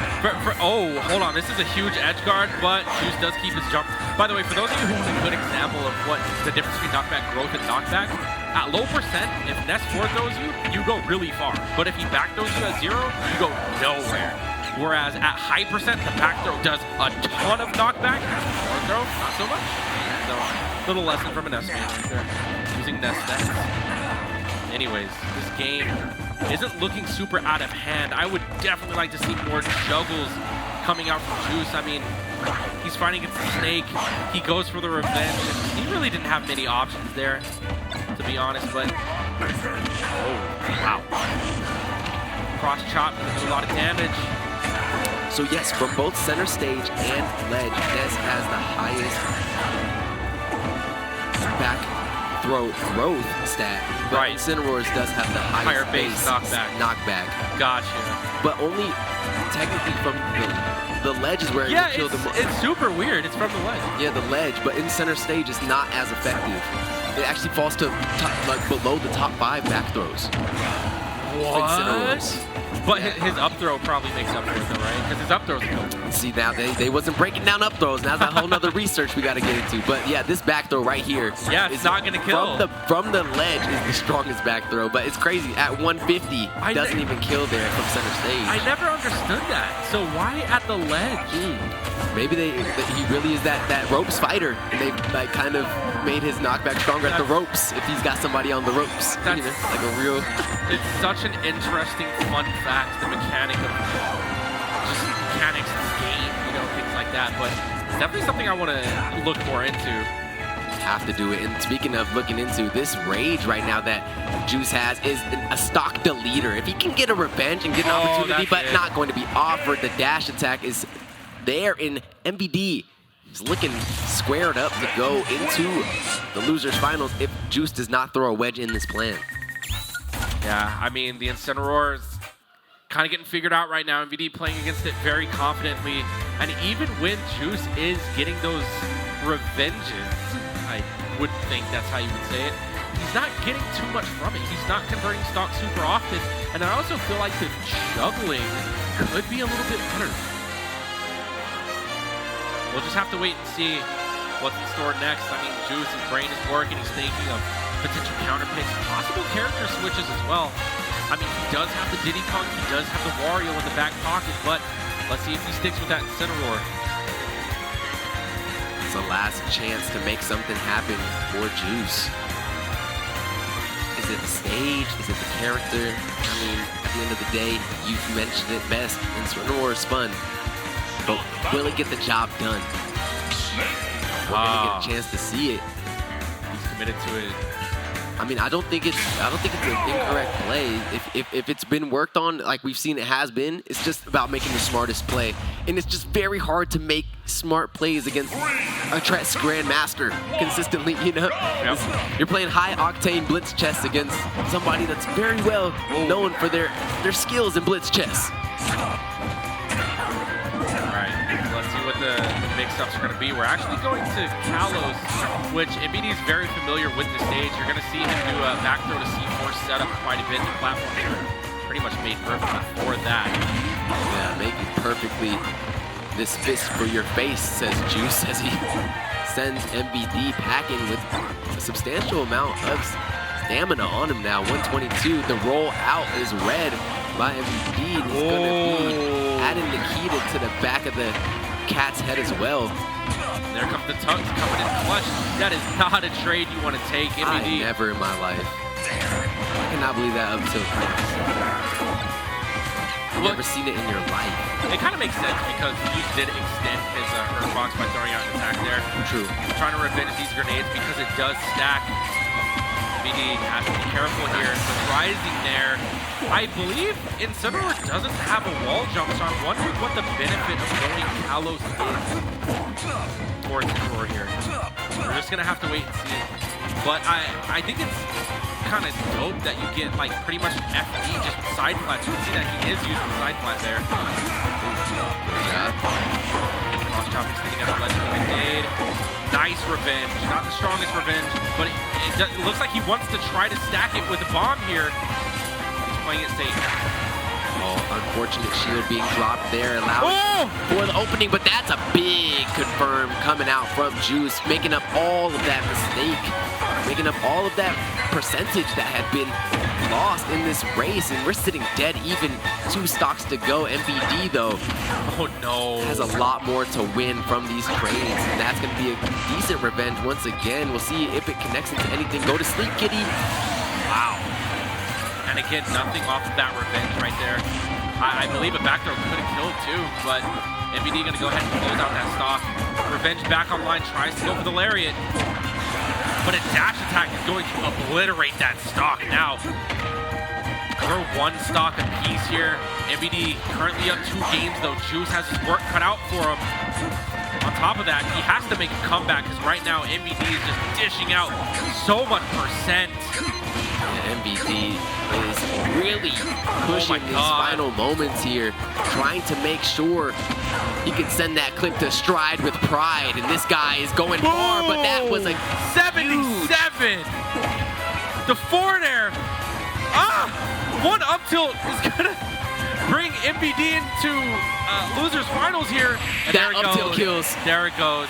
You've never seen it, but it happened, and it's going to be the bane of Juice's existence. That is 3-0 in favor of Mr. Negron. Going to be going up against Capitancito now to see who has it in the tank to go against the Grandmaster in the Grandmaster finals for the run back. This is for 87 in the pocket on the left side, and then let me just grab Knockdown 88 too, put that in my pocket. Is that PR number 1 off on the right? Let me just grab that real quick too. Trying to get all of the cake and eat it too. Let's go into the highlights real quick of that Incineroar versus Snake matchup, where things are getting explosive. I mean, Juice definitely has this thing worked out. It's not like he's never played Incineroar and he's just out there gambling. He's just unfortunately getting outmatched by the prestige of this Snake. It's too difficult to try to stay ahead of. Yeah. Like I said, man, Juice's heart was in the right place, but I feel like there are better opportunities to look for the revenges than, and some missed opportunities that didn't take as well, where I was like, really? No, you didn't revenge it? So I mean, like, it's definitely stuff that needs to be polished. Nothing that's impossible or out of reach, but just, you know, gonna rest at, I believe it was 4th place. Yeah. Still in the money. That's big money right there. 4th place. Diddy's gonna go ahead and move on and fight against Capitancito. This is gonna be quite a matchup because last time I spoke to Capitancito, I don't think he was feeling too confident in the snake matchup. So, I mean, he's been traveling around a little bit since then. It's actually rare to see Capitancito fall in losers bracket so early, but you know, so early from like winners finals. Because usually he's not in losers finals. Right. Ever. Right. He's always in grands and might get reset, but he's always in grands, which is why he's our #1. And to keep it a buck, this is where I see MVD get most of his set wins on Capitancito from losers, and I've seen him 3-0 in loser sides before. So it's that clutch chain. You know, it's definitely not off the table for MVD to do something really statement here, really big statement driven, and then see a run back of that winner's quarters that we saw with Grandmaster and MVD come right back on the table. Or that was winner's semis, I'm sorry. Oh no, you're good. You don't gotta apologize to me. You know, I'll be bracking with the bracket. I'm trying to keep the bracket right upstairs and just like, you know, be a historian of this thing, you know? Like, yo, what happened on Knockdown 23 Aussie champ? And I'm like, yeah, that was a magical time. back when gas prices were around $3.10. Oh, not these days. We're in the future now. Things have changed. Yeah, let me get my gas fill up for $75 to $90. I love it. Feels good. Soda was 5 cents. Premium. Back in Knockdown. No, maybe Wednesday whiffs 26. Yeah. Getting into it though, this is your losers finals, Capitancito versus MVD. And just a fun fact, both these guys are not natively Vegas. They moved from being, I believe, ranked #1/2, like in their respective regions. You know, Capitancito hailing from the Dominican Republic, MVD originally Florida, but has lived in Texas, Oklahoma, currently residing in Las Vegas. I mean, he's pretty much been all over the world, but right now, both these guys fighting for the title in Las Vegas. Right now, Capitancito off to an explosive start. Takes the first stock, too. Yeah, all that he needs. The up air is so good against the Cypher. It is the multi-hit, like you said, that just seals the deal on so many interactions with this snake. What's Cypher gonna do against that Vandal? You know what I'm saying? He's just firing those shots. So I caught Cypher on cams with my Vandal. It's a scandal. Going into it though, this is such an interesting matchup because on one hand you have Capitancito capable of putting up a wall, aggressively sending out those heat-seeking missile setups with mines, but then you have Snake on the other hand, and maybe he can do a similar thing in the form of grenades. Almost hits the back throw to C4 setup as well. This is going to be a very setup-heavy matchup, but just walking up, getting the up tilt, you actually don't even need a setup. MVD creeps up so smooth with that up tilt. Sometimes you're just like, I accept death. He just walks. He literally just walks. Don't call it micro spacing. He might slap you. It's just spacing. No, he won't slap you. He'll let you know. He'll kindly correct you that it's all just spacing. It is, but it's kind of like a sub-genre of spacing. You know how hip-hop has sub-genres? You know, like, I don't want to get into it right now, but lo-fi trap.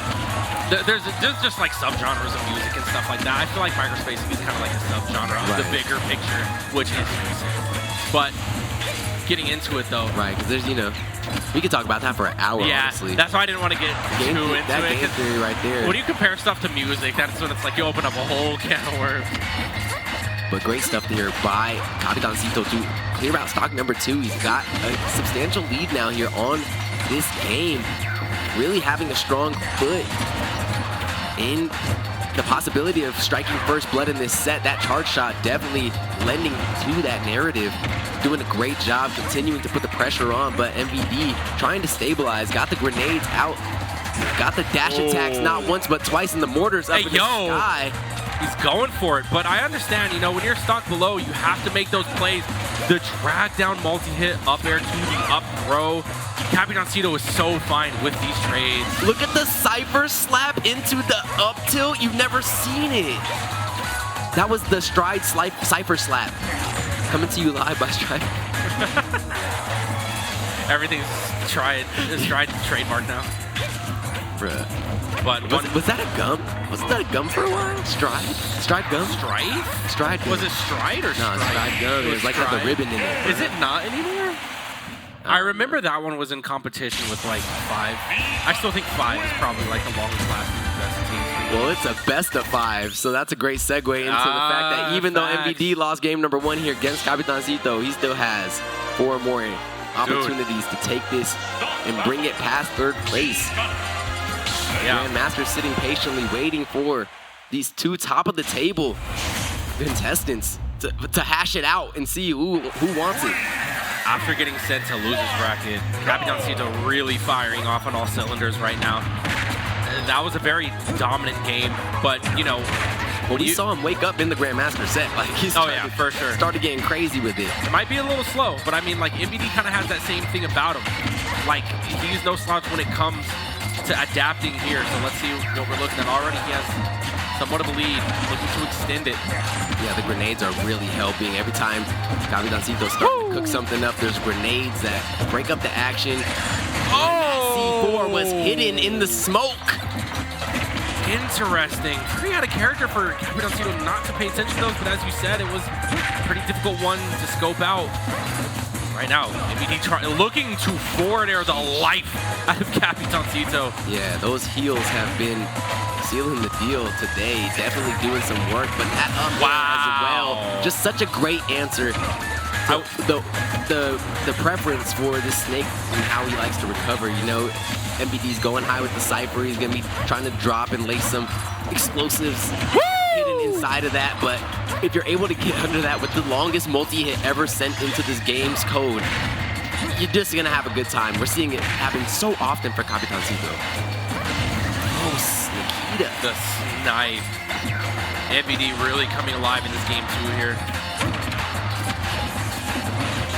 Rising to the occasion just like Bo had said he would need to do, and like he has shown he can time and time again. That back air not putting him in the best of places, but that one definitely did, almost pushing Capitancito into that C4 that was placed. Before right now, MVD really with his grip on this game. Big opportunity to bring this into a game 3 on even footing. Yeah, Capitancito, he's avoiding these grenades, but I mean, like, MVD doesn't have to approach. He can just keep them coming. Just the onslaught of explosives here. And every trade is going to go into the favor of MVD, considering that, I mean, he does have a full stock here to play with. You anticipated that heel coming up, and it didn't meet its target, but the threat is always there. Dangerous stuff if you are rocking the Yamcha tag right now. That grenade keeping MVD safe, but that up tilt's gonna land. 102% deficit. Can MVD close this out? Oh, sits right on him with the mortar, and then the Nikita shamelessly searching for its target. It drops right on the ledge, but not for a 2-frame experience. Oh my God. Safe. LaQuisha stabilizing this disadvantage and not really sitting with the great opportunity when it comes to stamina, but when it comes to clutch, we know Capitancito has it inside of him. Yeah, excellent way to put it. The percents are definitely evening out. I wish I could read lips a little bit better because I see MVD mouthing something. These punishes from Capitancito just keeping his composure, and these guys are some of the most level-headed smashers you will see, but I don't know if that was supposed to be a parry or just a misplay, but either way, MVD's gonna take that one. I never see MVD fully go F1, F2 that fast. Like in the quick recast, he always layers it with the, you know, I'm gonna possibly up tilt you, I'm gonna delay F2. Nah, that time he knew he had conditioned the entire tournament. Everybody in the bracket to think that he's not gonna go for that, and then it matters the most right there in losers finals. Capitancito definitely trying to wake back up into the competition mindset. Yeah, as you said, that F tilt 1 and the F tilt 2, that's the no mix-up. The no mix-up. The no mix-up. But yeah, going right back into things here on PS2. looking at a game 3, and again, this is just a wall versus the wall. Yeah, we'll see. We could definitely see these games go back and forth, back and forth. And we could play 100 of them, and it might just go 100, 100 at the end of them. Honestly. But end of the day, whoever gets the edge then will really get to see themselves in that victor's chair. Who etches out the lead from here and puts themselves on match point. Wow. Back throw getting interrupted from the grenade. That's actually pretty unfortunate that it didn't get to complete, but I mean, that's just the nature of this matchup here. Speaking of the nature, super even. MBD finding his footing on the other side of the stage. And he is dropping bombs right now all over the place. You blink and you'll miss him. It's just every single frame of his movement is littered by some pollution. Now we're just going coast to coast. Capitancito on the hunt, trying to take this stock, and he does just that. What an edge guard. He had mind, he had times, but he did not have the mind for where that C4 was hiding, and that's MVD with a very clean conversion. Yep. Right back. Oh, after, no way! That was hold on! Big scary. Oh, he comes back just narrowly. That was looking frightening, but we're still even here. Yo, it's Five Nights at Freddy's. I'm jump scared all night, sweating, heart palpitations. I've been going through it out here, yo. It's been so tense. This is one of those matchups that delivers as well. You can see that whole sequence. There was like 30 seconds of just people advancing off of their projectiles, and now we have a bit of advantage coming out from Capitancito trying to cover a landing here. Oh, we're trading blows no matter what part of the stage we're on. Yo, this is absolute insanity. Name a closer fight. I bet you can't. It's so insanity. That's up air. No air dodge from MVD right there. Capitancito starting to build a case here. But just like that. Objection. Kicks him in the butt. Sends him straight to the skies. Wow. It's so hard to tell these guys. It could go either way. But right now, no jump from MVD. He's forced to do something. Capitancito gonna go ahead, retreat on the stage. Down there. Creative options getting in. Not every day you see a snake recipe coming in with no projectiles, but now he's gonna pay the price for it in the air. Yeah, Snake looking like he's walking on air as he's down airing towards LaQuisha at the ledge there. Back in the day, we called that the Get that man some red skinnies. Yeah, let's not go that far back. We're really taking him back to Cali. Oh, he's not dead though. Nah, he's got the opportunity to get back. Nikita possibly, but not going to do it either. This is a big opportunity for Capitancito to really steal this game back. Seems like MVD had it. He mixes up the C4 with the instant buffer of the up tilt and gets him. MVD was so ready for that. Capitancito shaking his head knowing that jumping and being above Snake at up tilt percent is the last thing you want to do. But hey, nobody's perfect. MVD out here hitting the rhythm game live on us, yo. And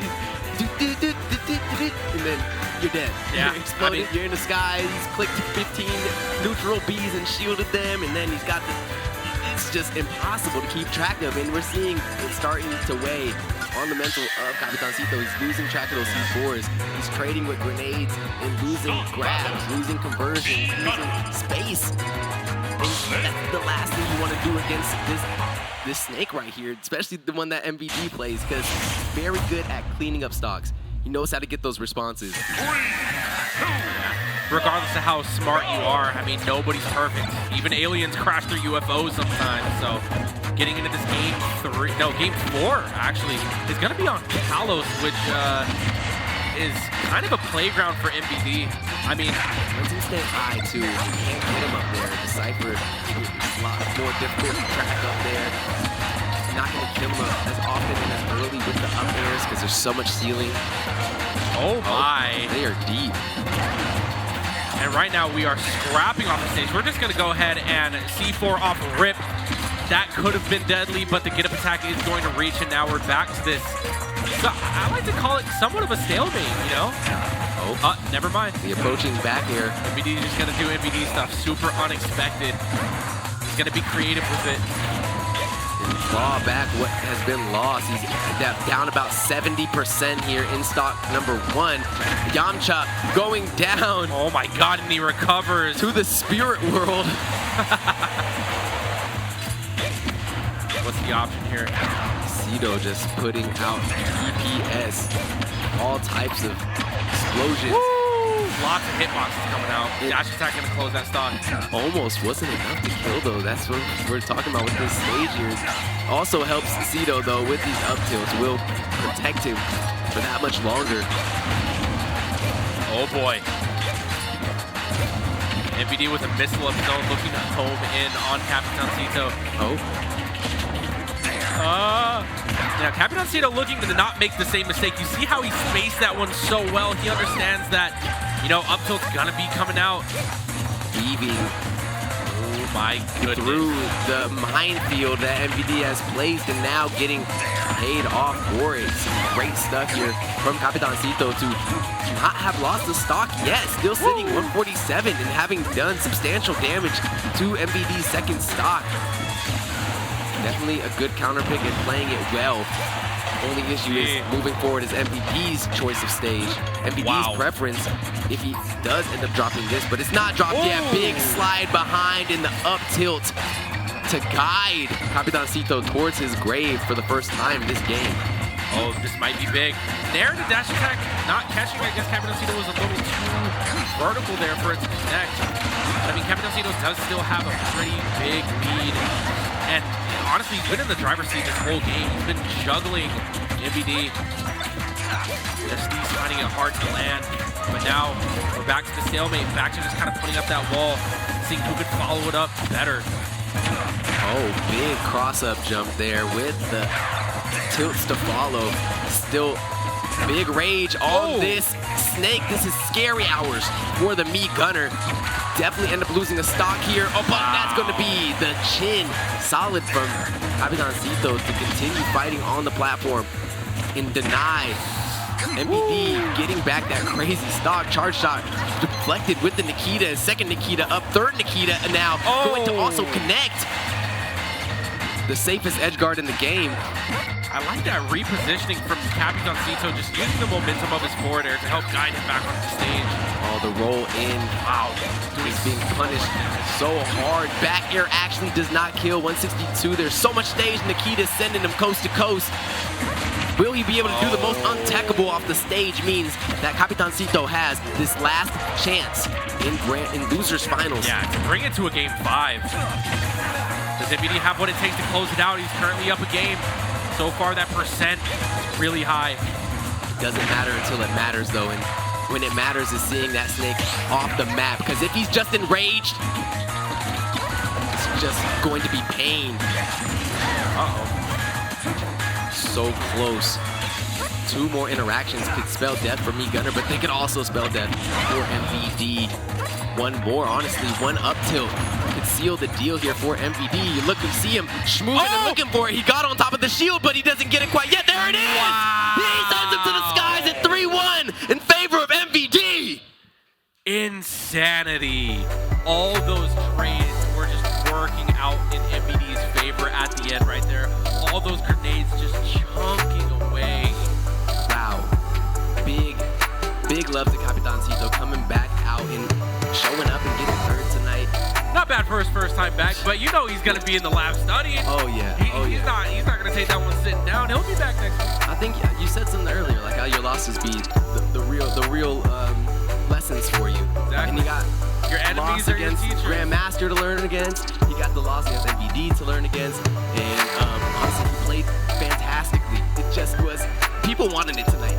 And you can tell that this is going to be an insane grand finals, the second meeting of Grandmaster and MVD. And will it be the Palutena? Will it be the Robin? We don't know, but we do know we have a sweet little highlight reel from what just went down. Man, this matchup was certainly the matchup of trades. So many projectiles, so many attacks. MVD just, playing better today. Yeah, and he kept that grenade on him whenever trying to get something cooking up, trying to get something working. It would just be a grenade that interrupts, you know, it just it breaks up whatever momentum Capitancito was doing. And then on top of that, he's got really solid at getting to those critical percentages that, like, you know, everything that you throw out on Snake is gonna start killing, and he was able to, you know, hit that Boston shell. I got to 150, let me just hold up, and pop, you're dead. It's the intimidation. Like, Capitancito knew that as those grenades were chunking away at his life force, that up tilt was gonna be a big factor going into it, and he played so well around it. With the crouching, the movement, and just the confidence to not really get shook by anything. He just kept his composure throughout it all. And, you know, that's why he's sitting here in So would you say MBD has hit full stride?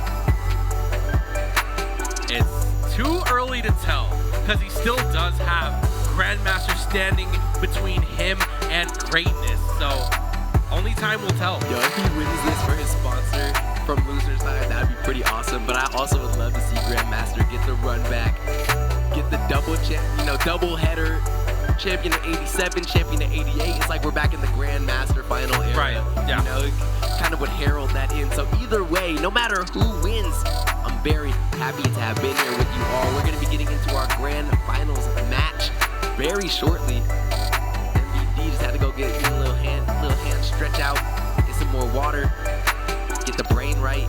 I hope that you all in the chat have been enjoying the gameplay. It's been an absolute treat hanging out with y'all tonight.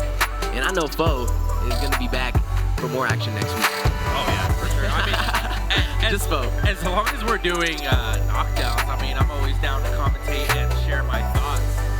You got good thoughts, kid. I kind of wanted to build like a little bit of a storyline here, because you're mentioning Stride, which is the MBD's newest sponsor.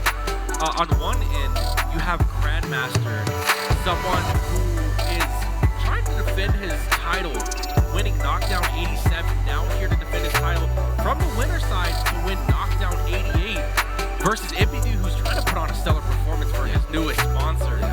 So, I mean, either way, you have some type of magic that's going to be happening. Speaking of magic, it looks like we're just getting into it. Town and City, Grand Finals, Grandmaster versus MBD. Let's go. Town and City, so you know Grandmaster probably brought it. Yeah, this has been stage's choice for Strangers. And coming off of a hot set with MBD, his guns a-blazing from MBD, already starting with quite the advantage in percent, but these are the bread and butters, the kit and caboodle for Grandmaster moving forward. Let me make a prediction. MBD resets, and I don't know what happens after that. I just feel like we're at least getting a grand final set too. But can Grandmaster move on? Yeah, I mean, Grandmaster's been playing absolutely cracked today. To have beaten both MBD and Capitancito on the winner's side. Truly an awesome feat for the homegrown talent. And to be fair, their game 5 literally went last stock, last hit, but MBD ended up getting caught with an explosive flame, which Grandmaster is so sneaky with those. But I mean, if I know MBD, he's not gonna let the same thing happen twice. And right now, in this set, taking the first stock. Interesting. Some boxing tools. He's been approaching with that insane fair, just cutting through the competition today. Grandmaster with the full hops. That was kind of scary. That teleport recovery could have actually killed him, but we in there. Well played on the ledge, getting underneath. Looking for the up air. Ends up getting the back air. Over MBD. Exactly where he wants to be. That's going to be a great dare to spike out this snake in stock number 1.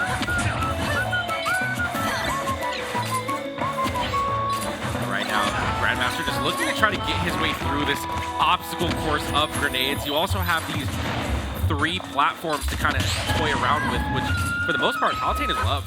Get a lot of teleport cancels.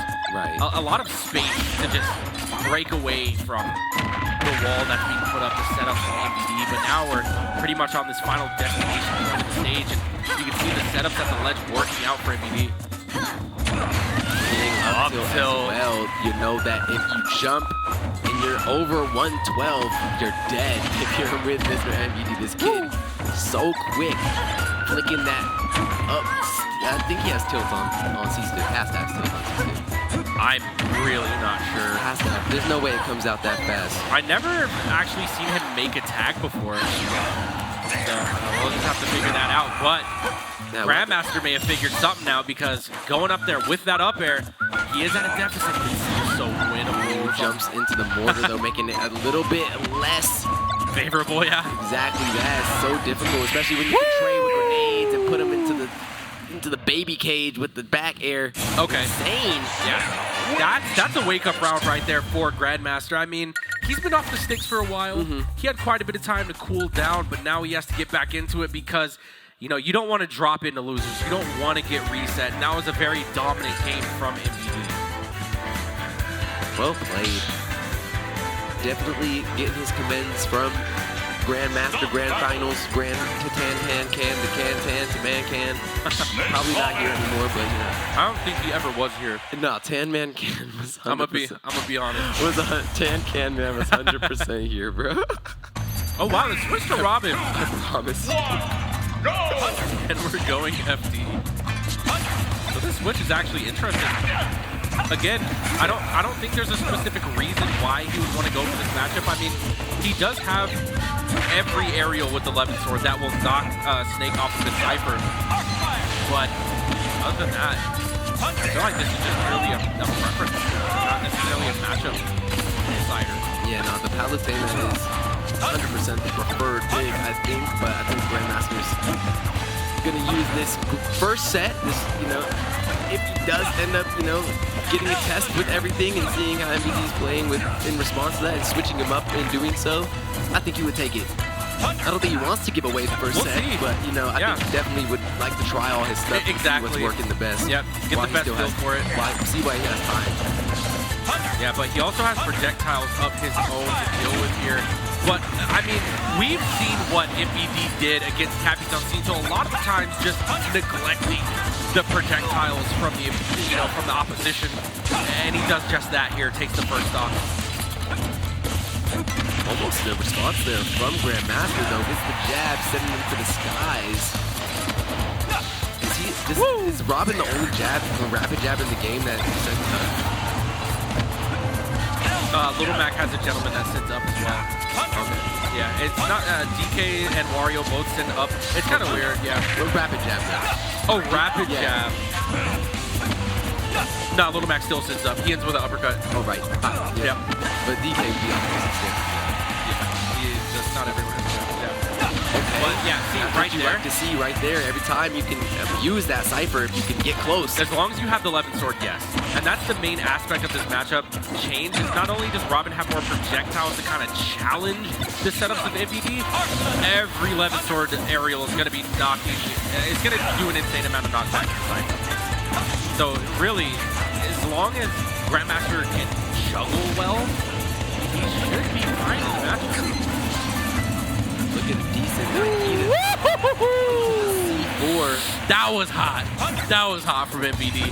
Had the plan B, had the setup, and he takes the stock. This is, I mean, MVD is just playing extremely well. Unless Grandmaster can take the stock here, this might be a 2-0 for MVD.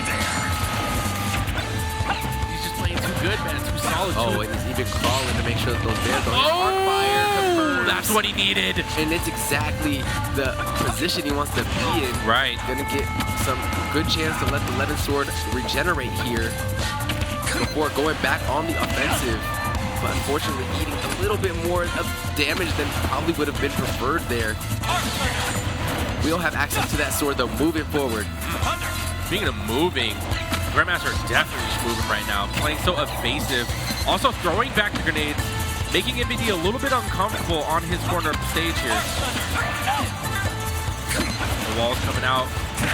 Oh wow. The Dasher, Dancer, Prancer, and Vixen going to be a great dash grab into. Oh, I can't wait for that.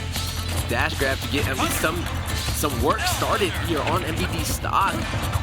Oh, unlucky that grab is evaded for. Just the basic thunders are doing so well for Grandmaster. Now he has a bit of momentum. Can he cover the landing? He does with down tilt, which is one of Robin's fastest grounded moves, but Speaking of fast and grounded moves, that's one that kills. Grandmaster, or MVD rather, gonna be up a solid 2-0 in this set. That is a really great way to start if you want to reset. Yeah, I'm curious to see what the play is from here. Might be going right back to the Robin on the FD just to edge out a win. I think it was a good play. I think everything was going well. It was just a couple of unfavorable trades. A couple things that could have definitely went either way and ended up going the way of MVD. So yeah, interested to see how the adaptation comes in here from Grandmaster. What exactly switches up? I know the waiting out the opportunities with the Levin Sword was definitely ideal. Did a good job cycling the resources. But it's these moments of in between where MVD is just able to grab so much percentage as Grandmaster tries to make up their mind. I think Snake does really well on FD, mainly because of his dash attack. It covers landings really well. We're going to see MVD use that quite a bit. I like the grab game being demonstrated from Grandmaster, though. I mean, MVD's a shielder, you know, he will switch up when he starts getting punished for it, but until he's called out for his shields, he's going to be shielded. Great up air there to be sure to stop the huge damage buildup that MVD can sometimes do. You'll see him get to 200 and start to get really deadly, but no way that's happening right now. That is a huge conversion, though, from Grandmaster. Every hit of that down smash just chunking away at MVD. Yeah, the walk up. He didn't like that one. Yeah, the walk up, be patient up till the MVD Classic. Right now, I mean, this is, although Grandmaster was off to a momentous start, I mean, MVD has that clutch gene in him. He can bring this back, especially if Grandmaster keeps playing unsafe, but he comes back unscathed. Yeah, he had the aerial drift, had the option, ready to go, because MVD was snaking that opportunity, was ready to get furious, but there's nothing to do when you got the entire Levin Sword in your face. Yep, those are BT aerials as well. Speaking of BT, that was a lot of percent, and it's still being chunked away. A snipe, but in tech, another Nikita. Grandmaster just trying to come back to the stage, and he gets red! Hey, yo, the 6 Nikita into C4 up tilt combo is a true combo. Never let anybody tell you anything different. I told you, it's that clutch gene. MVD just doesn't let anything shake him. He keeps that composure, and right now he's looking to bring the game back in his favor. That's the Grandmaster been waiting for. Opportunity to get some arc fire conversions. Gets 1, gets 2. Will 3 be on the table? No, C4 falls from the heavens. That was weird looking, but you know what? El Thunder, not going to be enough. Oh, so lucky that. Yo! Is this how it resets? No, the Nikita misses. Grandmaster makes it back. No, there's no invincibility. There is invincibility. I'm tripping. But okay, he makes it back, but now he has to play his corners. You're not tripping. You're foe. I'm Oski. This is Grand Finals, and that's a reset for MVD. Wow. Not only that, but that was a solid 3-0. MVD just playing that one down to a T. Yeah, it was definitely, you could see the moments of marking for Grandmaster where he's really getting his feelers out. You could tell that MVD's coming into this set hot. Let me use this time to get my options. Not giving away too much, and he didn't give away too much. Chose the Robin, tried some Palutena, tried some some Final Destination. Yeah. You know, but didn't give away too much. And now we get a fresh set. And this is the one that matters. I mean, Grandmaster still has a shot at this, but being dunked down into the loser side, not taking a game, says kind of a lot about the opponent. Let's see if Grandmaster's going to adapt. Let's see if he has an answer, or if MVD's just going to continue this steamroll of a performance that we're seeing here at Knockdown 88. Yeah, MVD. I guess we can finally say it. It's hitting full stride, baby. We're in the Grand Finals reset, and that's Stride MVD with the first game, the first tourney on the new tag. Going crazy, resetting against Grandmaster, who's been playing phenomenally today. Been playing out of his mind today. Been cycling between the Robin and the Palutena like an absolute mad lad. But MVD found his footing in this matchup and is now sitting poised, possibly able to take home the first place prize. Possibly. And also, I did know, oh my god, what a start. The ledge slip back here is actually filthy. I was going to say that on that last game, if MVD will let me just finish the sentence. Because right now, he's just throwing hands, feet, the kitchen sink, and it's not stopping this momentum. And in the key to top it off, this is looking to be a 3-stock. Sorry, Mike. I didn't mean to put all that air into you, but you know what? I'm gonna take myself out. I'm gonna take myself out real quick. Let's make things interesting. The hand gesture when he did it too, just like, oh, let me delete that from my hand. He like the single ladies. Yeah, he flicked it off like, oh yeah, no, delete. Don't put that in my short-term memory. So what I was trying to say that whole time was, Grandmaster actually started catching on to a lot of MVD's habits, hit a lot of really big spot dodge reads, and you know, I was really expecting a full adaptation to be out here, but MVD is showing that it doesn't matter because he just has mix-up on mix-up, just holding jab at the ledge, covering neutral get up, grenade, being out, Mortar, this is the grab, but Mortar layering the offense too, he's just so safe. Everything that he does, he gets the grab, he gets the game board. No, hey. That's not supposed to look like that. That looked way too easy. All right, conditioning the shield with the mortar, going in for the tomahawk so that he could go ahead and grab him straight into the C4 confirm at 104. He knows that goes from ledge to the plat. I understand that, you know, it's all fun, but I mean, that ain't no game. This is when you need to focus up. Right. You're coming from the winner side of things, getting reset. Every little bit of mental stamina that you have has to go into this set if you want to take it. Let's see if game 2 is going to go any different. We're still on the same stage here. Yes, MVD with momentum. Definitely very dangerous. And he's also just kind of freestyling too. I mean, this is what you kind of don't want to see if you're Grandmaster, because MVD's playing with so much confidence that he knows he has the freedom to kind of just mess around, have a little bit of fun. And like when he's operating in that space, dangerous, because, you know, it's like fighting Drunken Master. They just kind of can go for what they want, and they have the confidence behind it. Kind of like that. His setups are just so on point right now. And even though Grandmaster's not really out of it, I mean, he's been having way less impact per hit. The exchanges, when they go in his favor, he's not getting any big combos, not getting any major juggles, no major edge guards. It's just, I mean, blow for blow, and he's taking it, but the scales can tip here in the favor of Grandmaster. He just has to keep it up. I love to like kind of equate it to like a real, like a fight. The significant strikes are everything. You know, you can get your glancing blows, but who's hitting the clips? Who's making those big connections? And it's been MVD time and time Nine again. times out of 10. I mean, he's looking to potentially 6-0 with how he's playing right now. He's playing very on point. And if you want to talk about waking up, MVD, he's playing with all eyes open. That third eye's up there somewhere wide open as well. Maybe he took a note from our friend LightningCam. How to tap into the ethereal. Yeah, I'm saying just that hold on the forehead right there. Come on, open. Open up my crown chakra. Entering the avalanche, man. Right now, the grab.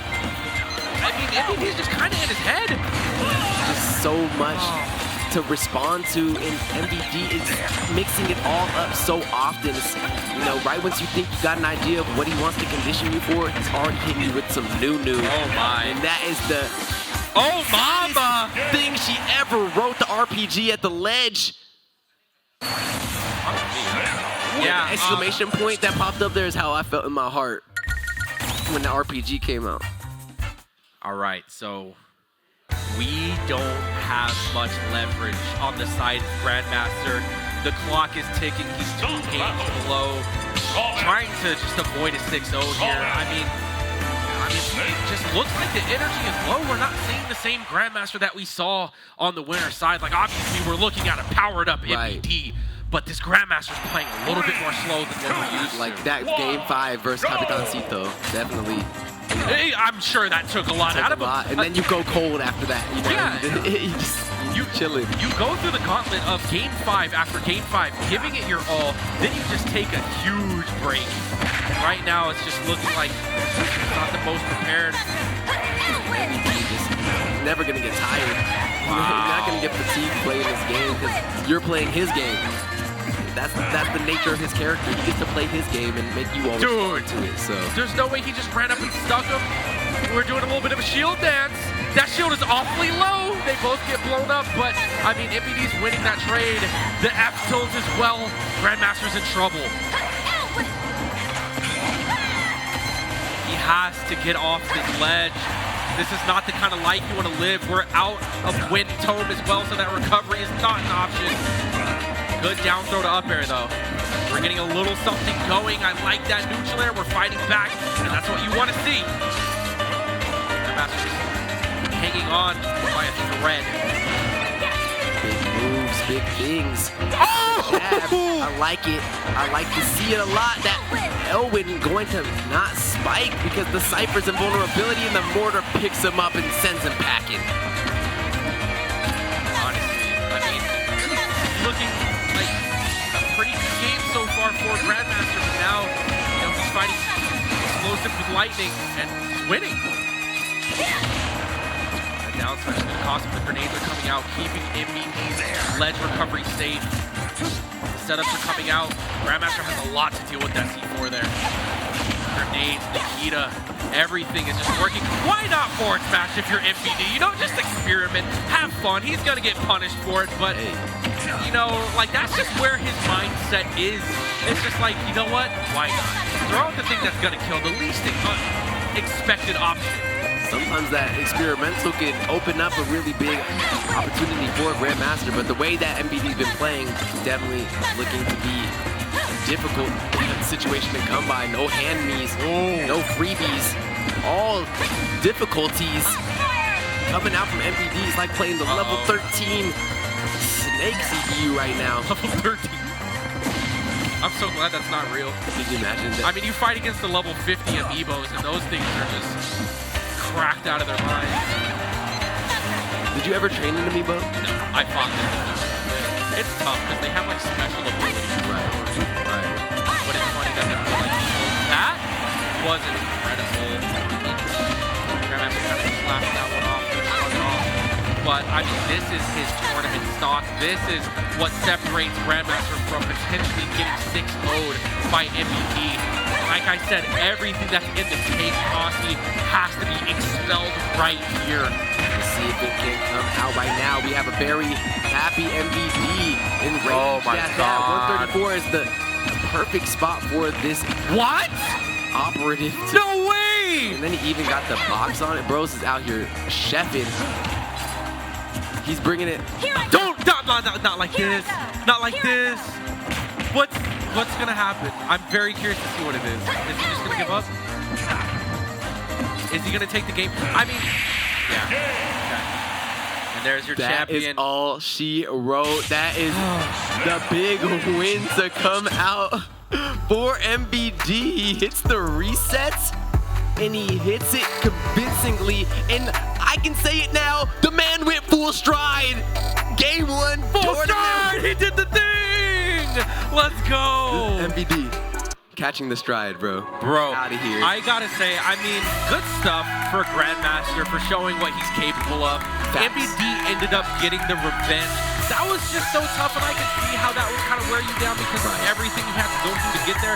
Plus, it's like, if I take this one stock, which has been hard enough, then I have to win 3 straight games in a row. Big proud of Grandmaster for what he had pulled off in this tournament. We got the highlights. No highlights for the Grand Final. Show up sometime one day. You might. Oh, just a roll. You okay. Might see them in your dreams tonight because we are just so happy to have had this beautiful Knockdown 88 with you all. Just like the 8s in the Knockdown, we wrapped it up perfectly. all came back full circle. We got MVD taking home the first place prize. Your Knockdown 88 champion. That's facts. Grandmaster doing it for his sponsor as well. That's true. I'm sure they're happy. Yeah, I mean, Stride, anybody who's Stride in the chat right now watching your boy take home the dub at 11 o'clock PST, you're goated. That's the kind of sponsors I'd want in my corner. And 100%, we just appreciate everybody hanging out with us tonight. You know where we're at, the HyperX Arena in the Luxor, the premier space for all things gaming, content creation, and of course, just hanging out with your friends. We got the best rigs, the best team, the best vibe, and we really appreciate you spending your Friday night with us. Bo, any last words for the people? Yeah. See you guys next week for Knockdown 89. Sheesh. With that being said, guys, don't forget to follow the channel, show that love and support. Hopefully, we'll see you guys here for Knockdown 89. Remember, Las Vegas at the Luxor, the HyperX Arena. This is a weekly tournament, so if you play fighting games, these are the games that we play. I'm facing the wrong way. These are the games that we play, so come down, show us what you got. I've been Bo. This is Austin, and we'll see you guys next week. Peace.